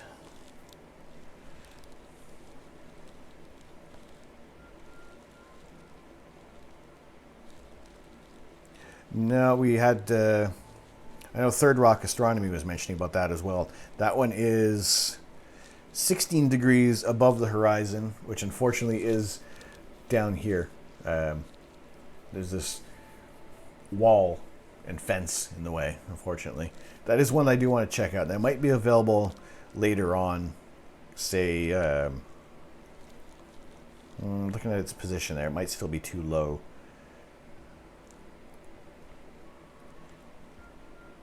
No, I'd have to do a bit of a projection to see when that area of the night sky might be available. Might be kind of maybe in the summertime, or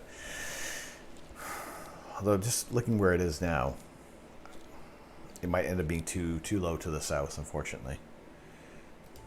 But definitely one that I would like to image, because that is cool to see that planetary nebula within a star cluster in the field of view there.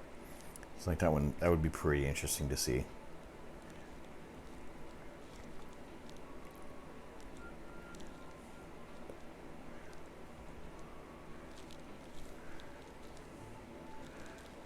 Let's see, let me check. Is the Owl Nebula, I don't know if it's quite high enough yet. We'll give it a go. We'll see if that might be a target.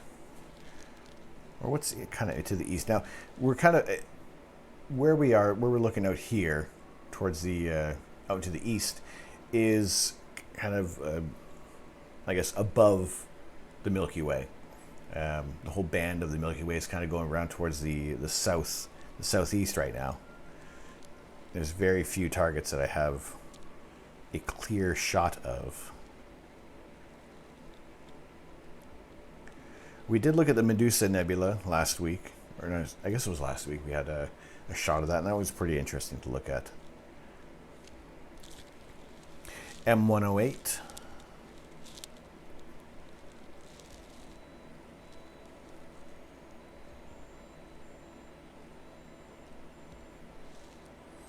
Nope. No, that's IC108. Why'd you go there?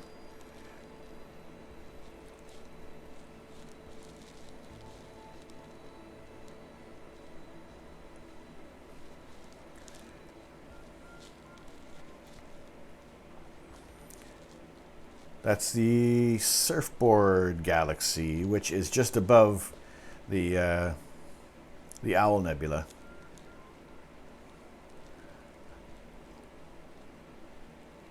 We'll give it a shot. We'll see what's if we can get either one of those. That'd be good. I do. The neighbor's chimney is in the way for that one, so we'll give it a go and see if we can aim for that area of the night sky.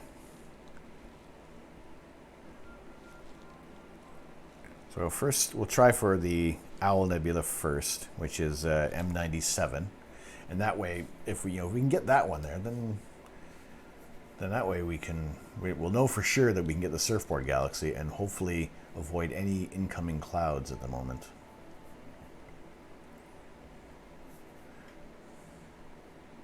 So that is we'll save that one of the Rosette Nebula, despite the satellite, or the airplane going through there.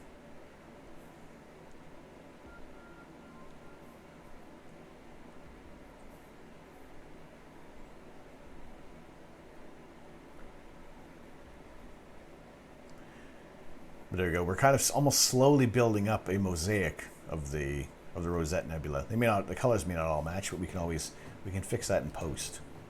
That is always a possibility.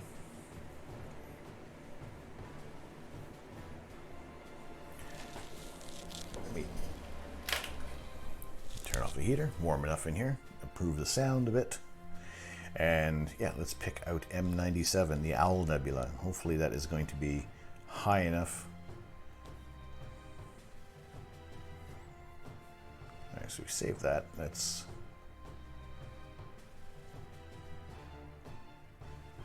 do a quick exposure over here.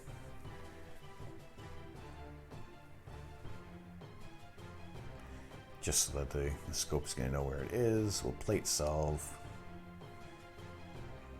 Yay, sync it up. Let's go to M97.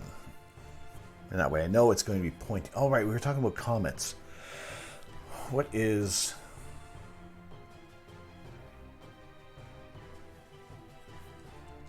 We can search by what is the brightest before we kind of move on over to there.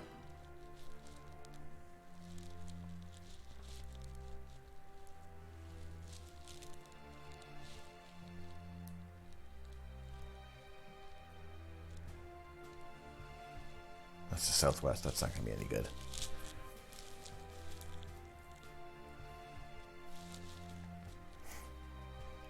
Now, I'd like it if they actually showed a... Or I'm going to search for a comet.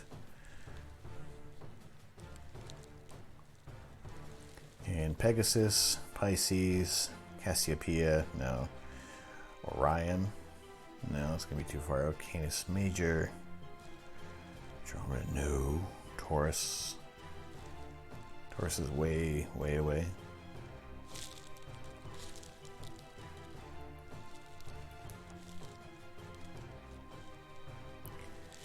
No. The Beehive cluster.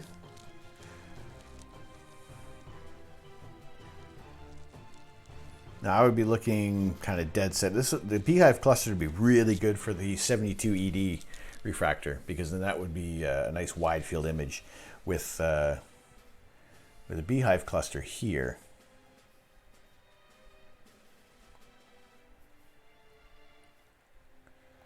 Unfortunately,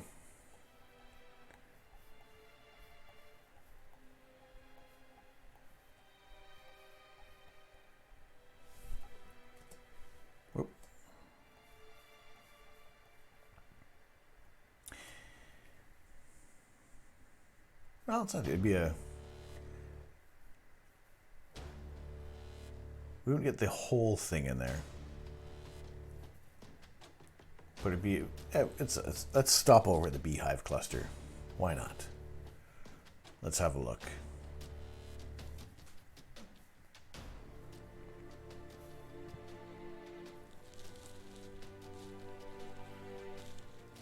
That is M44. So we'll go over to that star cluster. We did look at the 37 cluster before, and that was that's a bit of a quick exposure as well, because it's a star cluster. There's no real nebulosity associated with it there, so we don't need to have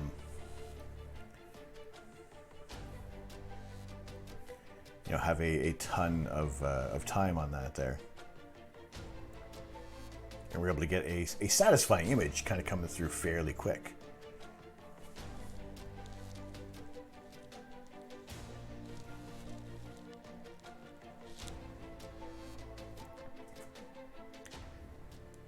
And so much so that it might even show up, it'll show up all right in the in that test shot there.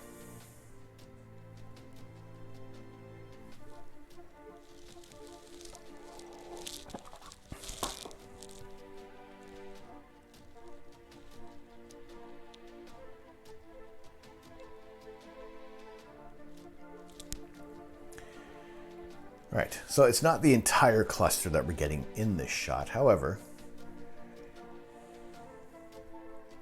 let's do, how's our guiding? I mean, the guiding isn't going to be that crucial on there. Cigar Galaxy would be nice. We did try to shoot the Cigar Galaxy kind of at the end of the session there. Just got a notification you started streaming only 4 hours late. Interesting. Now it does refresh every 4 hours. You do get a refresh of when you're live. So hopefully, people will. Although if it is just that initial message, so you just kind of happened to come by and see that I was streaming before. You stalking me, G4? Because that'd be wonderful.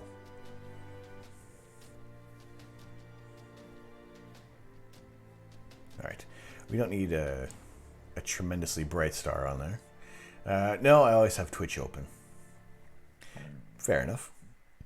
All right, let's go with, let's start with a minute on this exposure. It's a star cluster, so, and we are using, the filter we're using, it's more geared towards doing nebulae. Pardon me, more like emission nebulae and supernova remnants. With as far as reflection nebula, it's not the best to be imaging that with. And yeah, if we can kind of see what's coming through there.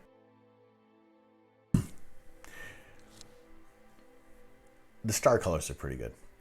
I am stalking you. Get the kettle on because it's starting to get cold out here. No problem. I don't have tea, but I have some Italian seasoning.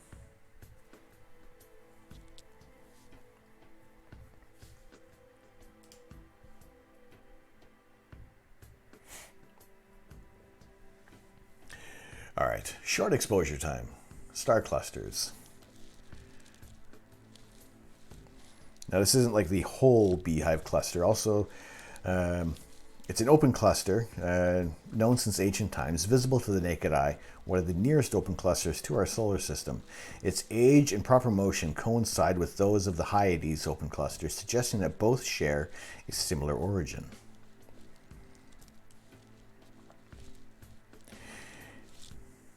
Now we don't have, like I said before, we don't have the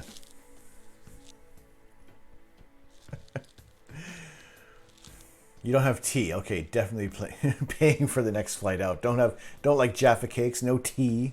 Why am I even sub to you?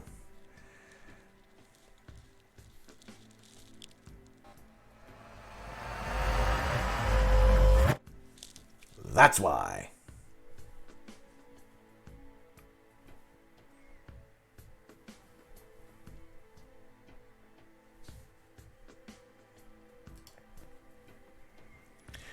In it for the warp.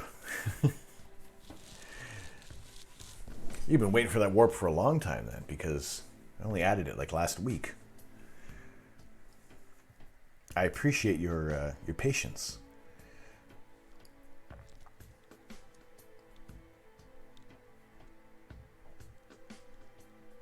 All right, so there is no real nebulosity associated with this star cluster, but it is. There's about 1,000 members within this cluster, a mass of 500 to 600 suns. Different types of stars, M dwarfs, A-class stars. So far, 11 white dwarfs have been identified. So those stars have ended their lives. They've used up their fuel, and the white dwarf is all that remains from there. In a wider field image, there's a lot more to this structure. Dusty's got tea, but cloudy skies. That's it. You want clear skies, G4, or do you want a nice cup of tea? I do like that we're able to kind of get some decent star color out of all this there. We don't often do open clusters because, it's just, I don't say it's just a bunch of stars. The beehive cluster is a nice thing to look at if you have a pair of binoculars. It's a nice fuzzy clump of stars, and not as concentrated as something like the like M13 or any other kind of globular clusters that are kind of orbiting our galaxy. How about you just give me the tea and I won't make it thunder? Give him the tea, Dusty. Give him the tea. Finally home, super drenched. Oh. Well, you keep the rain. You keep the rain over there, Putsy. That is fine by me.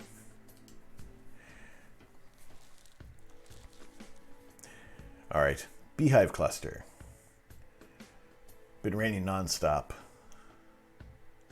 Maybe somebody bought a telescope in your area. Real nice kit. You can blame them.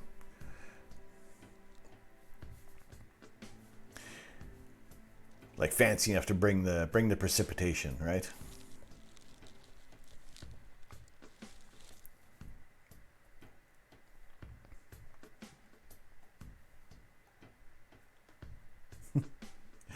Wind, thunder and snow might be cool. I know I had messages from back home in Canada when they said there's a thunderstorm during a snowstorm, which is not so much a common occurrence, but it does happen.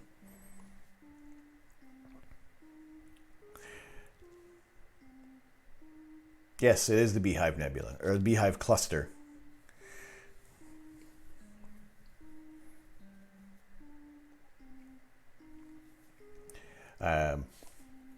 But we're kind of looking at the Beehive Cluster on our way towards possibly over to the Surfboard Galaxy or the Owl Nebula, which is M97. I'm going to try for that and see if it is high enough that it's out of the way of my neighbor's chimney. what did I say? M97. Right.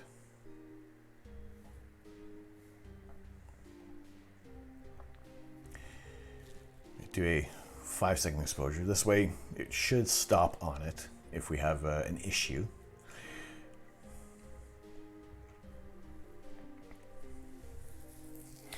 Try being in Scotland. Can be a snow, thunder, 30 degrees Celsius, windy, cloudy, rainy day all at the same time. A wide variety of weather. Indeed.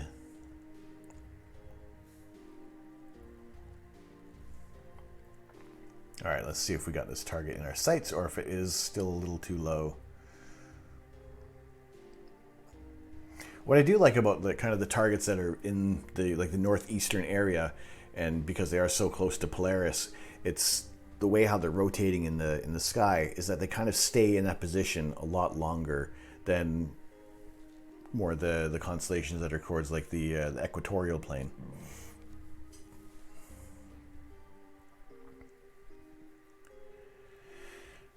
So let's see if we have a shot. Another great stream. Adios. James, mate. James, thank you, dude. Appreciate that very much. Thank you. I think we're, I'm going to be at the mercy of the clouds. But yeah, take care. Have a good day. And we will see you on the next one. It depends on how tomorrow goes. If we will if we'll do rainy day astronomy tomorrow or not. We'll see how it goes. I'll put those notifications out, Twitter, Discord, and the like. And, if you guys are following, which most of you seem to be who are in the channel, you'll get that notification that I've gone live. Or in the case of G4, 4 hours later. But for the most part, the streams last for about 4 hours at least. Longer if it is a clear night out. And yeah, I'm gonna keep imaging as long as we can. But it looks like right now the Owl Nebula is still out of reach. Because that that does not, and obviously the with that height, the Surfboard Galaxy is not going to be available at the moment. Well, while we are in this area of the night sky, I'm pretty sure we could probably get. We'll go for Bode's Nebulae, or Bode's Galaxy, which is... oh, hey, they changed the PogChamp icon pretty quick. They got that sorted out. Fair enough. All right, let's go over to M81.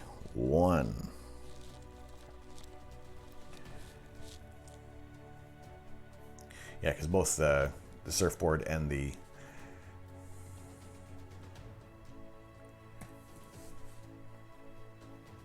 What did you miss? Oh, you missed so much. It changed like 2 days ago. Did it not?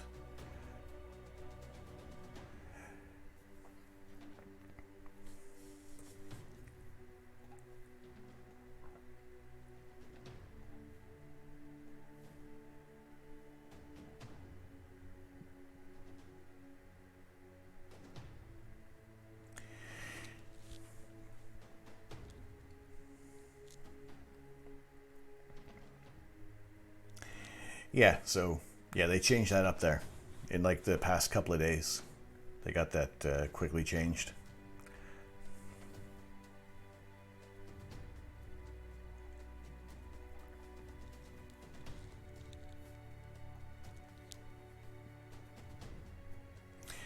All right, we're good with that there. We will do Bode's Galaxy because it's cool to be able to get galaxies. And also because guiding is working out really well.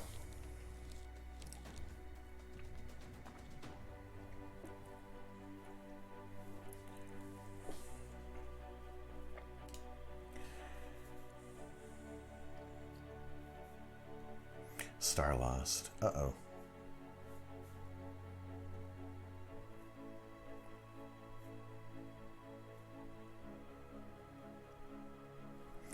How are we for sky conditions?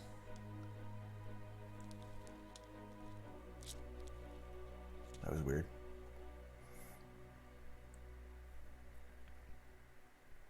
I wonder if it's still just not clearing the chimney.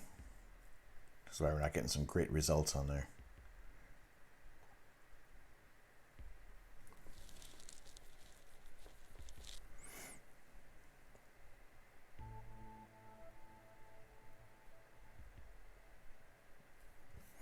I'd say that's pretty center. I'm happy with that.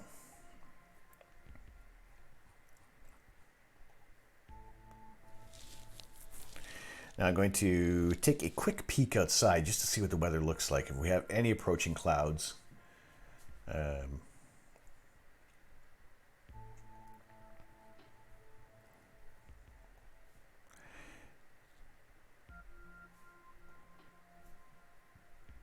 See if that's going to be a factor. If not, we're going to run this. We are running the exposure right now. And we will keep hitting the wrong button there. And we will have a look at Bode's Galaxy, or Bode's Nebulae, which it was named, the name was coined long before we were able to resolve these areas of the night sky from a nebula or a galaxy, which they weren't clear on what was a galaxy before the invention of telescopes. How fast is the live photo functioning at? Which one? In the guide scope?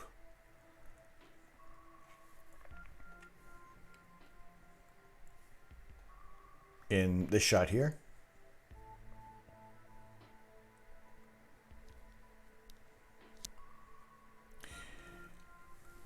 Like that. When I'm looking at the guide scope, this image is refreshed every 2 seconds. So every 2 seconds, it's going to measure the point where the star is on there and adjust accordingly. And this image that comes up is with a 5 second exposure.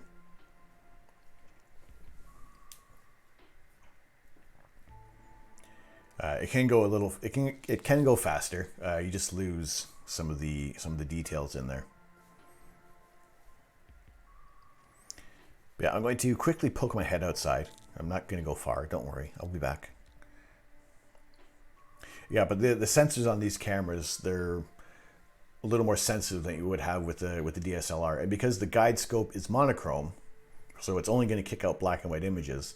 It's a little more efficient than even the color camera that I have.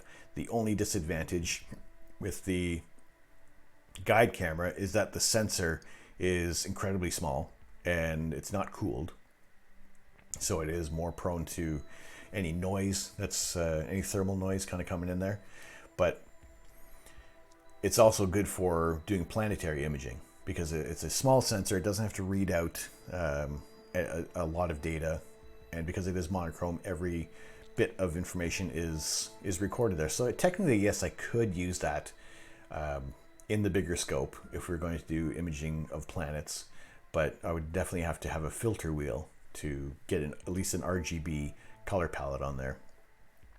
And yeah, I would need a different piece of equipment as well because this original version of the ASI Air doesn't support video. So at least when we are looking at live images of planets and the moon, it's just the focus feature on the device there. Whereas the new version, which I'm quickly edging towards purchasing because of all these gremlins that are popping up with this one, does do video. So give me 2 seconds. I will check outside and might throw my hand out there and wave. And yeah, I'll just have a quick check on the weather. See how much time we have.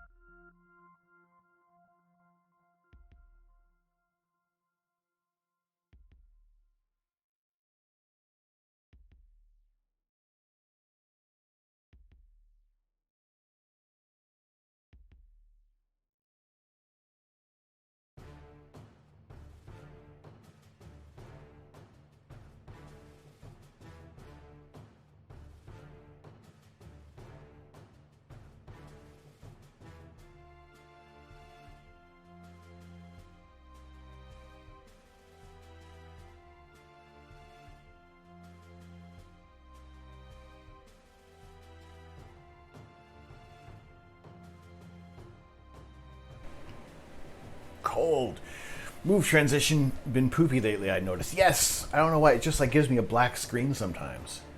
Like it doesn't want to, if I hang on a scene too... There we go.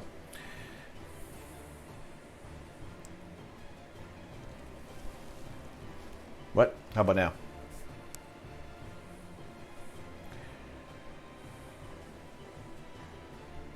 Better, warmer, closer? No. Hello. I can see the voice thing moving.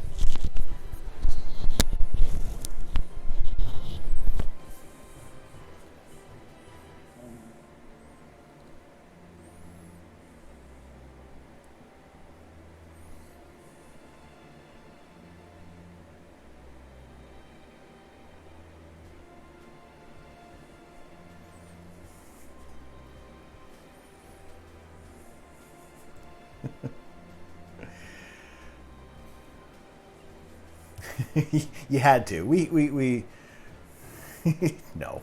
Fine. We're all good. Don't apologize if you see how much of the annoying we are to Putsy on his stream. I think it's almost deserved.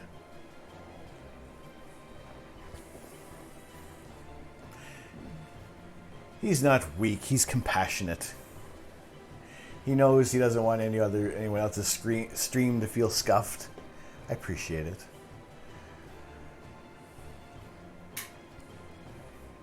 All right, where are we at with the...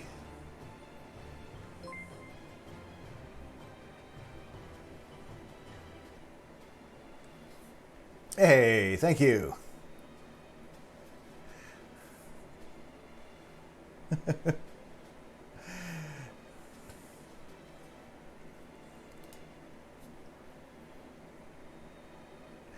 There you go. I'm gonna now when the bot does some images, some sharing the emotes on the things, it'll show up. Thank you, Putsy. Appreciate that, dude. I'm triggered by bot typing your emotes, but nothing coming out. Thank you so much. If the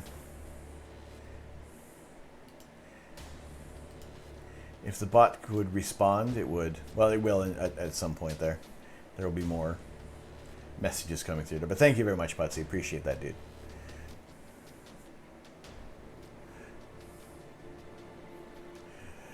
Aliens.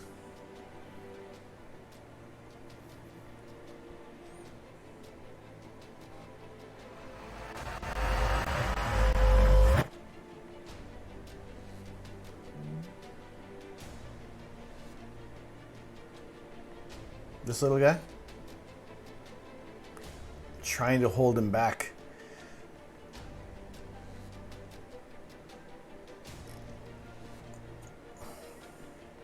It's not working. No. Trying to keep him away. Away from the black hole. Please. No. That's no use. That is strong. Am I guessing that Putsy is a Canuck also? Negative. Putsy is a Singaporean streamer. A wonderful one at that. Appreciate the support. Yes, the beard is too thick. There's too much beard.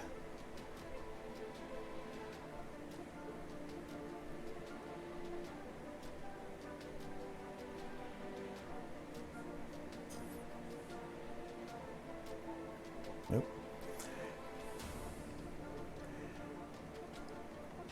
Too safe of a country. I think that's what we kind of need right now, is some safety. Right. -3 degrees. The weather is starting to turn. I need to add more emotes in there. Discord server's up and running. I think I should add the face to that.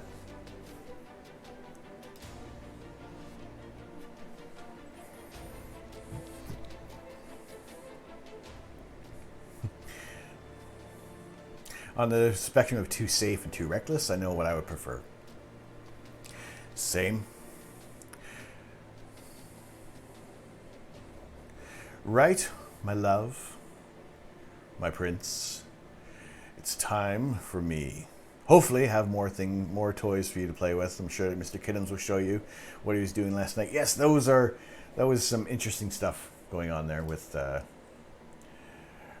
Beat Saber and how difficult it makes things for you there. But G4, thank you very much for hanging out. Appreciate that very much, dude. Once again, those who like to see the greatest Beat Saber player in the world, I don't know what their Twitch handle is, but also you can follow Game for Paul Rowe, and he plays Beat Saber as well.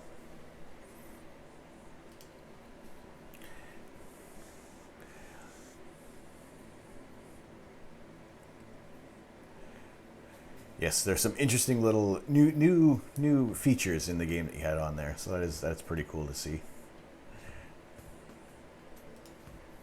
All right, where are we at with the Galaxy? Everything seems to be also slowing down on my computer as well. Everybody's eating up my memory. Not my memory, sorry, just the CPU is overloading.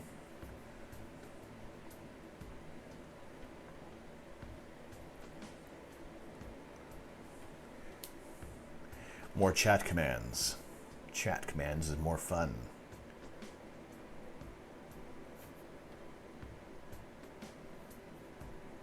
All right, we're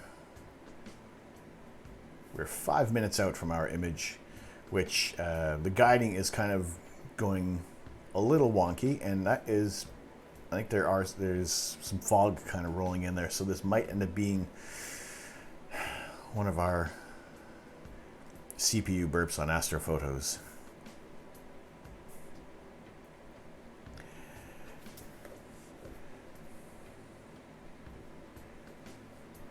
It's yeah, everything else it works out well. The graphics card is fine with this computer. The memory is great. It's the CPU is not able to keep up with everything that I want to do on here. So that's a little bit of a annoyance.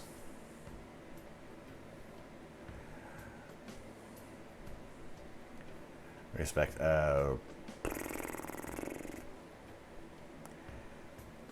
It's the whole thing is about maybe close to 5 years old now, 4.5 years old. NVIDIA GTX 980.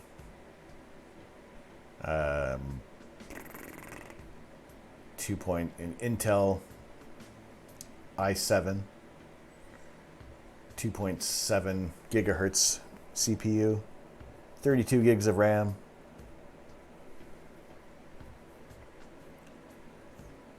I mean, also, I do have a lot of memory intensive items running on here. I mean, it should still work. It should be fine. I think also another thing is because the encoding for everything on OBS is, you know, my main screen is at like full resolution, and I'm encoding down to 720. That is another thing I'm working on, is to bring everything down so it's doing less work, and, you know, have it at least at 1080 max for my workspace, and then just have it encoding down to 720. As also the capture card is yeah, I'm probably going to get 720 60 FPS at best. So until I upgrade that, which let's see that. AMD, Intel CPU.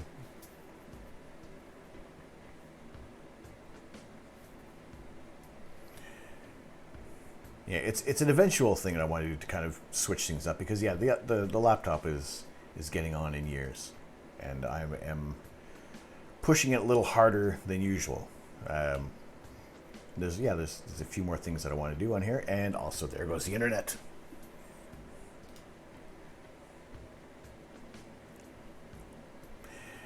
That'll pop back up in a second there.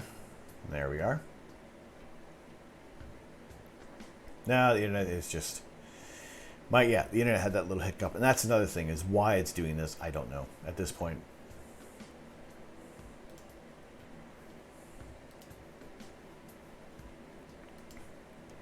how come the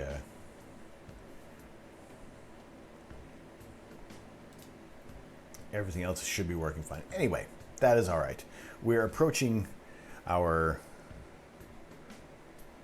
image time. We have just under 2 minutes to go, and the weather is slowly degrading on me,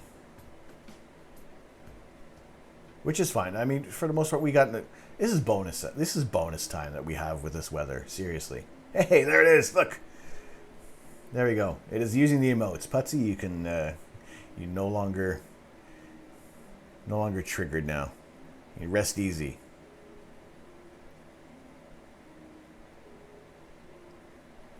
Knowing that that your gift sub is doing well. That's why most ISP advertise at 99.9% uptime. Yes, that's true. I also think it is something to do with just the computer itself. Always something kind of mucking about. The guiding has actually been really good tonight. I'm very happy with that. All right. And I think we should have a really, really interesting image coming out of here.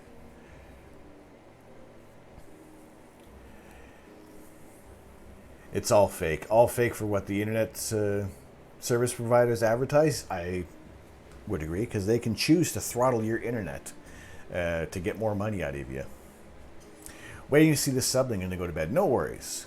We are 30 seconds out. Getting some breakfast. Sounds good. What do you have? What? Let me know what you have for breakfast, Putsy. I'm not into watching people eat as much as Bella Nasima, but I'm always interested to see what other people are eating. What's your choice? What's your weapon of choice for ending your morning hungers? What is your go-to snack?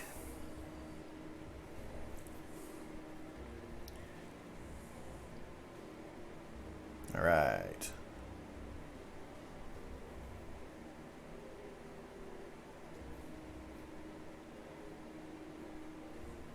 Hey, that's not bad. That is not bad at all. No, wait. It is kind of bad. Oh, there was a hiccup. We got these double stars. You want coffee? You're going to get some coffee. We're going to go down to the Carnegie Deli and get some coffee. A little movement there. I didn't notice when that happened. Anyway. That's so good. We still have the structure. We have the structure of the galaxy. We're seeing some of the nebulae within that there as well.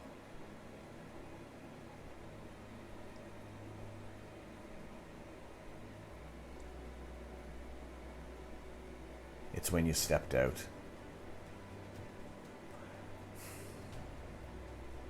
There's quite the possibility when I close the door that could. I mean, it's very uniform though, the movement. It's just one direction. I figure if there's more vibration, there would be a little more of a jitter to things. But no matter. You still see that the barred spiral structure of the galaxy, and we're even starting to see those red areas. Those are other nebulae within that galaxy. That is really cool.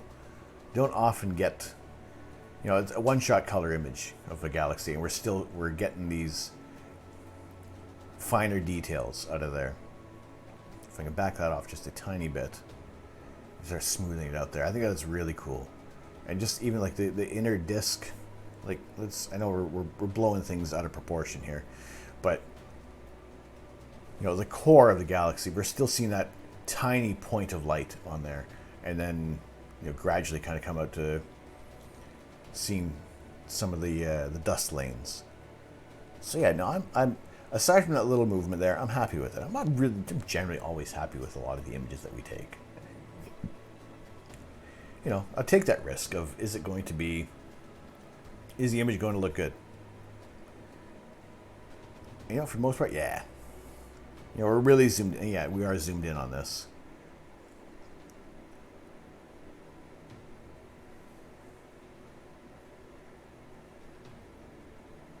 and that's about 100% for the image there.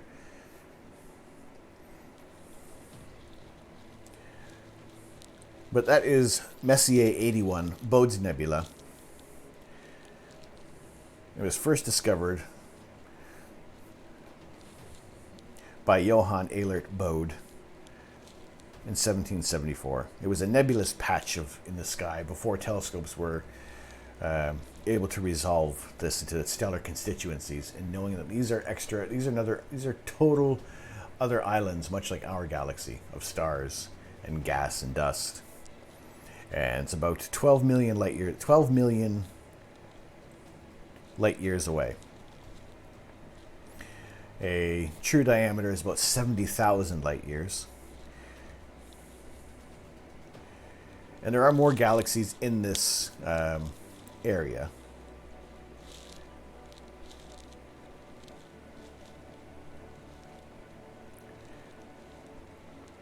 So far, only one supernova has been discovered in M81, and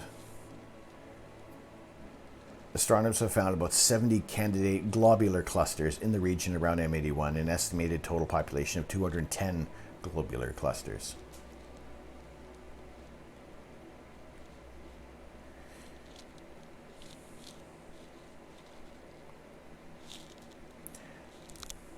Google the number of stars.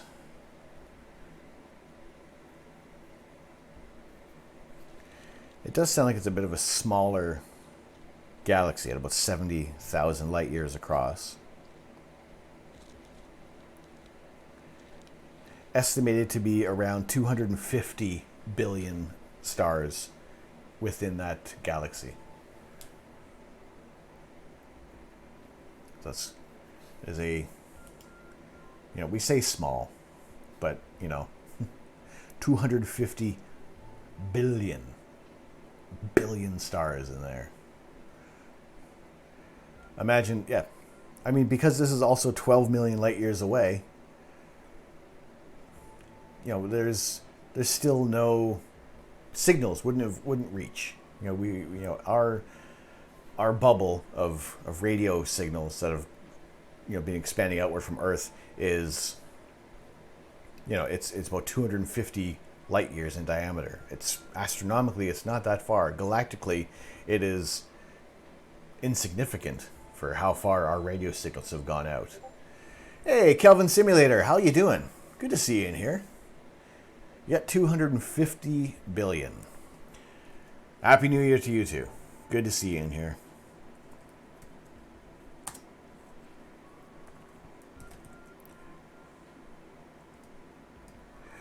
Also, if you guys would like, you can check out Kelvin Simulator with their streams, doing some reading and some gaming that kind of coincide together there. Pretty interesting stuff.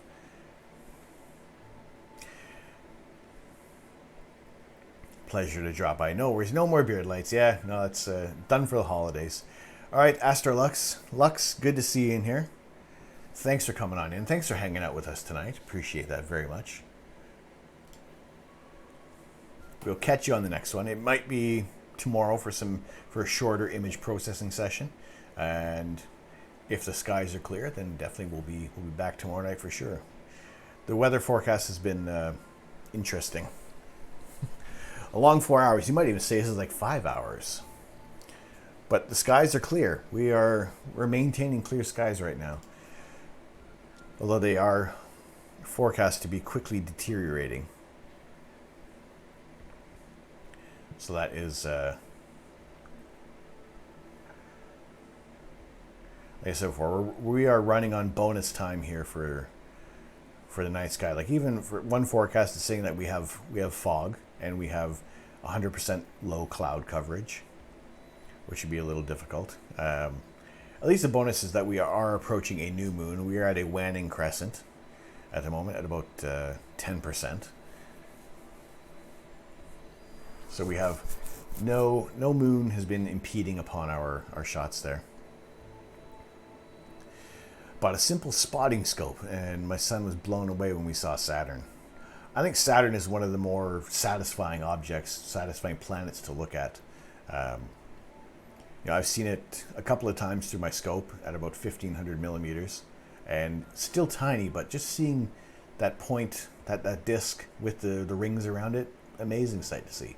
I haven't actually really got a good look at Jupiter. It's always kind of been just without my my view. So yeah, to see Saturn was you know, it's a really cool object to look at through visually. It can seem, some people can seem unremarkable, but at the same time, you know, it's the images that we see posted online, you know, those are all processed, and you are trying to get the best view, the best frames that you kind of are able to get out of the camera there. We both saw a couple weeks before the conjunction. Excellent. I I didn't so much miss the conjunction visually, but yeah, physically looking at it with my own eyes, that was not within the cards there.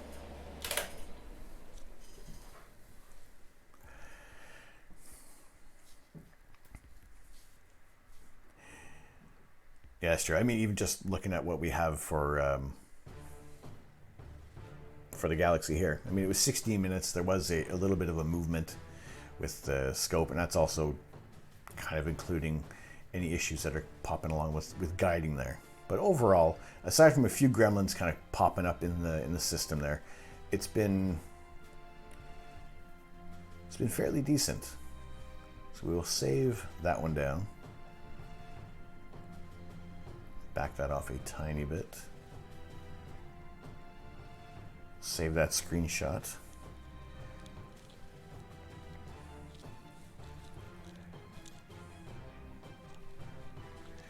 And where are we at now? All right, let me see if we have a view of the Owl Nebula. It's one of those targets that I wanted to get a shot of, and it just hasn't worked out. Just mainly because my neighbors seem to like to have a fireplace in their house. Although I've never seen that chimney work.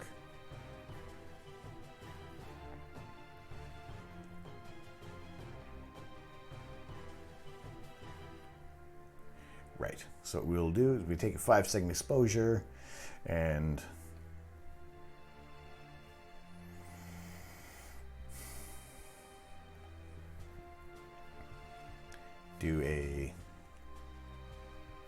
we'll pick our next target, which is M97, the Owl Nebula. I don't know how much it's moved, if it's moved enough out of the way. So we'll plate sol, we'll go to M97. It's not that far away from us. We're starting to see a little bit of haze kind of forming there. That's the kind of bit of a fog rolling in there. And judging by the way how the guide scope is claiming there's a star lost. Ooh, maybe we do have it. No, maybe not. Let's see. Perhaps we do.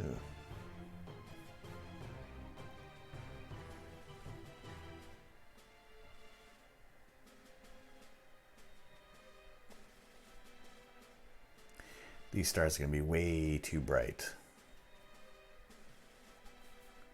All right, let's pick that star. Let's do a 5-second exposure.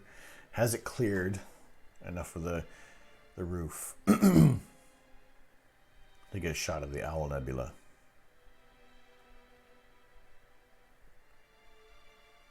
Yeah, we got it in there. How old is that software? This is with using the ZWO ASI Air. So this is like 3 years old.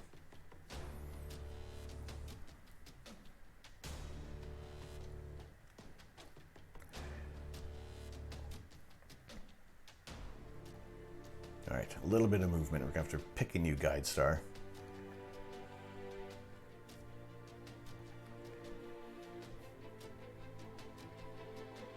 So it's very, it works very similar to PhD2. of which I have limited expertise with, as I quickly moved from using my laptop to using the ASI Air. But it's pretty painless to use overall. I think the star might be too bright. That's gonna be too bright.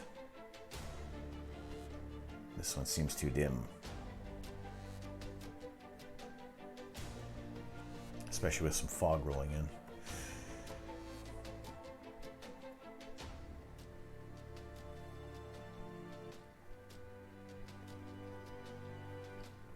Once I send my offspring to college, I will try to get back into photography and astrophotography. Ooh, that is way too bright.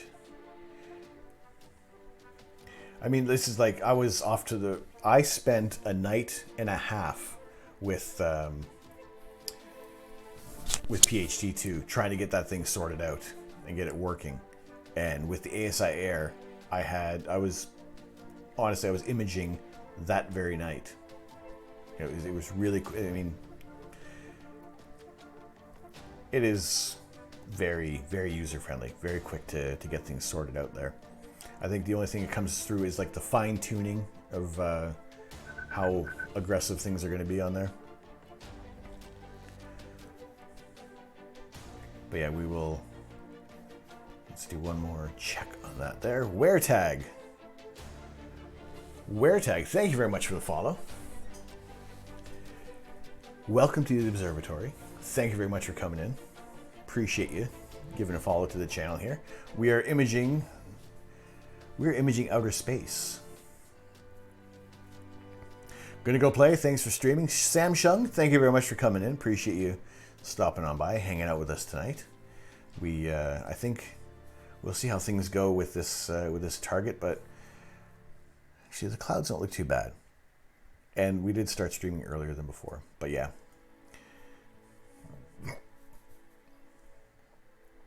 We'll see what other targets kind of crop up, and you frustrate yourself playing PUBG. I never played PUBG.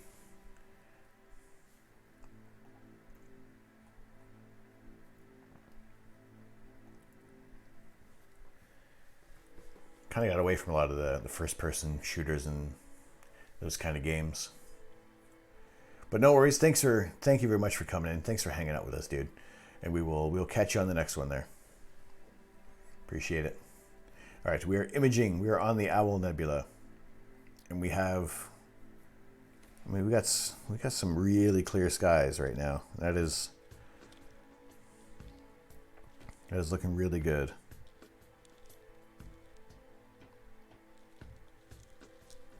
So let's also plan out what we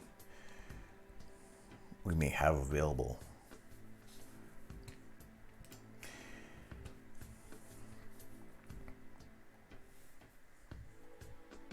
Oh.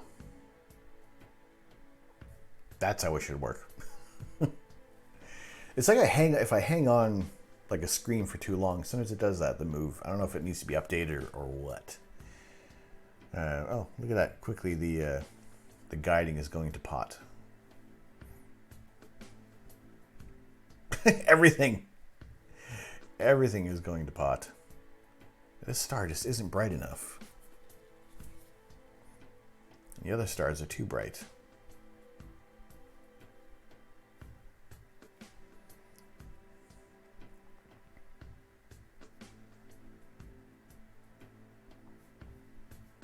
Now, it might also be some haze coming through, which is not going to be good.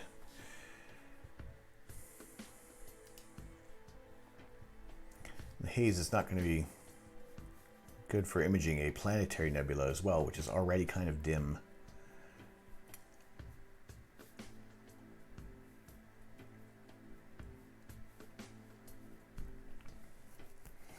Now, I knew that it was supposed to be 2 hours of clear skies, and the weather has been holding off just long enough. I know it looks nice and clear through the security camera.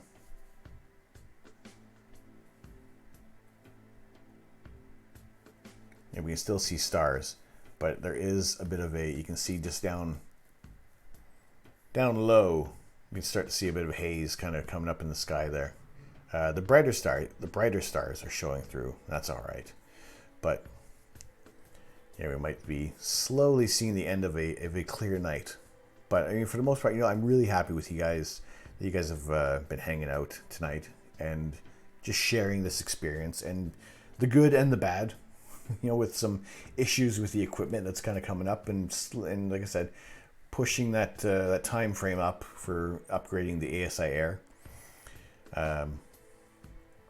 It's still fairly clear. Yeah, it looks pretty good right now.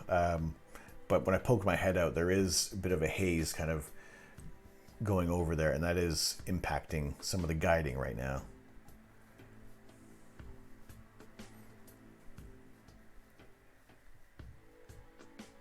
Yeah, it doesn't take a whole lot to muddle things up with the equipment now and then.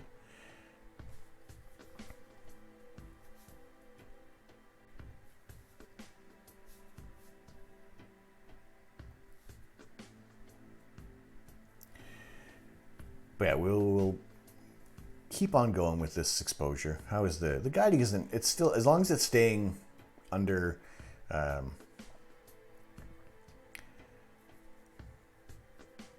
With the total RMS being at least at 0.66, it's at right. It's still in a good position. But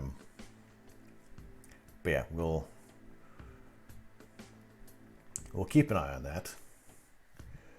But we are looking at the Owl Nebula, and I have what do I have for information on this planetary nebula? Quite a bit actually, which is not too bad. So once we kind of get this image kind of coming up there, we'll see hopefully some decent details. I've imaged the Owl Nebula before. I don't know if I posted it actually on Instagram. Did I?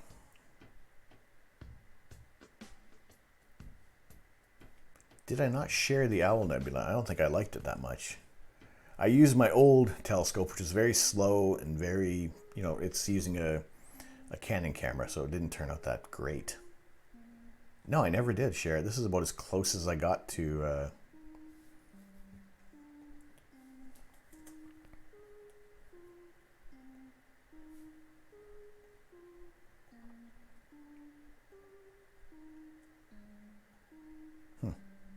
There we go.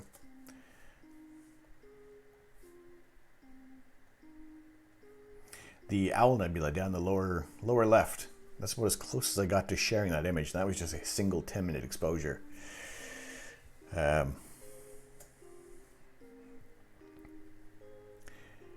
I mean, it didn't.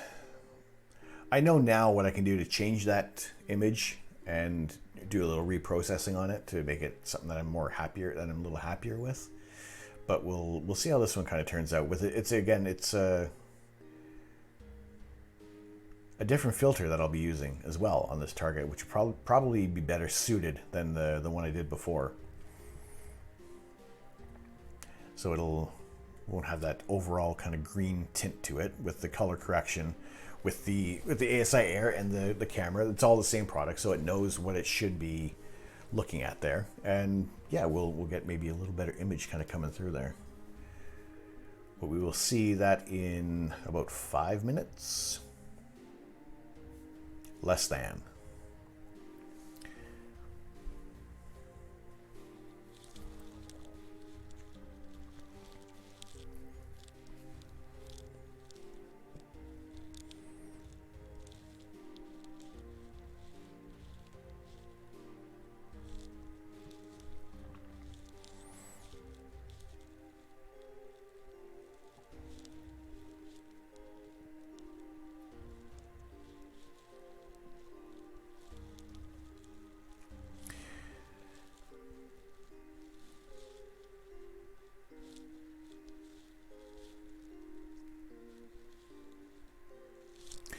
Right.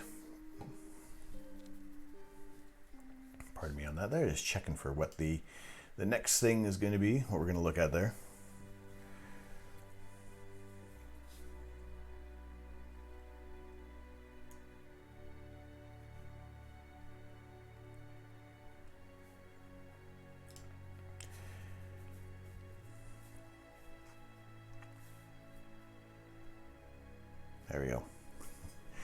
All right, we have about three minutes to go for that image there.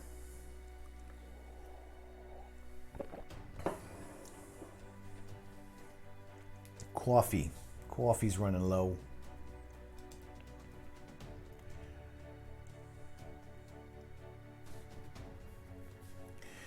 But yeah, so far it's been a really enjoyable night. Aside from the gremlins, which have cropped up in the system there, that's all right. It just leaves us more learning opportunities to figure out what is exactly wrong with our equipment. You know, it could be a number of things. There could have been a loose cable for some of the stuff that occurred. It could have been problems with the internet. I mean, if you don't have anything hardwired, there's always going to be some issues that are going to crop up. And I know that this ASI Air unit there's something up with it. The little bits are slowly starting to conk out there. I can only see, it seems that only one USB port, responds to having the mount plugged in. The camera can work in all of them, but the mount only works out of one. So I think in that regard, it's kind of going downhill a bit. I don't like that equipment is doing that it's kind of forcing me to have to switch up there. But I also know as soon as I buy the ASI Air Pro, they will announce the next version of their ASI Air coming out. So at least that you guys have that to look forward to. Once I announce that I have bought the ASI Air Pro, they're going to have the next model announced, and then I will be just one more step behind as well. As soon as I bought the ASI Air, they announced that there is the Pro coming out. I mean, it was like double the price. It was more than double the price of what I paid for this. So, you know, it's an okay trade-off. It's taken us this far. We've been able to run it, you know, in the warmth of the kitchen of the studio, and not having to mirror a screen off of a tablet and having all sorts of other problems kind of come up. You know, it's worked out really well, and I'm glad to see that for the most part everything else is still responding positively.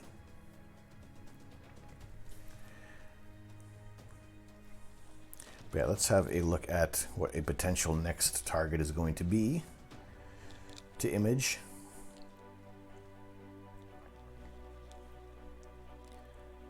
What I am looking forward to is imaging the Pinwheel Galaxy. Once that is going to be coming up there, that's probably going to be in a. Let's see, where are we at now? We are at about 48 degrees above the horizon, and M101 at 3 in the morning is available. So that's good to know that we can actually, if the imaging session will last long enough, we can get the Pinwheel Galaxy, and that is going to fit really nicely in the frame here. In fact, it'll just fill up that center area of the frame and even a little beyond there, and that'll be an interesting target to look at. You know, once we have a stretch of a clear night. Right now it's showing that Tuesday night is going to be forecast to be clear, like the whole night through. And of course it's on a work night. Actually, no, it's changed. Till 1 in the morning it's clear. And although it's basically a new moon at that point, a 1% waning crescent, and so we won't have any issues with that. So if everything works out well for Tuesday, we'll have a live astro imaging stream. Again, notifications will be sent out. Announcements will be put up on Discord and on Twitter. So we will be able to keep you guys updated on those.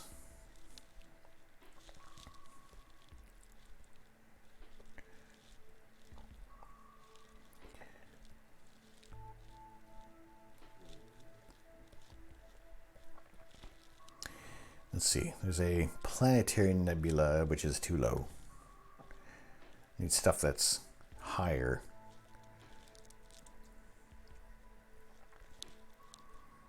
Higher in the eastern sky. What do we have? We have a lot of galaxies out there, and they're tiny though. It's kind of tough to get a lot of these. Let's see.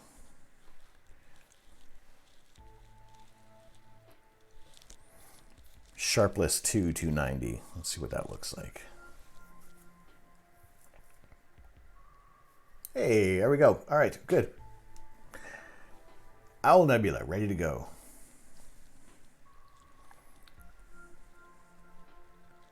So that is M97.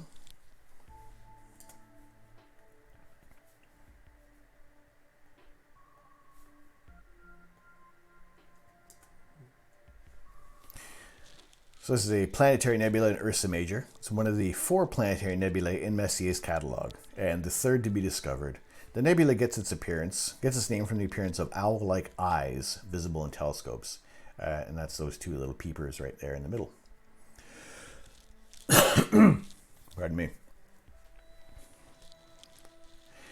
It was discovered by Pierre McCain in 1781. Charles Messier added it to his catalog of that same year. Admiral William H. Smythe first classified it as a planetary nebula in 1844. The name Owl Nebula goes back to Lord Rosse, who first used it in 1848. The Owl Nebula is one of the fainter objects in Messier's catalog, as often the case for planetary nebulae. Owl is significantly brighter visually than photographically, as most of its light is emitted from one green spectral line. And a lot of the kind of the light that we're cutting out from here is cutting out some of that green end of the spectrum as well. So it is kind of, I can see, why it's going to be a little less impressive.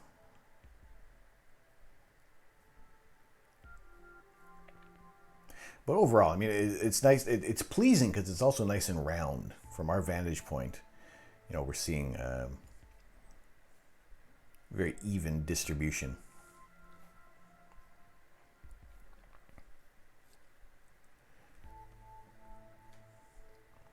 I like it, and it's also what I really like about the planetary nebulae is that you can see that central star in the vast majority of these objects. At least then you can see where this is all originating from. So the distance to M97 is uncertain. Estimates range from 1,300 to 12,000 light years, with 2,600 being the most likely value. At this distance, it would have a diameter of 2 light years. The mass of the nebula has been estimated at 0.15 solar masses, while the 16th magnitude central star contains about 0.7 solar masses. The nebulae formed about 6,000 years ago. So it's one of the more complex planetary nebulae known. Its appearance has been interpreted as that of a cylindrical torus shell, or a globe without poles, viewed obliquely, so that the projected matter poor ends of the cylinder correspond with the owl's eyes. The shell is enveloped by a fainter area of lower ionization. So by the sounds of that, we are kind of looking down into the cylinder and seeing everything else kind of out on the outer edges there, which kind of gives us that nice even look, where looking at it from, you know, kind of maybe turning it 90 degrees, that we would see more of a elongated thing like the which was that? Even like the planetary nebula that we looked at earlier on tonight, which was I call it the Candy Wrapper Nebula, which also Mama Bonbon said that as well.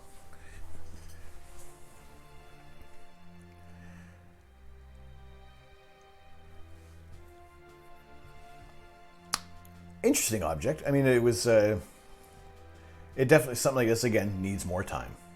I have also stretched the image quite a bit, so we kind of turn that back a little there, back it off just a tiny bit. We can not amplify any of the the noise that kind of comes through there.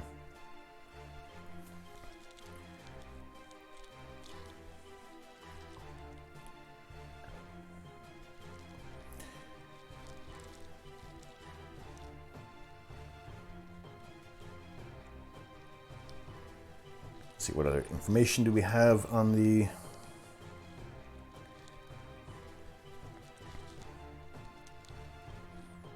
Yeah, spotted. We got about 2,600 light years away, 2 light years in diameter, and easily seen is the that star in the center that of the planetary nebula itself.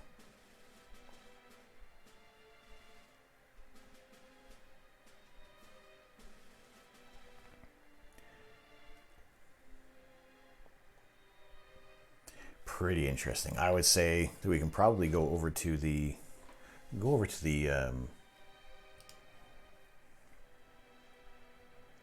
may as well give the surfboard galaxy a shot, because why not, right? Let's make sure we save that one down, do a screenshot of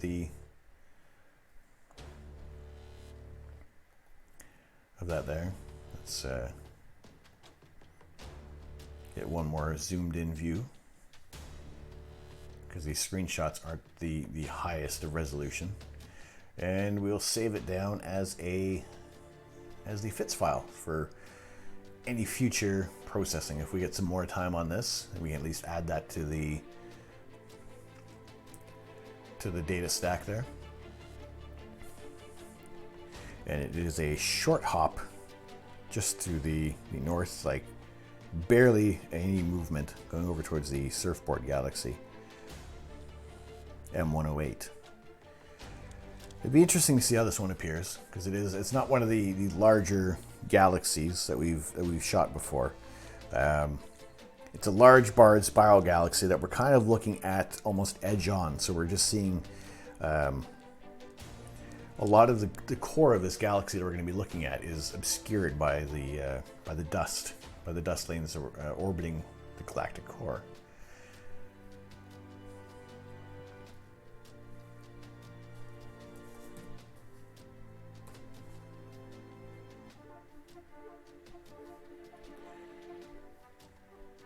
So yeah, you can see this isn't the image that we're taking right now, but more of a processed image. But that's the kind of shape of the galaxy we're looking at there.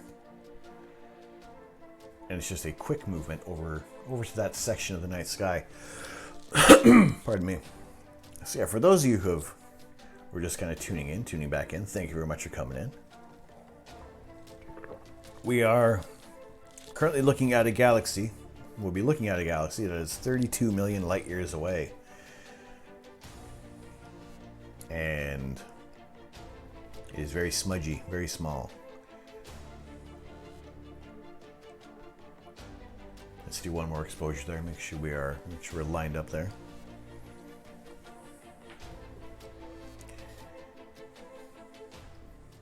But we will, let's see, there we go. Plate solve that.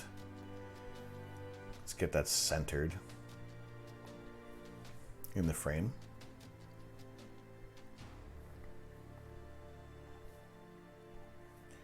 Like I said, we are in the east of England. We are at the mercy of the weather, and right now we are fighting that weather as best as possible. We are holding out and taking this imaging session about 2.5 hours longer than I thought it was going to last, which is fantastic.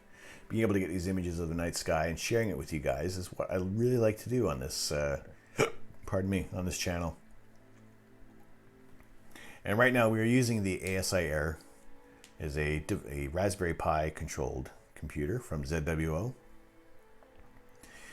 And we're just picking our guide star so that we are able to keep it locked on this target and being able to image for a long period of time so we can capture more data coming through here and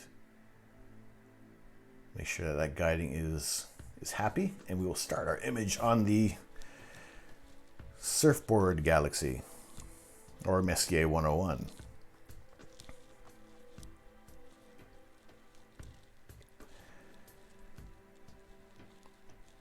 So it's a fine edge-on galaxy lying about 1 degree northwest of the Owl Nebula, which we just had imaged there.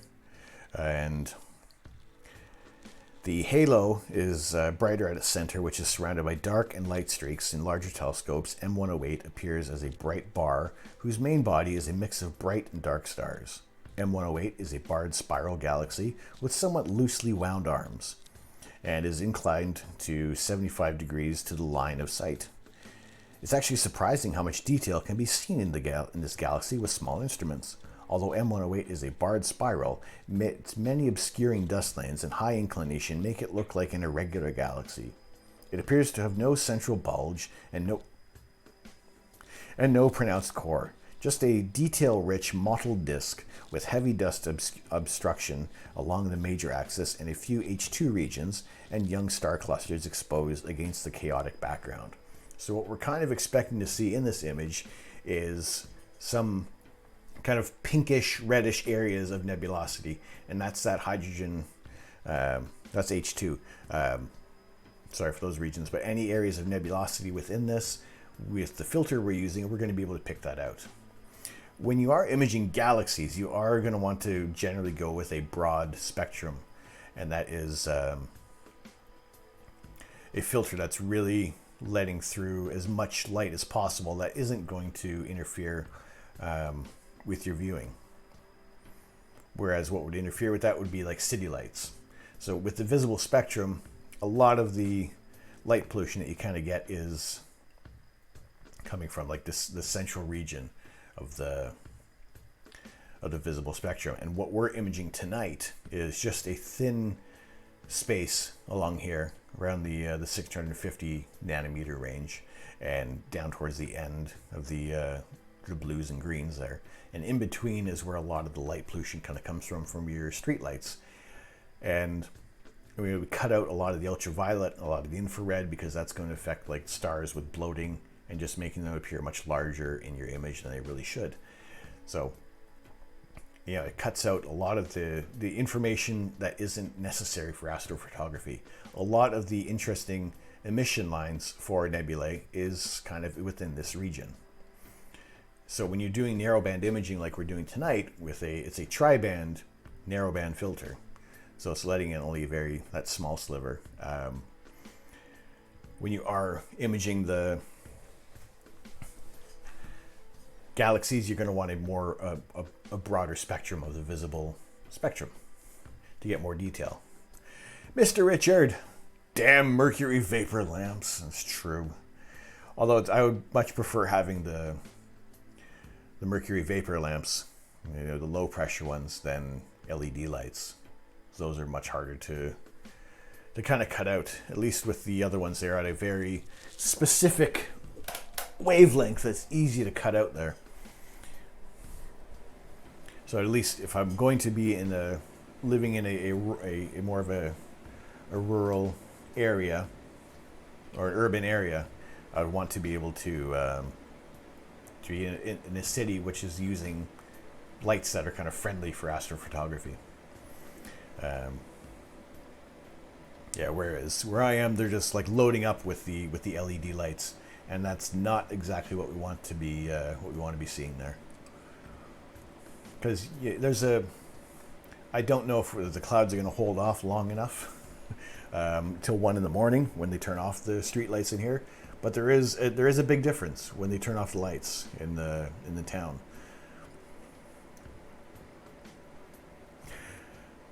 All right, Kelvin Simulator, thank you very much for popping in. Good to have you in here. We will catch you on the next stream, if not this one, on one of yours. We will see you around. Thank you very much for coming in there. Appreciate it so much.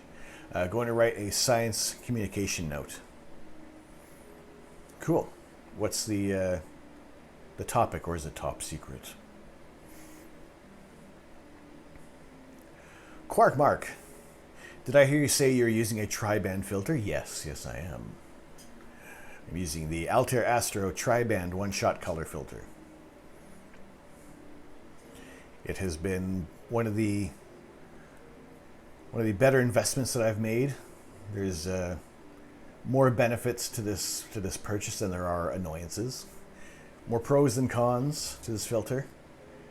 So if you're in the market for something like that, something that is affordable, something that is not quite as expensive as, say, a Radiant Triad filter, I recommend something like this. If you can't get your hands on an Optolong L Extreme filter, I recommend a tri-band filter. It doesn't work great for galaxies. However, we are able to see more of the nebulae within these galaxies, and that's that's almost a little more interesting than just seeing the entire shape of the galaxy itself. No, I found an error in a structure for a SARS-CoV-2 protein. So I've just wrote the authors, and I want to use this class as a teaching opportunity. Interesting. All right. Much more beneficial to things right now. Much more topical.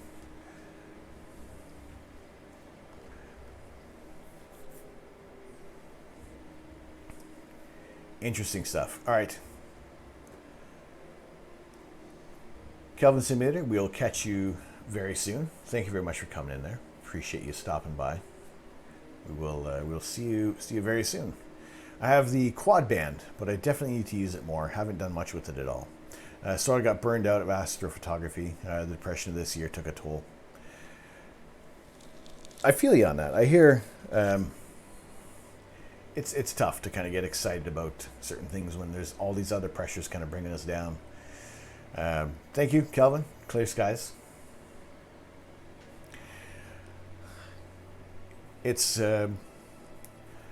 I've experienced burnout in astrophotography in two ends of the spectrum. Whereas at the first lockdown in April, we had in the UK like 2.5 weeks of clear skies straight, with like no clouds, nothing at all. It was just constant clear skies, and I felt like I was running out of targets. There wasn't enough time passing in the season for new areas of the night sky to come into view. And it's not that I was bored with it, but it was just I hadn't had that experience before, having so many clear nights and just dropping so much, and being able to having so many clear nights. It was weird. Like I felt almost bad for thinking, oh, here's another clear night, I'm going to shoot this target again. Whereas on the flip side, the past few months really have been tough, with maybe only a handful of clear nights. So, and just having the equipment kind of sitting there, just collecting dust, as it were. I'm guessing if you have the quad band filter, you're in at least the Bortle 4 area to kind of better utilize those transmission lines on there. Because I'm in a Bortle 5, so that is no, that's your Bayer. Yeah, I'm in a 5, so that's pretty much the edge of. Oh, you're in a 9.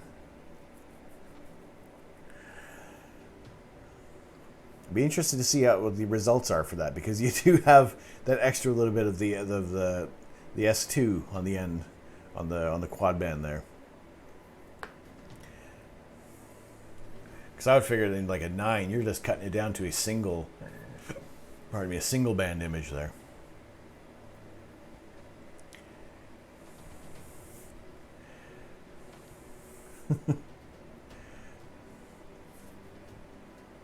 I'd be interested to see what the results are from your images there.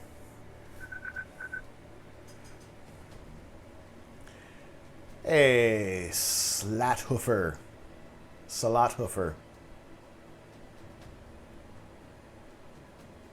Butchering your name. Hoofer 12. Welcome into the observatory. Thank you very much for the follow. Appreciate that. Welcome into our community. How are you doing tonight? Good to have you in here. We are currently imaging Messier 108, also known as the Surfboard Galaxy. Inquisitive Minds, how are you doing? Welcome in.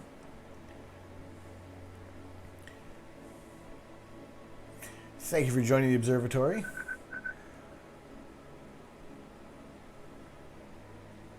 Hyperbian Dreams, thank you very much for the follow. Welcome into the observatory. Glad to have you in here. How are you tonight? Happy you joined. Good to see you in here. We have just finished our image of M108. It was a 10-minute exposure.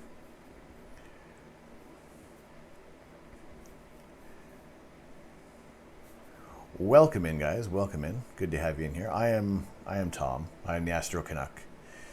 It is my pleasure to bring you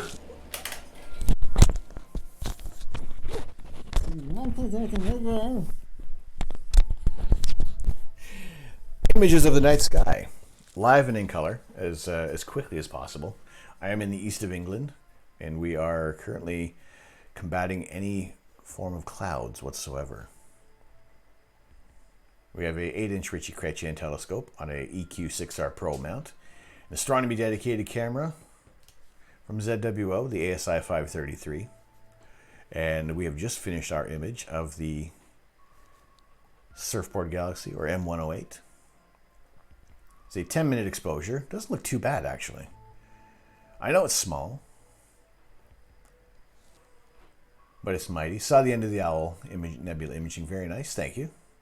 Thought it was pretty cool. This one actually turned out a little better than I thought it was going to. Now let's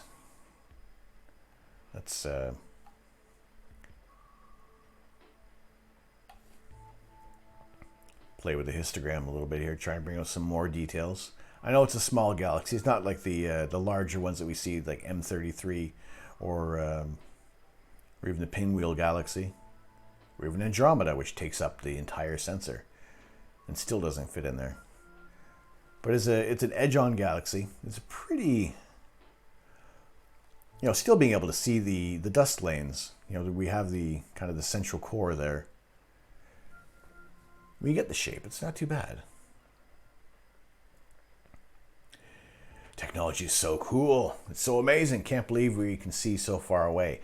I am often struck by existential crises, looking at some of these images sometimes, and just realizing how far away these objects are. This is 32 million light years away.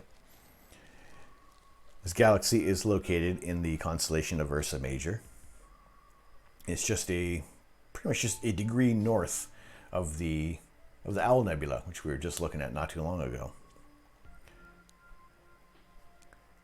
It's like Owl Nebula is like down here a little bit.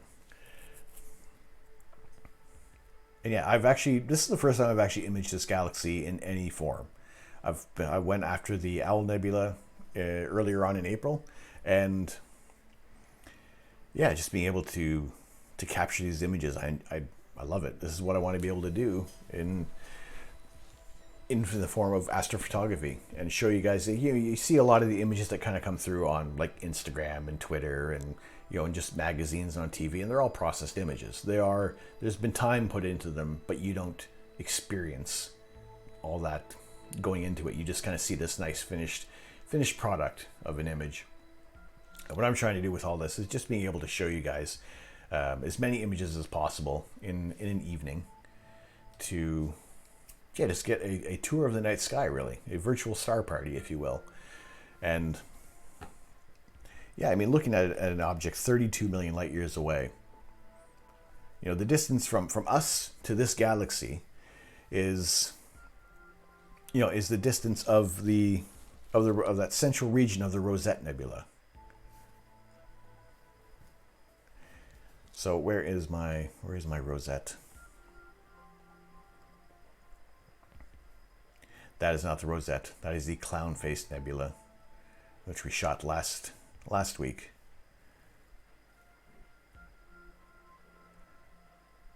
But here's I don't know if it's a good example of trying to figure out a distance. So let's just say that we are here. The galaxy we're looking at right now, that M108 that we shot, is over here. This is, sorry, no, that is, my apologies. This is 30 light years across. That is not 30 million light years. This would be an incredibly large object. I apologize. That is not the correct distance there.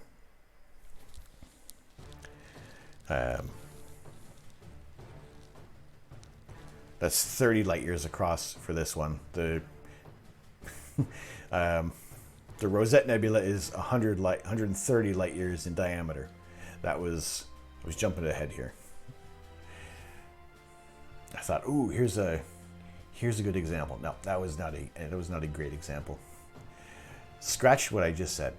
32 million light years away for this galaxy. I couldn't imagine how big the Rosette Nebula would be. It would be too dispersed if it was 30. It was 100 and it'd be like 1.2 billion light years in diameter. It'd be ridiculous for a nebula to be that large.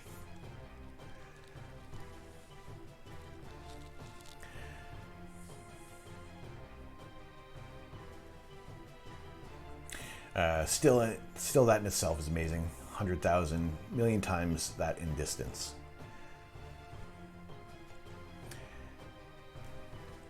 And I enjoy looking at these objects. What else do we have here? Looks like there's another smudge in that area. Is there more that we're not kind of seeing? So it looks like just down here, there's another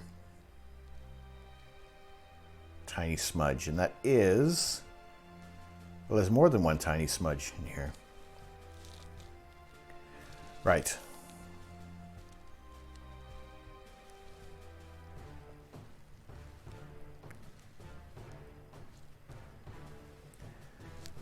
So, okay, 32 million light years away.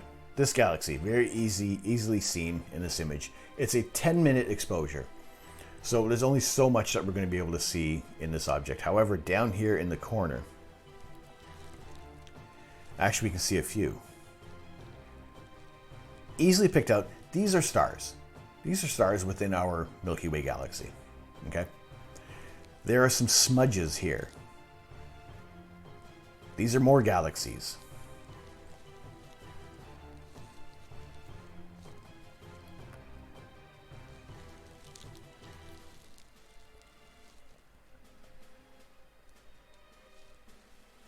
This one here is PGC 34144. Catchy name, rolls off the tongue. This one is 720 million light years away.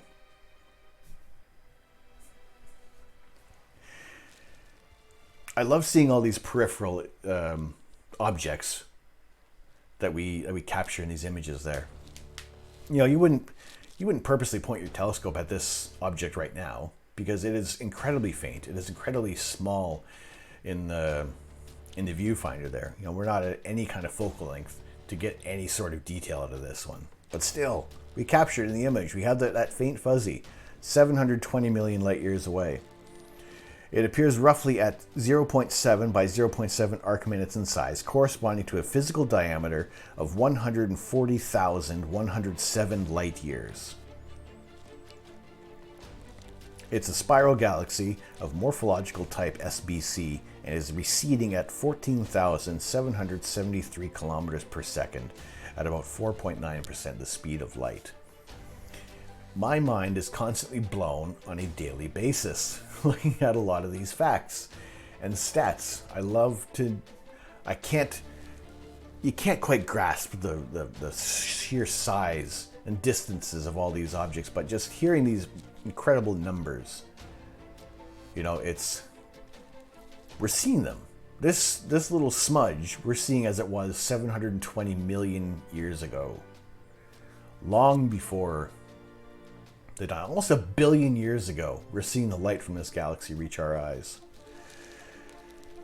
And this one right here, this galaxy, is PGC 34128, which is, this one's 810 million light years away.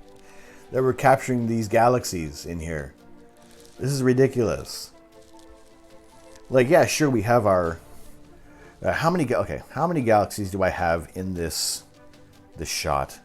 There is 1, 2, 3, 4, 5, 6, 7, 8. At least 8 galaxies, 8 more galaxies in this one picture that are kind of hidden in the background of this. And each of them, what's the distance of that one that we're looking at? This one here, 810 million light years away. About 800 million years ago, oxygen levels reached about 21% and began to breathe life into more complex organisms. Ridiculous. So the light we're seeing now, you know, there's barely anything going on here on our planet when the light from this galaxy left. Hey, internet, come on back. There's some cool shit happening here. Come on back, internet. There we go.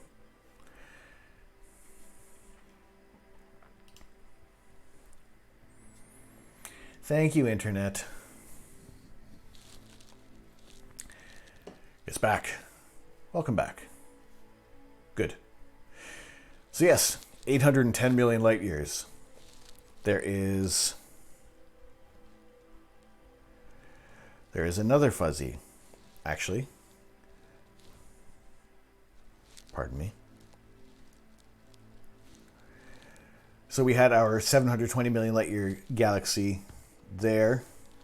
I don't really think we can see it. It is this section right here. There's another galaxy, another 850 million light years away in this section. The closer I zoom in on this, the more galaxies are being revealed. Oh yeah, there's more over here.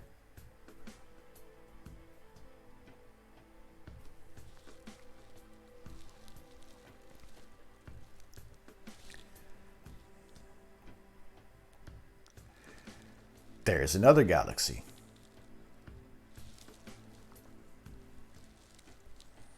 Another little faint fuzzy, PGC 2503722.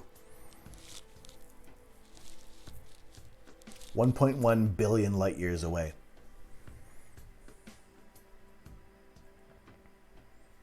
Probably one of the farthest objects I've captured on an image. Seriously, there is so much to look at in this one image that definitely if there was a serious amount of time put into this image, this area of the night sky, just, not even focusing on this galaxy, because, 32 million light years away, nothing compared to all these surrounding galaxies in this image. Anything that's not a nice point of light that looks a little smudgy, a little out of focus, is another galaxy with billions of its own stars, billions upon billions of stars, all these light years away. What's another one? Where's another area?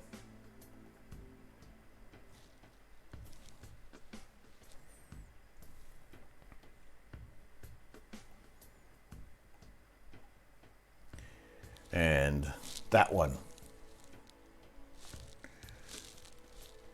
is 810 million light years away for that galaxy.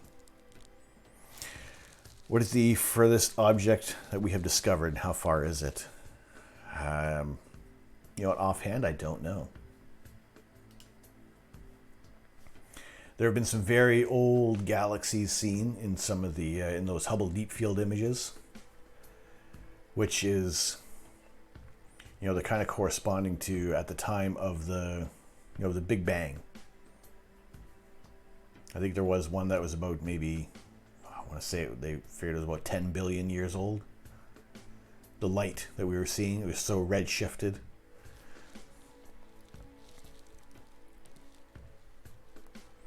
All right. We have, I don't know if this one's going to show up, this other galaxy. which would be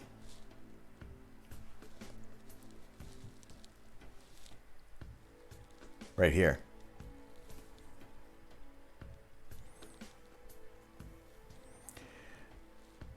This itty bitty point of light, 1 billion light years away,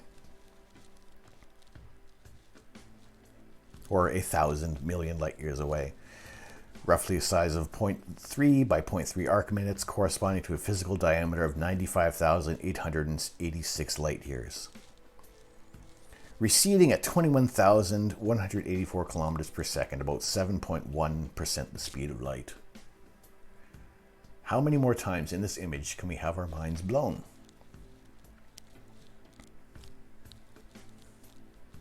We have 2 more galaxies right here. Just below my beard. The one on the left is 810 million light years away.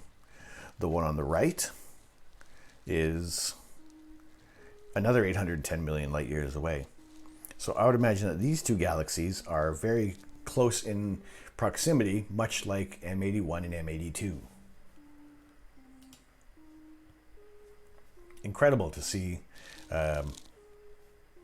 this much detail in one photo. So that is definitely going to be saved.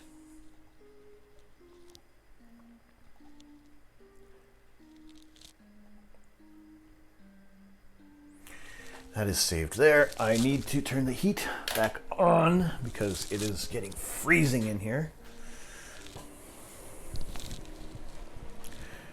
But yes, probably what is as almost unremarkable as this looks at the moment. This the galaxy. That there is so much more in this image. So many more objects that are almost invisible to us.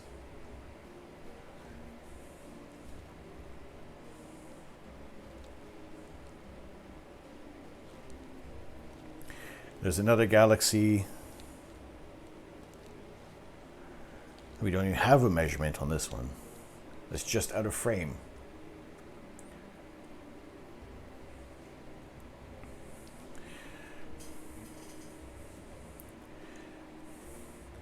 Thinking like that's the antidote to burnout.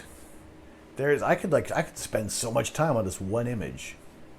I would definitely like to be able to have another week straight on this single target and image the absolute hell out of this. And be able to bring more of these images, more of these galaxies into view. I have spent the longest I've had on one target was with the Whirlpool Galaxy at about 24 hours. And it was a wide field image.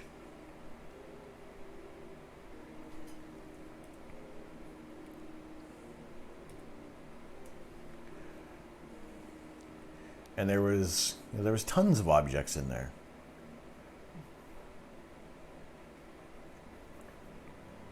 So it's if we can start to look beyond the more alluring, brighter targets. But there's so much more in the background. Earlier on tonight, we did shoot the California Nebula, but that wasn't the object of affection. It was another galaxy 210 million light years beyond the California Nebula, which was kind of hidden behind all the clouds of hydrogen alpha gas. So yeah, things like that, looking past the alluring objects is definitely something that's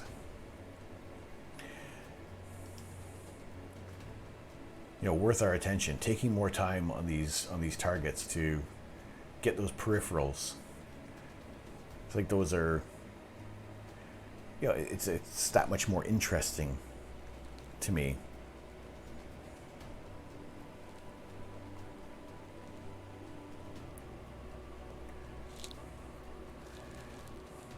This is some big, mind-blowing stuff that's happening right now with a lot of these images here.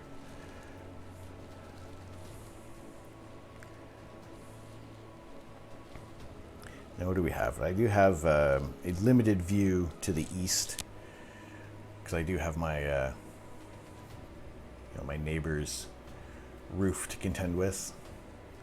Well, for the most part, it's still not looking too bad out. We're still able to see. We are seeing some of the Leo constellation kind of coming up there. Which the Leo constellation has a lot more galaxies than it does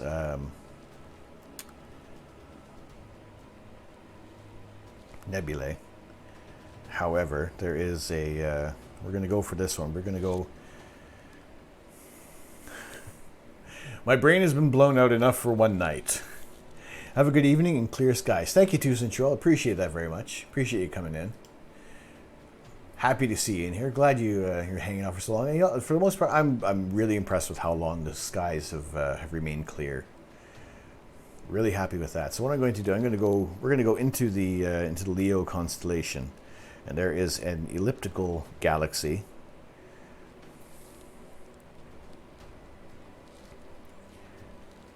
Which is, I'm gonna have to get the coordinates elsewhere for this one because it's not in the catalog. But it is 850,000 light years from our solar system, so not that far away, astronomically speaking. But it does look like it could be an interesting target to look at there. There's some more galaxies in the background of this. We are close to the star Regulus, so that might that'll just be in the frame there. But I'm going to select that object.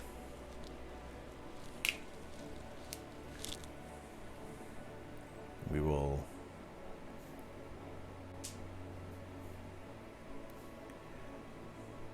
we got all that saved. So those images are saved down. We saved the screenshot, did we? Let's take it again.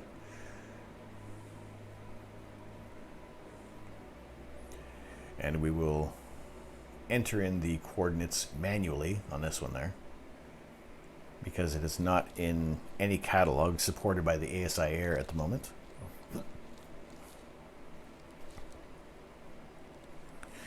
So that is 10 hours, 9 minutes, and 35 seconds.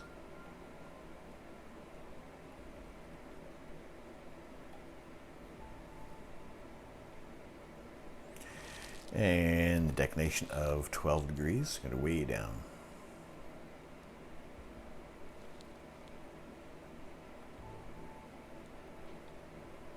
Come on. See, this is geared towards using a touchscreen. It doesn't work well with a mouse all the time. 12 degrees, 12 minutes, and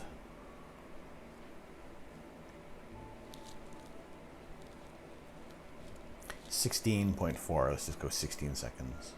We'll round it down.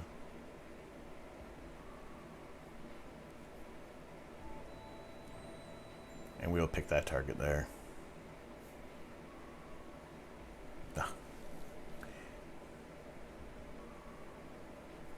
It should do that. I don't know why the move tool is having issues.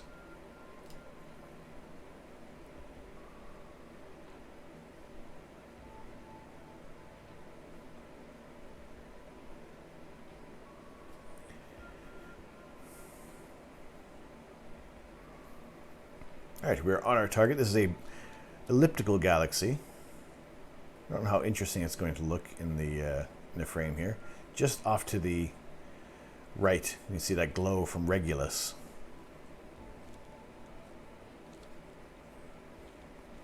Which looks like it's pretty much where I want it to be.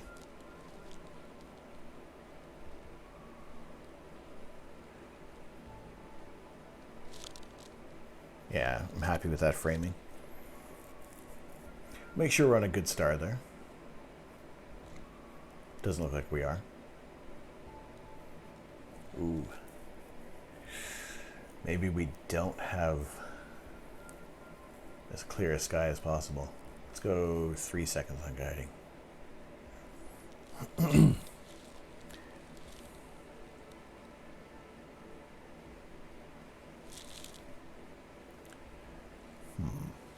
That's going to be a bit of a problem for guiding on that.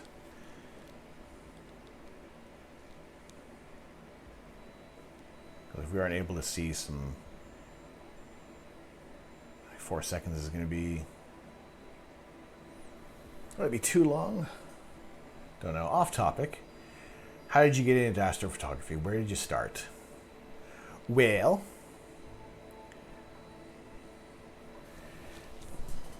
I would say it's so much off topic. It's a fairly topical kind of question there.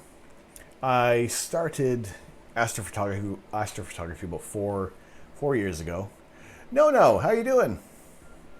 You're back? We're still here. I started astrophotography about 4 years ago, and it's kind of blown up and flattened my wallet for ever since, really.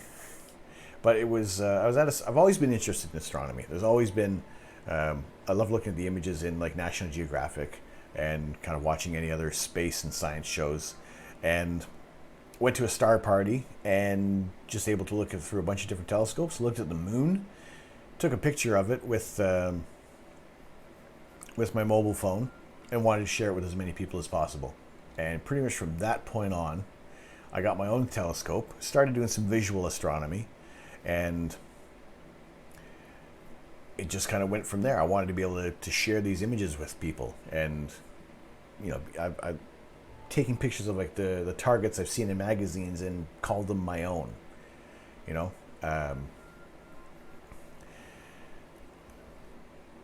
was what I wanted to be able to do. For visual astronomy, it's cool. It's really amazing to look at a lot of these objects, but at the same time, I feel it's a little selfish, for me at least, that I want you guys to see it as well.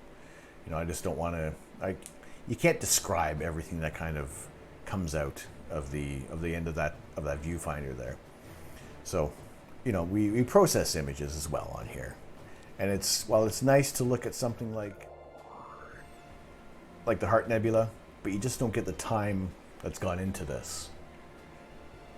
You know, you guys see like a lot of the end products on Instagram and Twitter, maybe some work in progress things, but things like this with the Heart Nebula, this is about 2.5 hours worth of imaging time that's gone into this.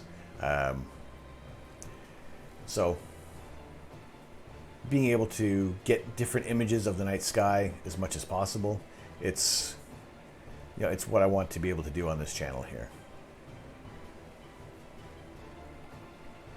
And I think I'm gonna have to pick a different target because the guiding is not gonna be that good on here. But yeah, it's I started off with an Alt-Az telescope, and the whole point of that one, it just goes up and down and left and right. The problem with that is the Earth rotates on an axis, and a scope like that can track the night sky, but it doesn't follow the Earth's rotation. Moving to a German equatorial mount, like what we're using right now with the Skywatcher EQ6R Pro, you know, here's the axis, and then it rotates along there. That's your right ascension, so that's following the Earth's rotation, opposite to the Earth's rotation. So using an equatorial mount is when you're going to be able to do longer exposures and be able to get more interesting images of the night sky. Patience will reward you with some more images that can look really nice if you're using the Alt-Az telescope. But you're only going to be getting like maybe 30-second exposures at most with that before there's going to be like image rotation and just any problems with the gears, with the equipment that you're using. And you can't really do guiding that well with an Alt-Az mount.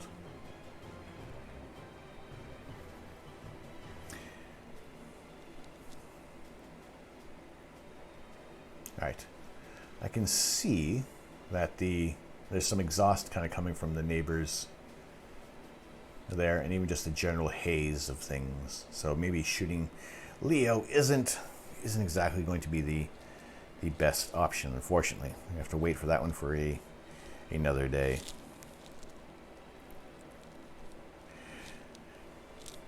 Thanks for sharing. So inspiring. Oh, no worries. Thank you. Your enthusiasm reminds me of Adam Savage. Thank you. I take that as a very good big compliment. I enjoy the works of Adam Savage. I enjoy his enthusiasm as well. Hopefully, it can give you guys a little more inspiration for looking up at the night sky. It's like I said, what I want to offer here is the opportunity for anybody who may not be in an area of the globe where you have clear skies or even less light pollution. I'm kind of in the middle of what on the Bortle scale of what your the sky quality is. Oh, I've clicked on the wrong button here. Close.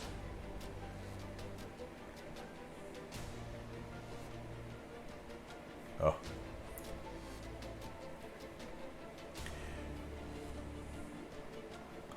Yes, for the Bortle scale, I'm in the middle. I'm at a 5. It's not too bad, and it's not great either.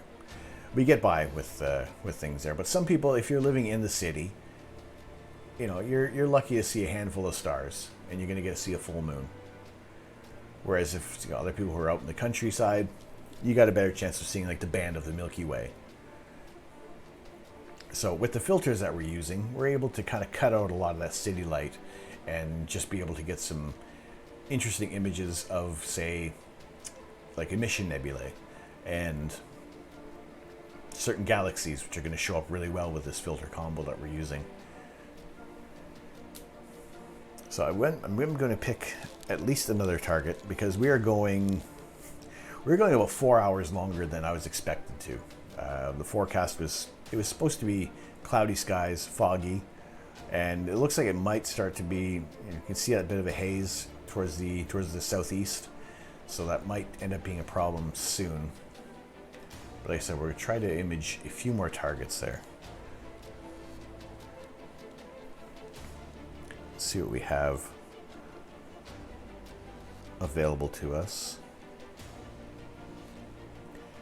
Because I'm in the east of England, I have limited views from my back garden, so they're not always favorable. But whenever the skies are clear, I do want to be sharing the night sky with you guys as much as possible because there's so much cool stuff out there. So many interesting things to see.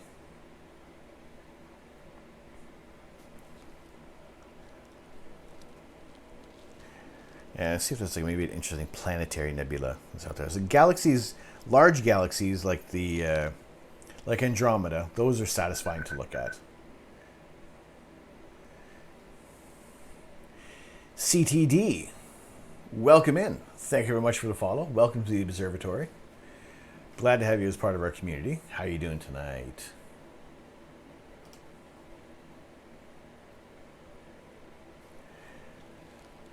Because we're picking some smaller galaxies. It's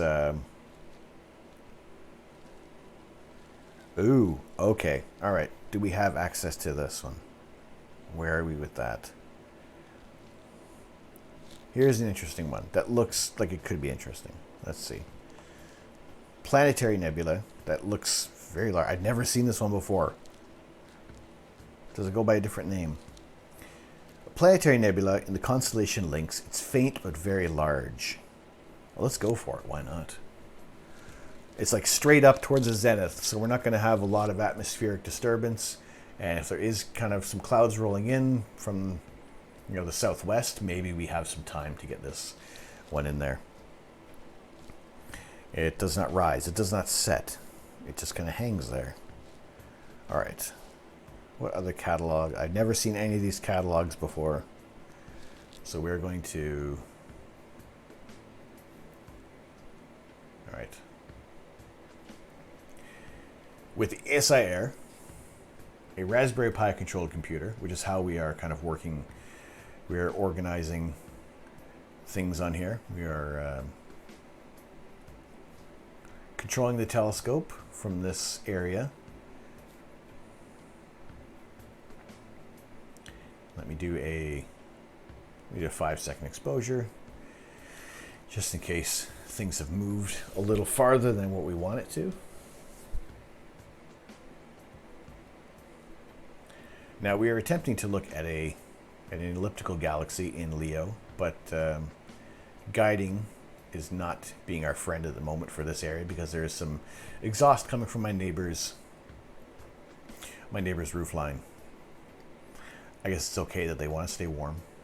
It is, what's the temperature? -3 degrees right now. We are currently at -3 degrees Celsius in the east of England. For a lot of people, that is absolutely freezing.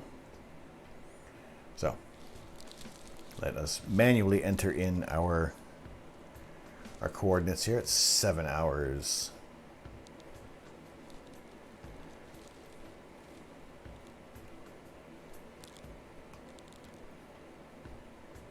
7 hours, 59 minutes, and 29 seconds.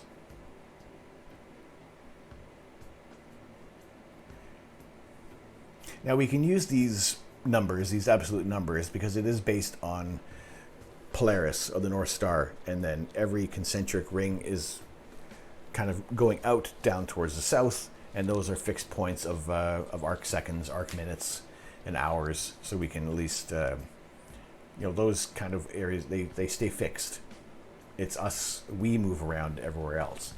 So as long as the scope knows what time it is and geographically where we are on the planet, then we can easily punch in these numbers and slew to those targets with great accuracy. And 53 degrees.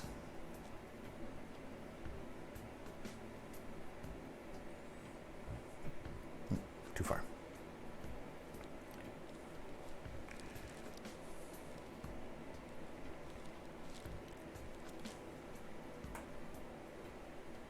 (21 by 54). Let's go 54. Because we cannot do sub-arc seconds on here.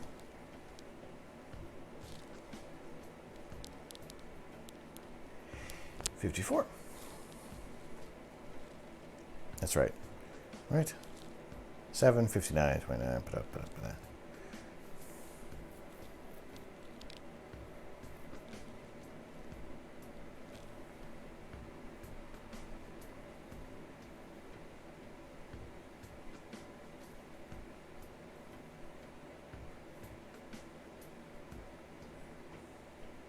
All right, we're going to be pointing pretty much straight up right now, which is good because we are going away from any atmospheric disturbance towards the horizon, and also getting rid of any possible exhaust from my neighbor's roof from their heating.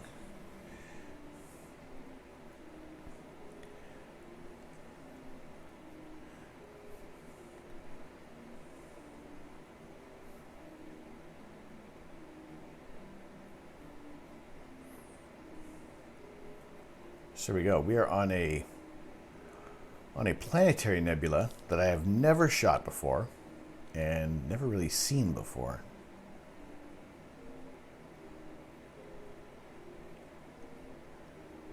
It says it's faint, and it might very well be. The odd time, I've never shot this one before, so I'm not sure what to expect out of the camera. This will be interesting to see. And that star is no good for guiding. Why would it even pick that? That one looks perfect. Let's stay on that. And no, 4 seconds. We don't need 4 seconds. 2 will be fine.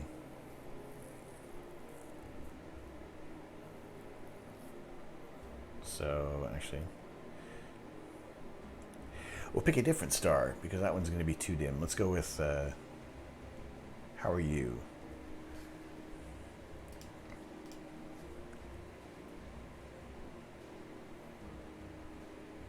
You'll do.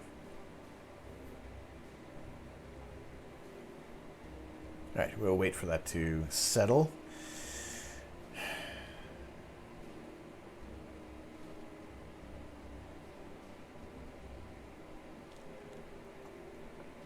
We can do, let's go with 30-second exposure on here, because I've never imaged this area of the night sky, and it may be a little off, I'm not sure, but it'd be interesting to see what comes up, what is available.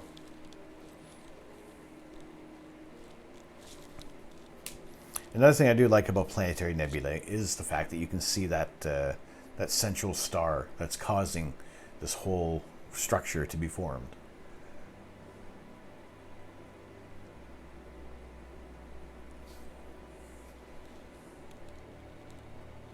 So it's also named Jones Emberson 1 after its discoverers. This planetary nebula makes it for a very difficult target because it's very low surface brightness.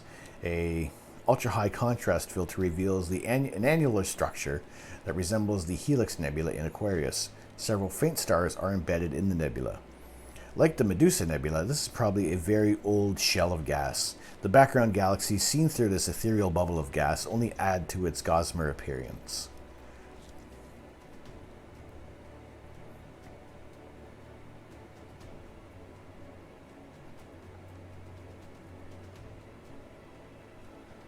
I'm seeing a little bit. It looks like it might be kind of around here.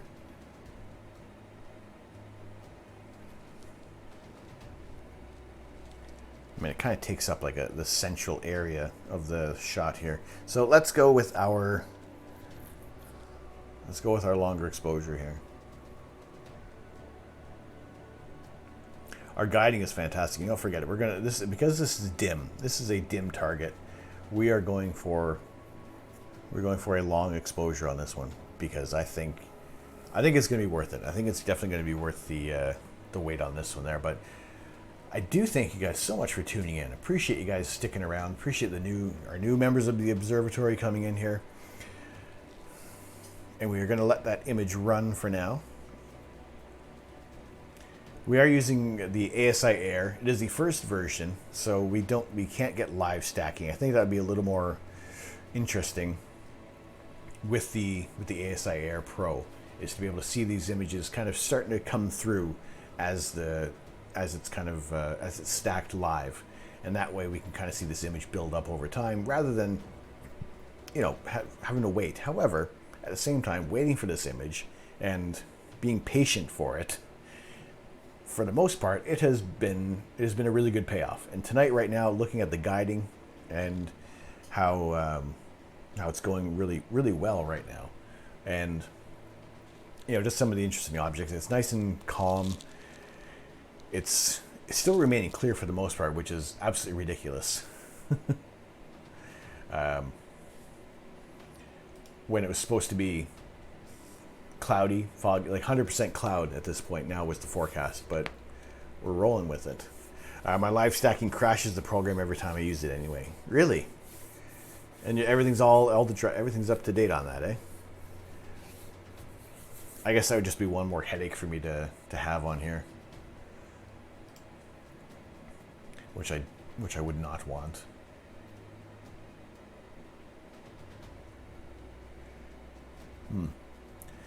Well, I guess in that way, with what we're doing with these images, at least we're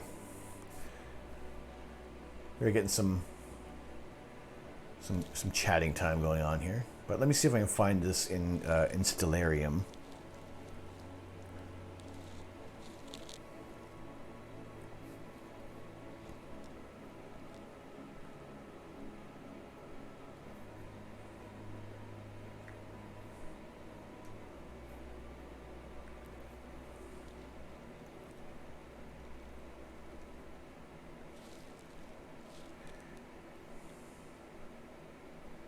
See if it is under another name, perhaps.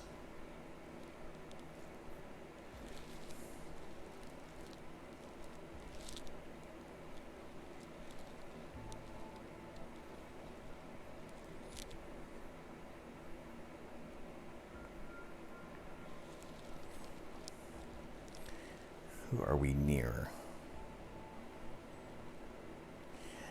NGC 2474.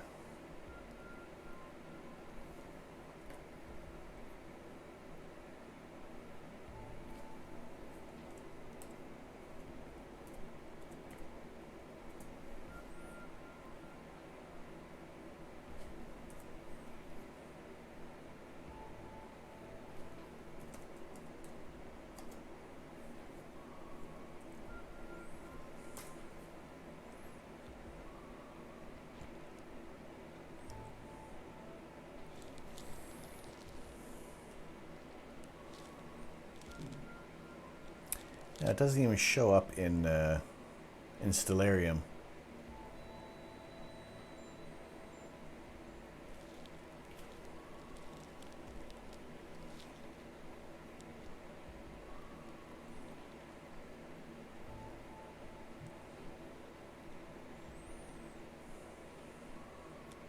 Which is interesting.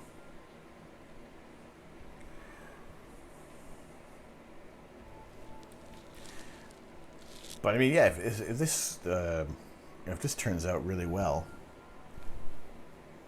so I'm looking at the smaller screen. I don't want to look at a small screen of things. I can pull this up on this end over here.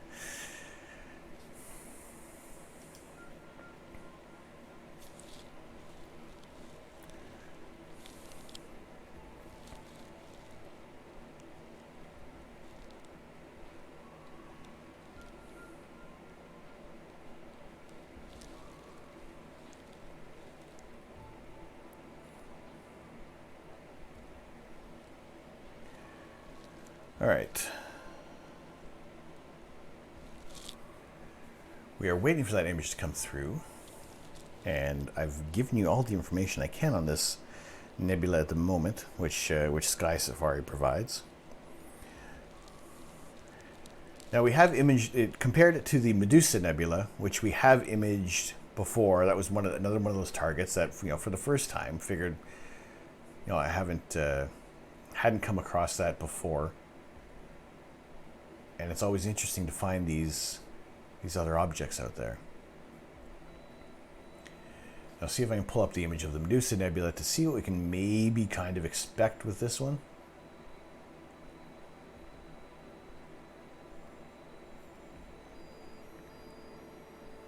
So there we go. This is the Medusa Nebula.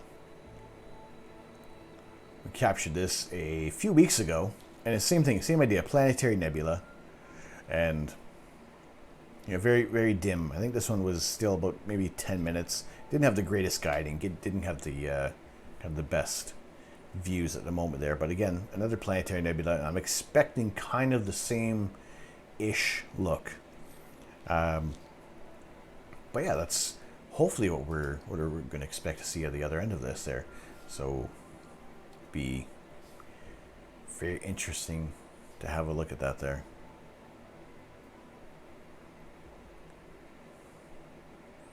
So again, what's kind of beneficial to this one is that we're looking straight up. A lot of the light pollution shouldn't be reaching that at all. So at least we'll be able to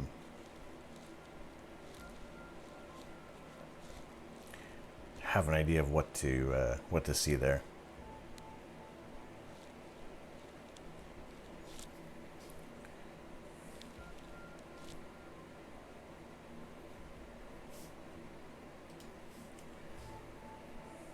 That there itself is another planetary nebula, where the star has kind of exhausted its fuel, shedding its outer layers, and I believe that one is that's the central star there for the Medusa.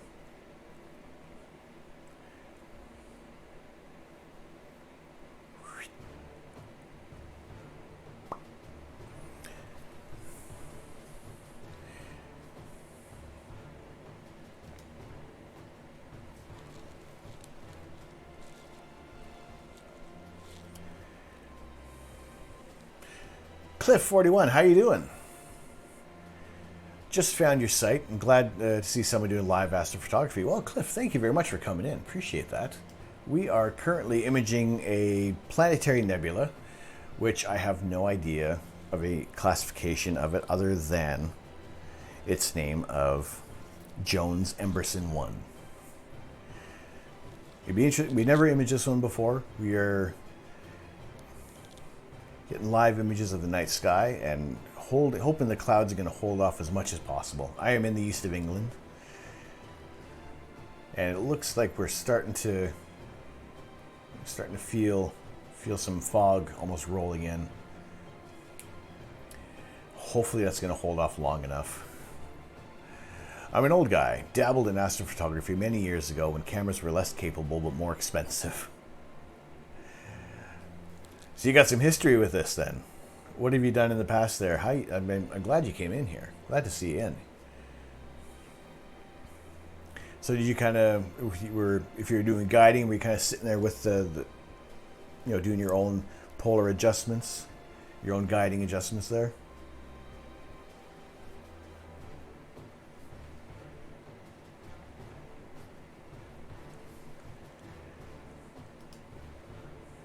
Because so far all I've experienced is a lot of the automated stuff.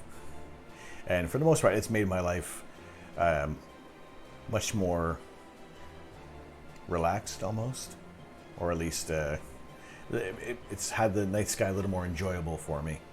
Whereas I know sometimes, it's a challenge, especially for, I know, loading up, getting your film ready for imaging. It was a long process to get that all together there. Whereas now we don't have, there's no more film, it's just all digital. We can adjust things on the go. Had a Meade LX90 and a Starlight Express black and white camera, no auto guiding, so I was limited to 30-second exposures. I started off with astrophotography, and I had no guiding, and about 15 to 20 seconds was about the longest exposure I could get with an alt-az mount.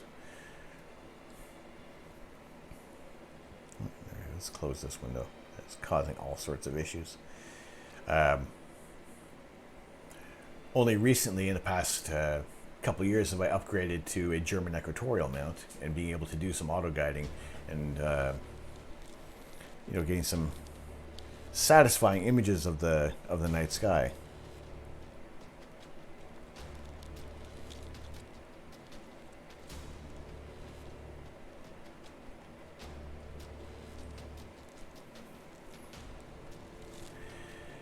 But yeah, with this is the 8-inch Ritchie Krejcik telescope that we're using, and just down there is the ZWO ASI 533.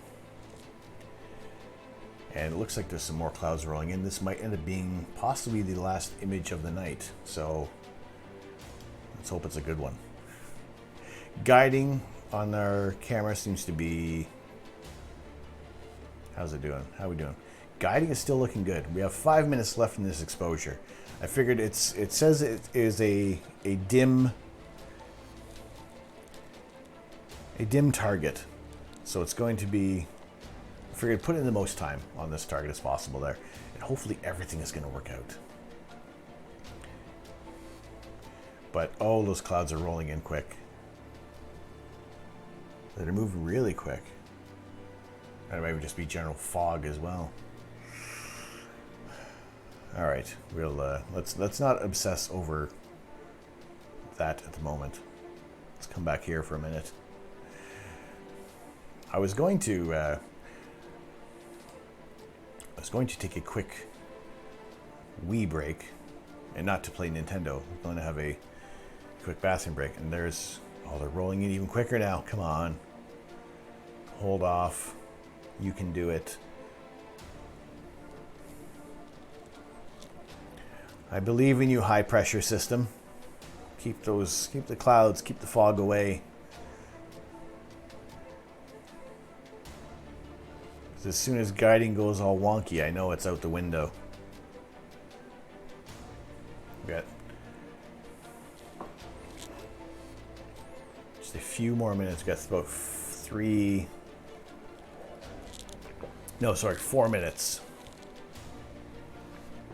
4 minutes on this exposure, and we're going to be able to see a planetary nebula that I've never imaged before, as long as all these clouds are going to hold off.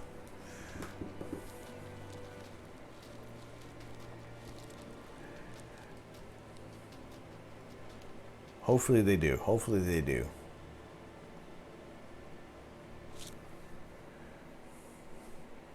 Professor Ling, how are you doing?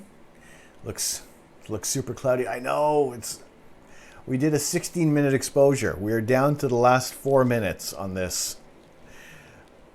Good to see you in here. Good to see you.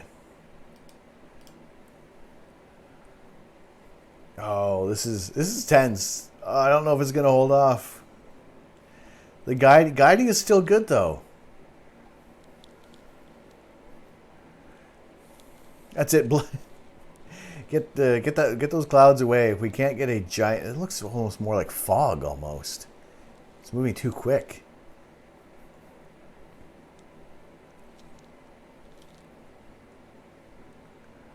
All right. I figured at this point now we've absorbed enough photons, enough data has kind of come through on here.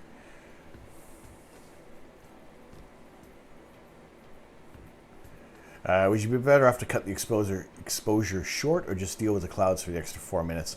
If I cut this exposure off, it's just going to just disappear into the ether because I'm using the preview mode on the ASI Air, and it's really essentially just for framing things up. There's no live stacking on this one. This is the original version there. So yeah, it's just hope that enough of this is going to hold off. Although it's probably going to end up being a bit of a hazy image in the end. But this is a bit of the risk we kind of take with the images on here. If we had live stack, oh my god, that's getting even worse. I think this image might be scuffed. No. Although the guiding's still saying it's good.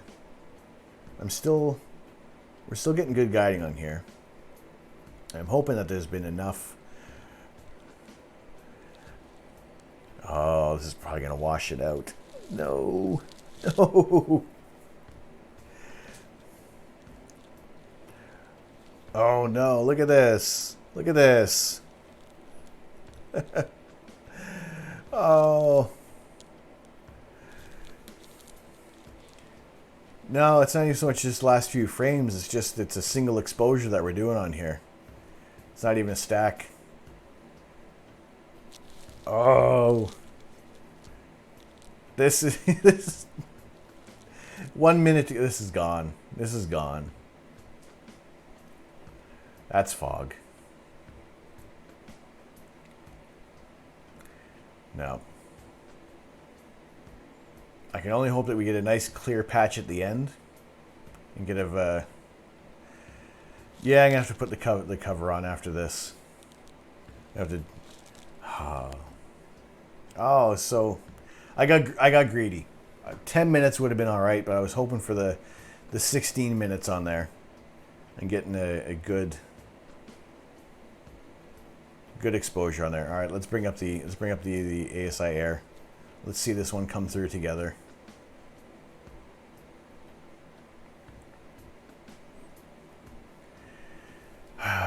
I did have a nice bright star on there for guiding, so it was cutting through. It was cutting through the scope there. We have to go out there and cover things up. Not that bad. Not that bad.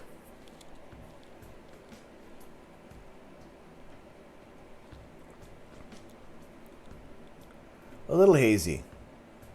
A little hazy, but still, that's not too. I'm calling that one a success. Come on, that's good.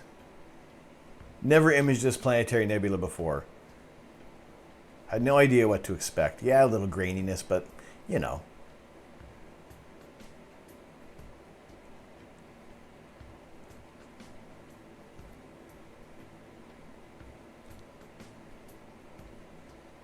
We see it.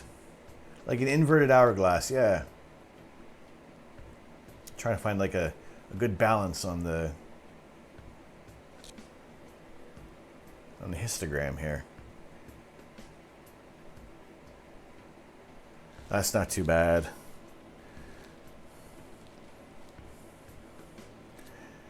Yeah, so it's an ultra high contrast filter would be good. It reveals an annular structure that resembles the Helix Nebula in Aquarius. Several faint stars are embedded within the galaxy. If we had more time on this target, there are galaxies that can be seen through this nebula itself. Oh, it's disappointing with the weather that it just kind of crapped out there at the last second, and I think that is it. That central star, that is, that's it right there. I got to zoom in on this one there. It's blown out, but right there, that blue star is right in the center there. That is really cool. Gornsey, how you doing? Good to see you in here. I mean, if you're on a phone, you're on your tablet, kind of hold it a little farther away. It kind of improves the resolution a little bit. Look at a small screen. That's cool. That's definitely a target to come back to for sure. Get some more time on that there. Well, this is the weather that they were calling for.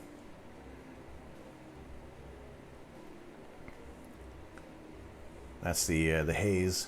So what I'm going to do is park the scope, because that is probably going to be the end of the night for that. Although, again, what was supposed to be a two-hour imaging session has been very fruitful. Some new objects that we've looked at.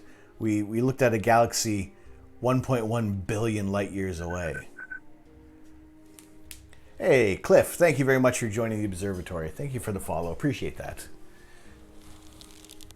Good to see you in here. Welcome to our community. For those of you who are new to the channel and don't know who the heck I am Tom. I am the Astro Canuck. And this is what I love to do, taking live images of the night sky, bringing the cosmos to your screen is what I love to do here on this channel. We've been doing this for about four months now. Not long.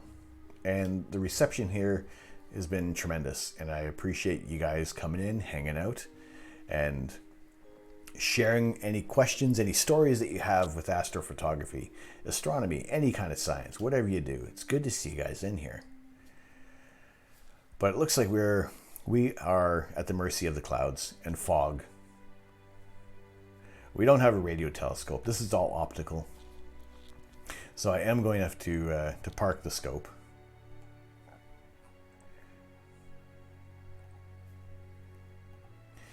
But the session lasted a lot longer. We took as much advantage of the night sky as we could.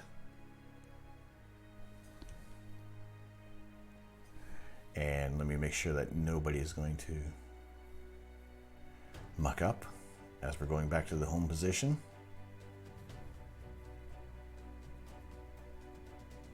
Hello. Hello, go home.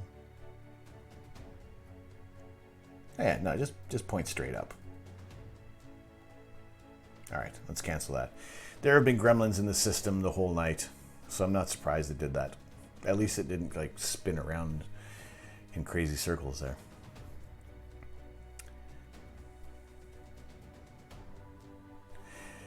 But happy with a lot of the images coming through there tonight. Hopefully you guys enjoyed yourselves as well. Celtic Raven! Good to see you in here. All is well. Scope has made an appearance. We have gone, like I said, 4.5 hours longer than I thought we were going to. The weather held off for quite a while. Although we are now at the mercy of a whole lot of fog rolling through.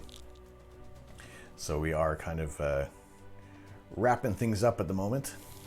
So I will check for who we're going to share the love with, who we're going to raid. But yeah, this image, this is a planetary nebula I've never shot before, named Jones Emberson 1, or PK16431.1. No real colloquial name for this one. You're turning into a putsy. That's inadvertently, yes.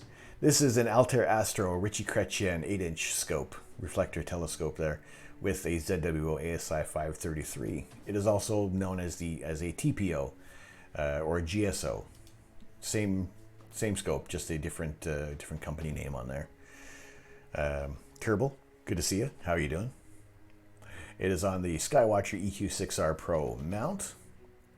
And this was our final image of the evening of a planetary nebula in the constellation Lynx.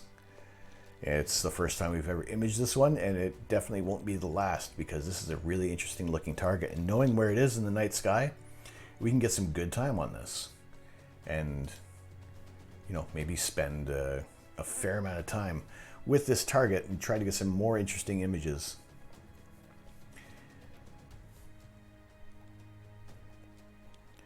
Of the night sky. But yeah, I figured that there could have been a chance of doing some image processing, but we didn't. We had clear skies. It was fantastic. Very happy to have you guys hanging out with me tonight.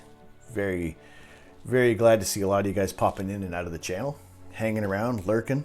Appreciate that very much. That is the support that I like, to see you guys just kind of hanging out in the chat, even having your own side conversations as well.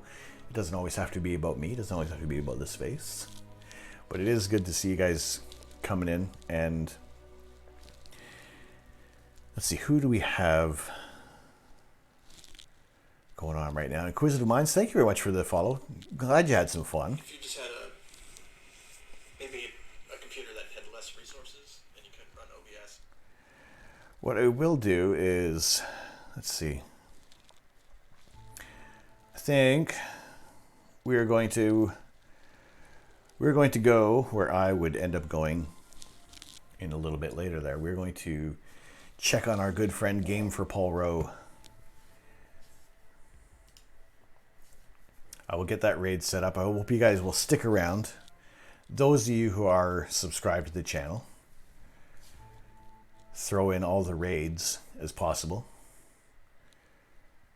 I don't have any message kind of put together there. Here's our emotes that are available with the channel.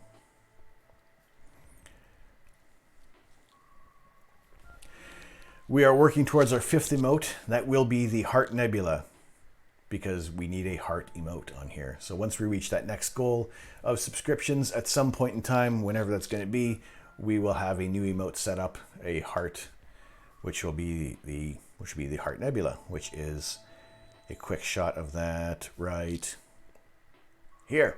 Heart Nebula. We're just going to take this main body of this nebulous complex, and that's going to be our new emote eventually. No rush on that.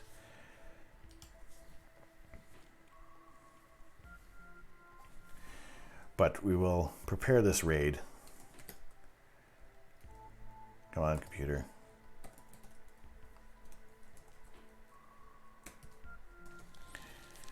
We're going to send you guys over to our good friend, Game for Paul Rowe. Paul Rowe is playing Beat Saber, and if you want to see the absolute best Beat Saber player in the world, let me know who it is, but I'm going to send you guys over to Paul Rowe and throw on some raid emotes.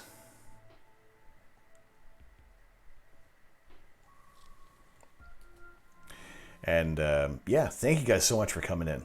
I appreciate you guys sticking around, and you know, it's my pleasure to bring you guys the night sky. Whenever the skies are clear, I'm going to aim to be, I have the telescope ready to go, and we will take more images of the night sky and anytime it's clear. If it is raining, if it is cloudy, we're going to be doing some image processing. I have some new challenges set up, which I'll have the images available for those who are those who have subscriptions to the channel on the Discord. You're going to be able to have those. There you go. I like that. Copy that one. Thank you, Putsy. Let's get that going. Game for Paul Rowe. This channel is intended for mature audiences. Paul likes to swear. But stick around for the raid. Thank you guys so much for coming in. We are ready. 20 raiders. That is strong. I love you guys so much. We'll be back. Check Discord. Check Twitter. Astro Canuck. I am Tom. I have mucked up my ending. We're going to rewind for a quick second there. But thank you guys so much for coming. Appreciate the follows. Appreciate the resubscriptions to the channel, the bits. You guys hanging out, the lurkers, everything. You guys are fantastic. More astronomy on Twitch. That's what we want to do. More science, more technology. We're going to send you over some fun gaming with Game for Paul Rowe. I have been Tom. I am the Astro Canuck. I'm not here to change the world. I'm here to share the universe. Have a very good evening, and we will see you guys real soon. Take care.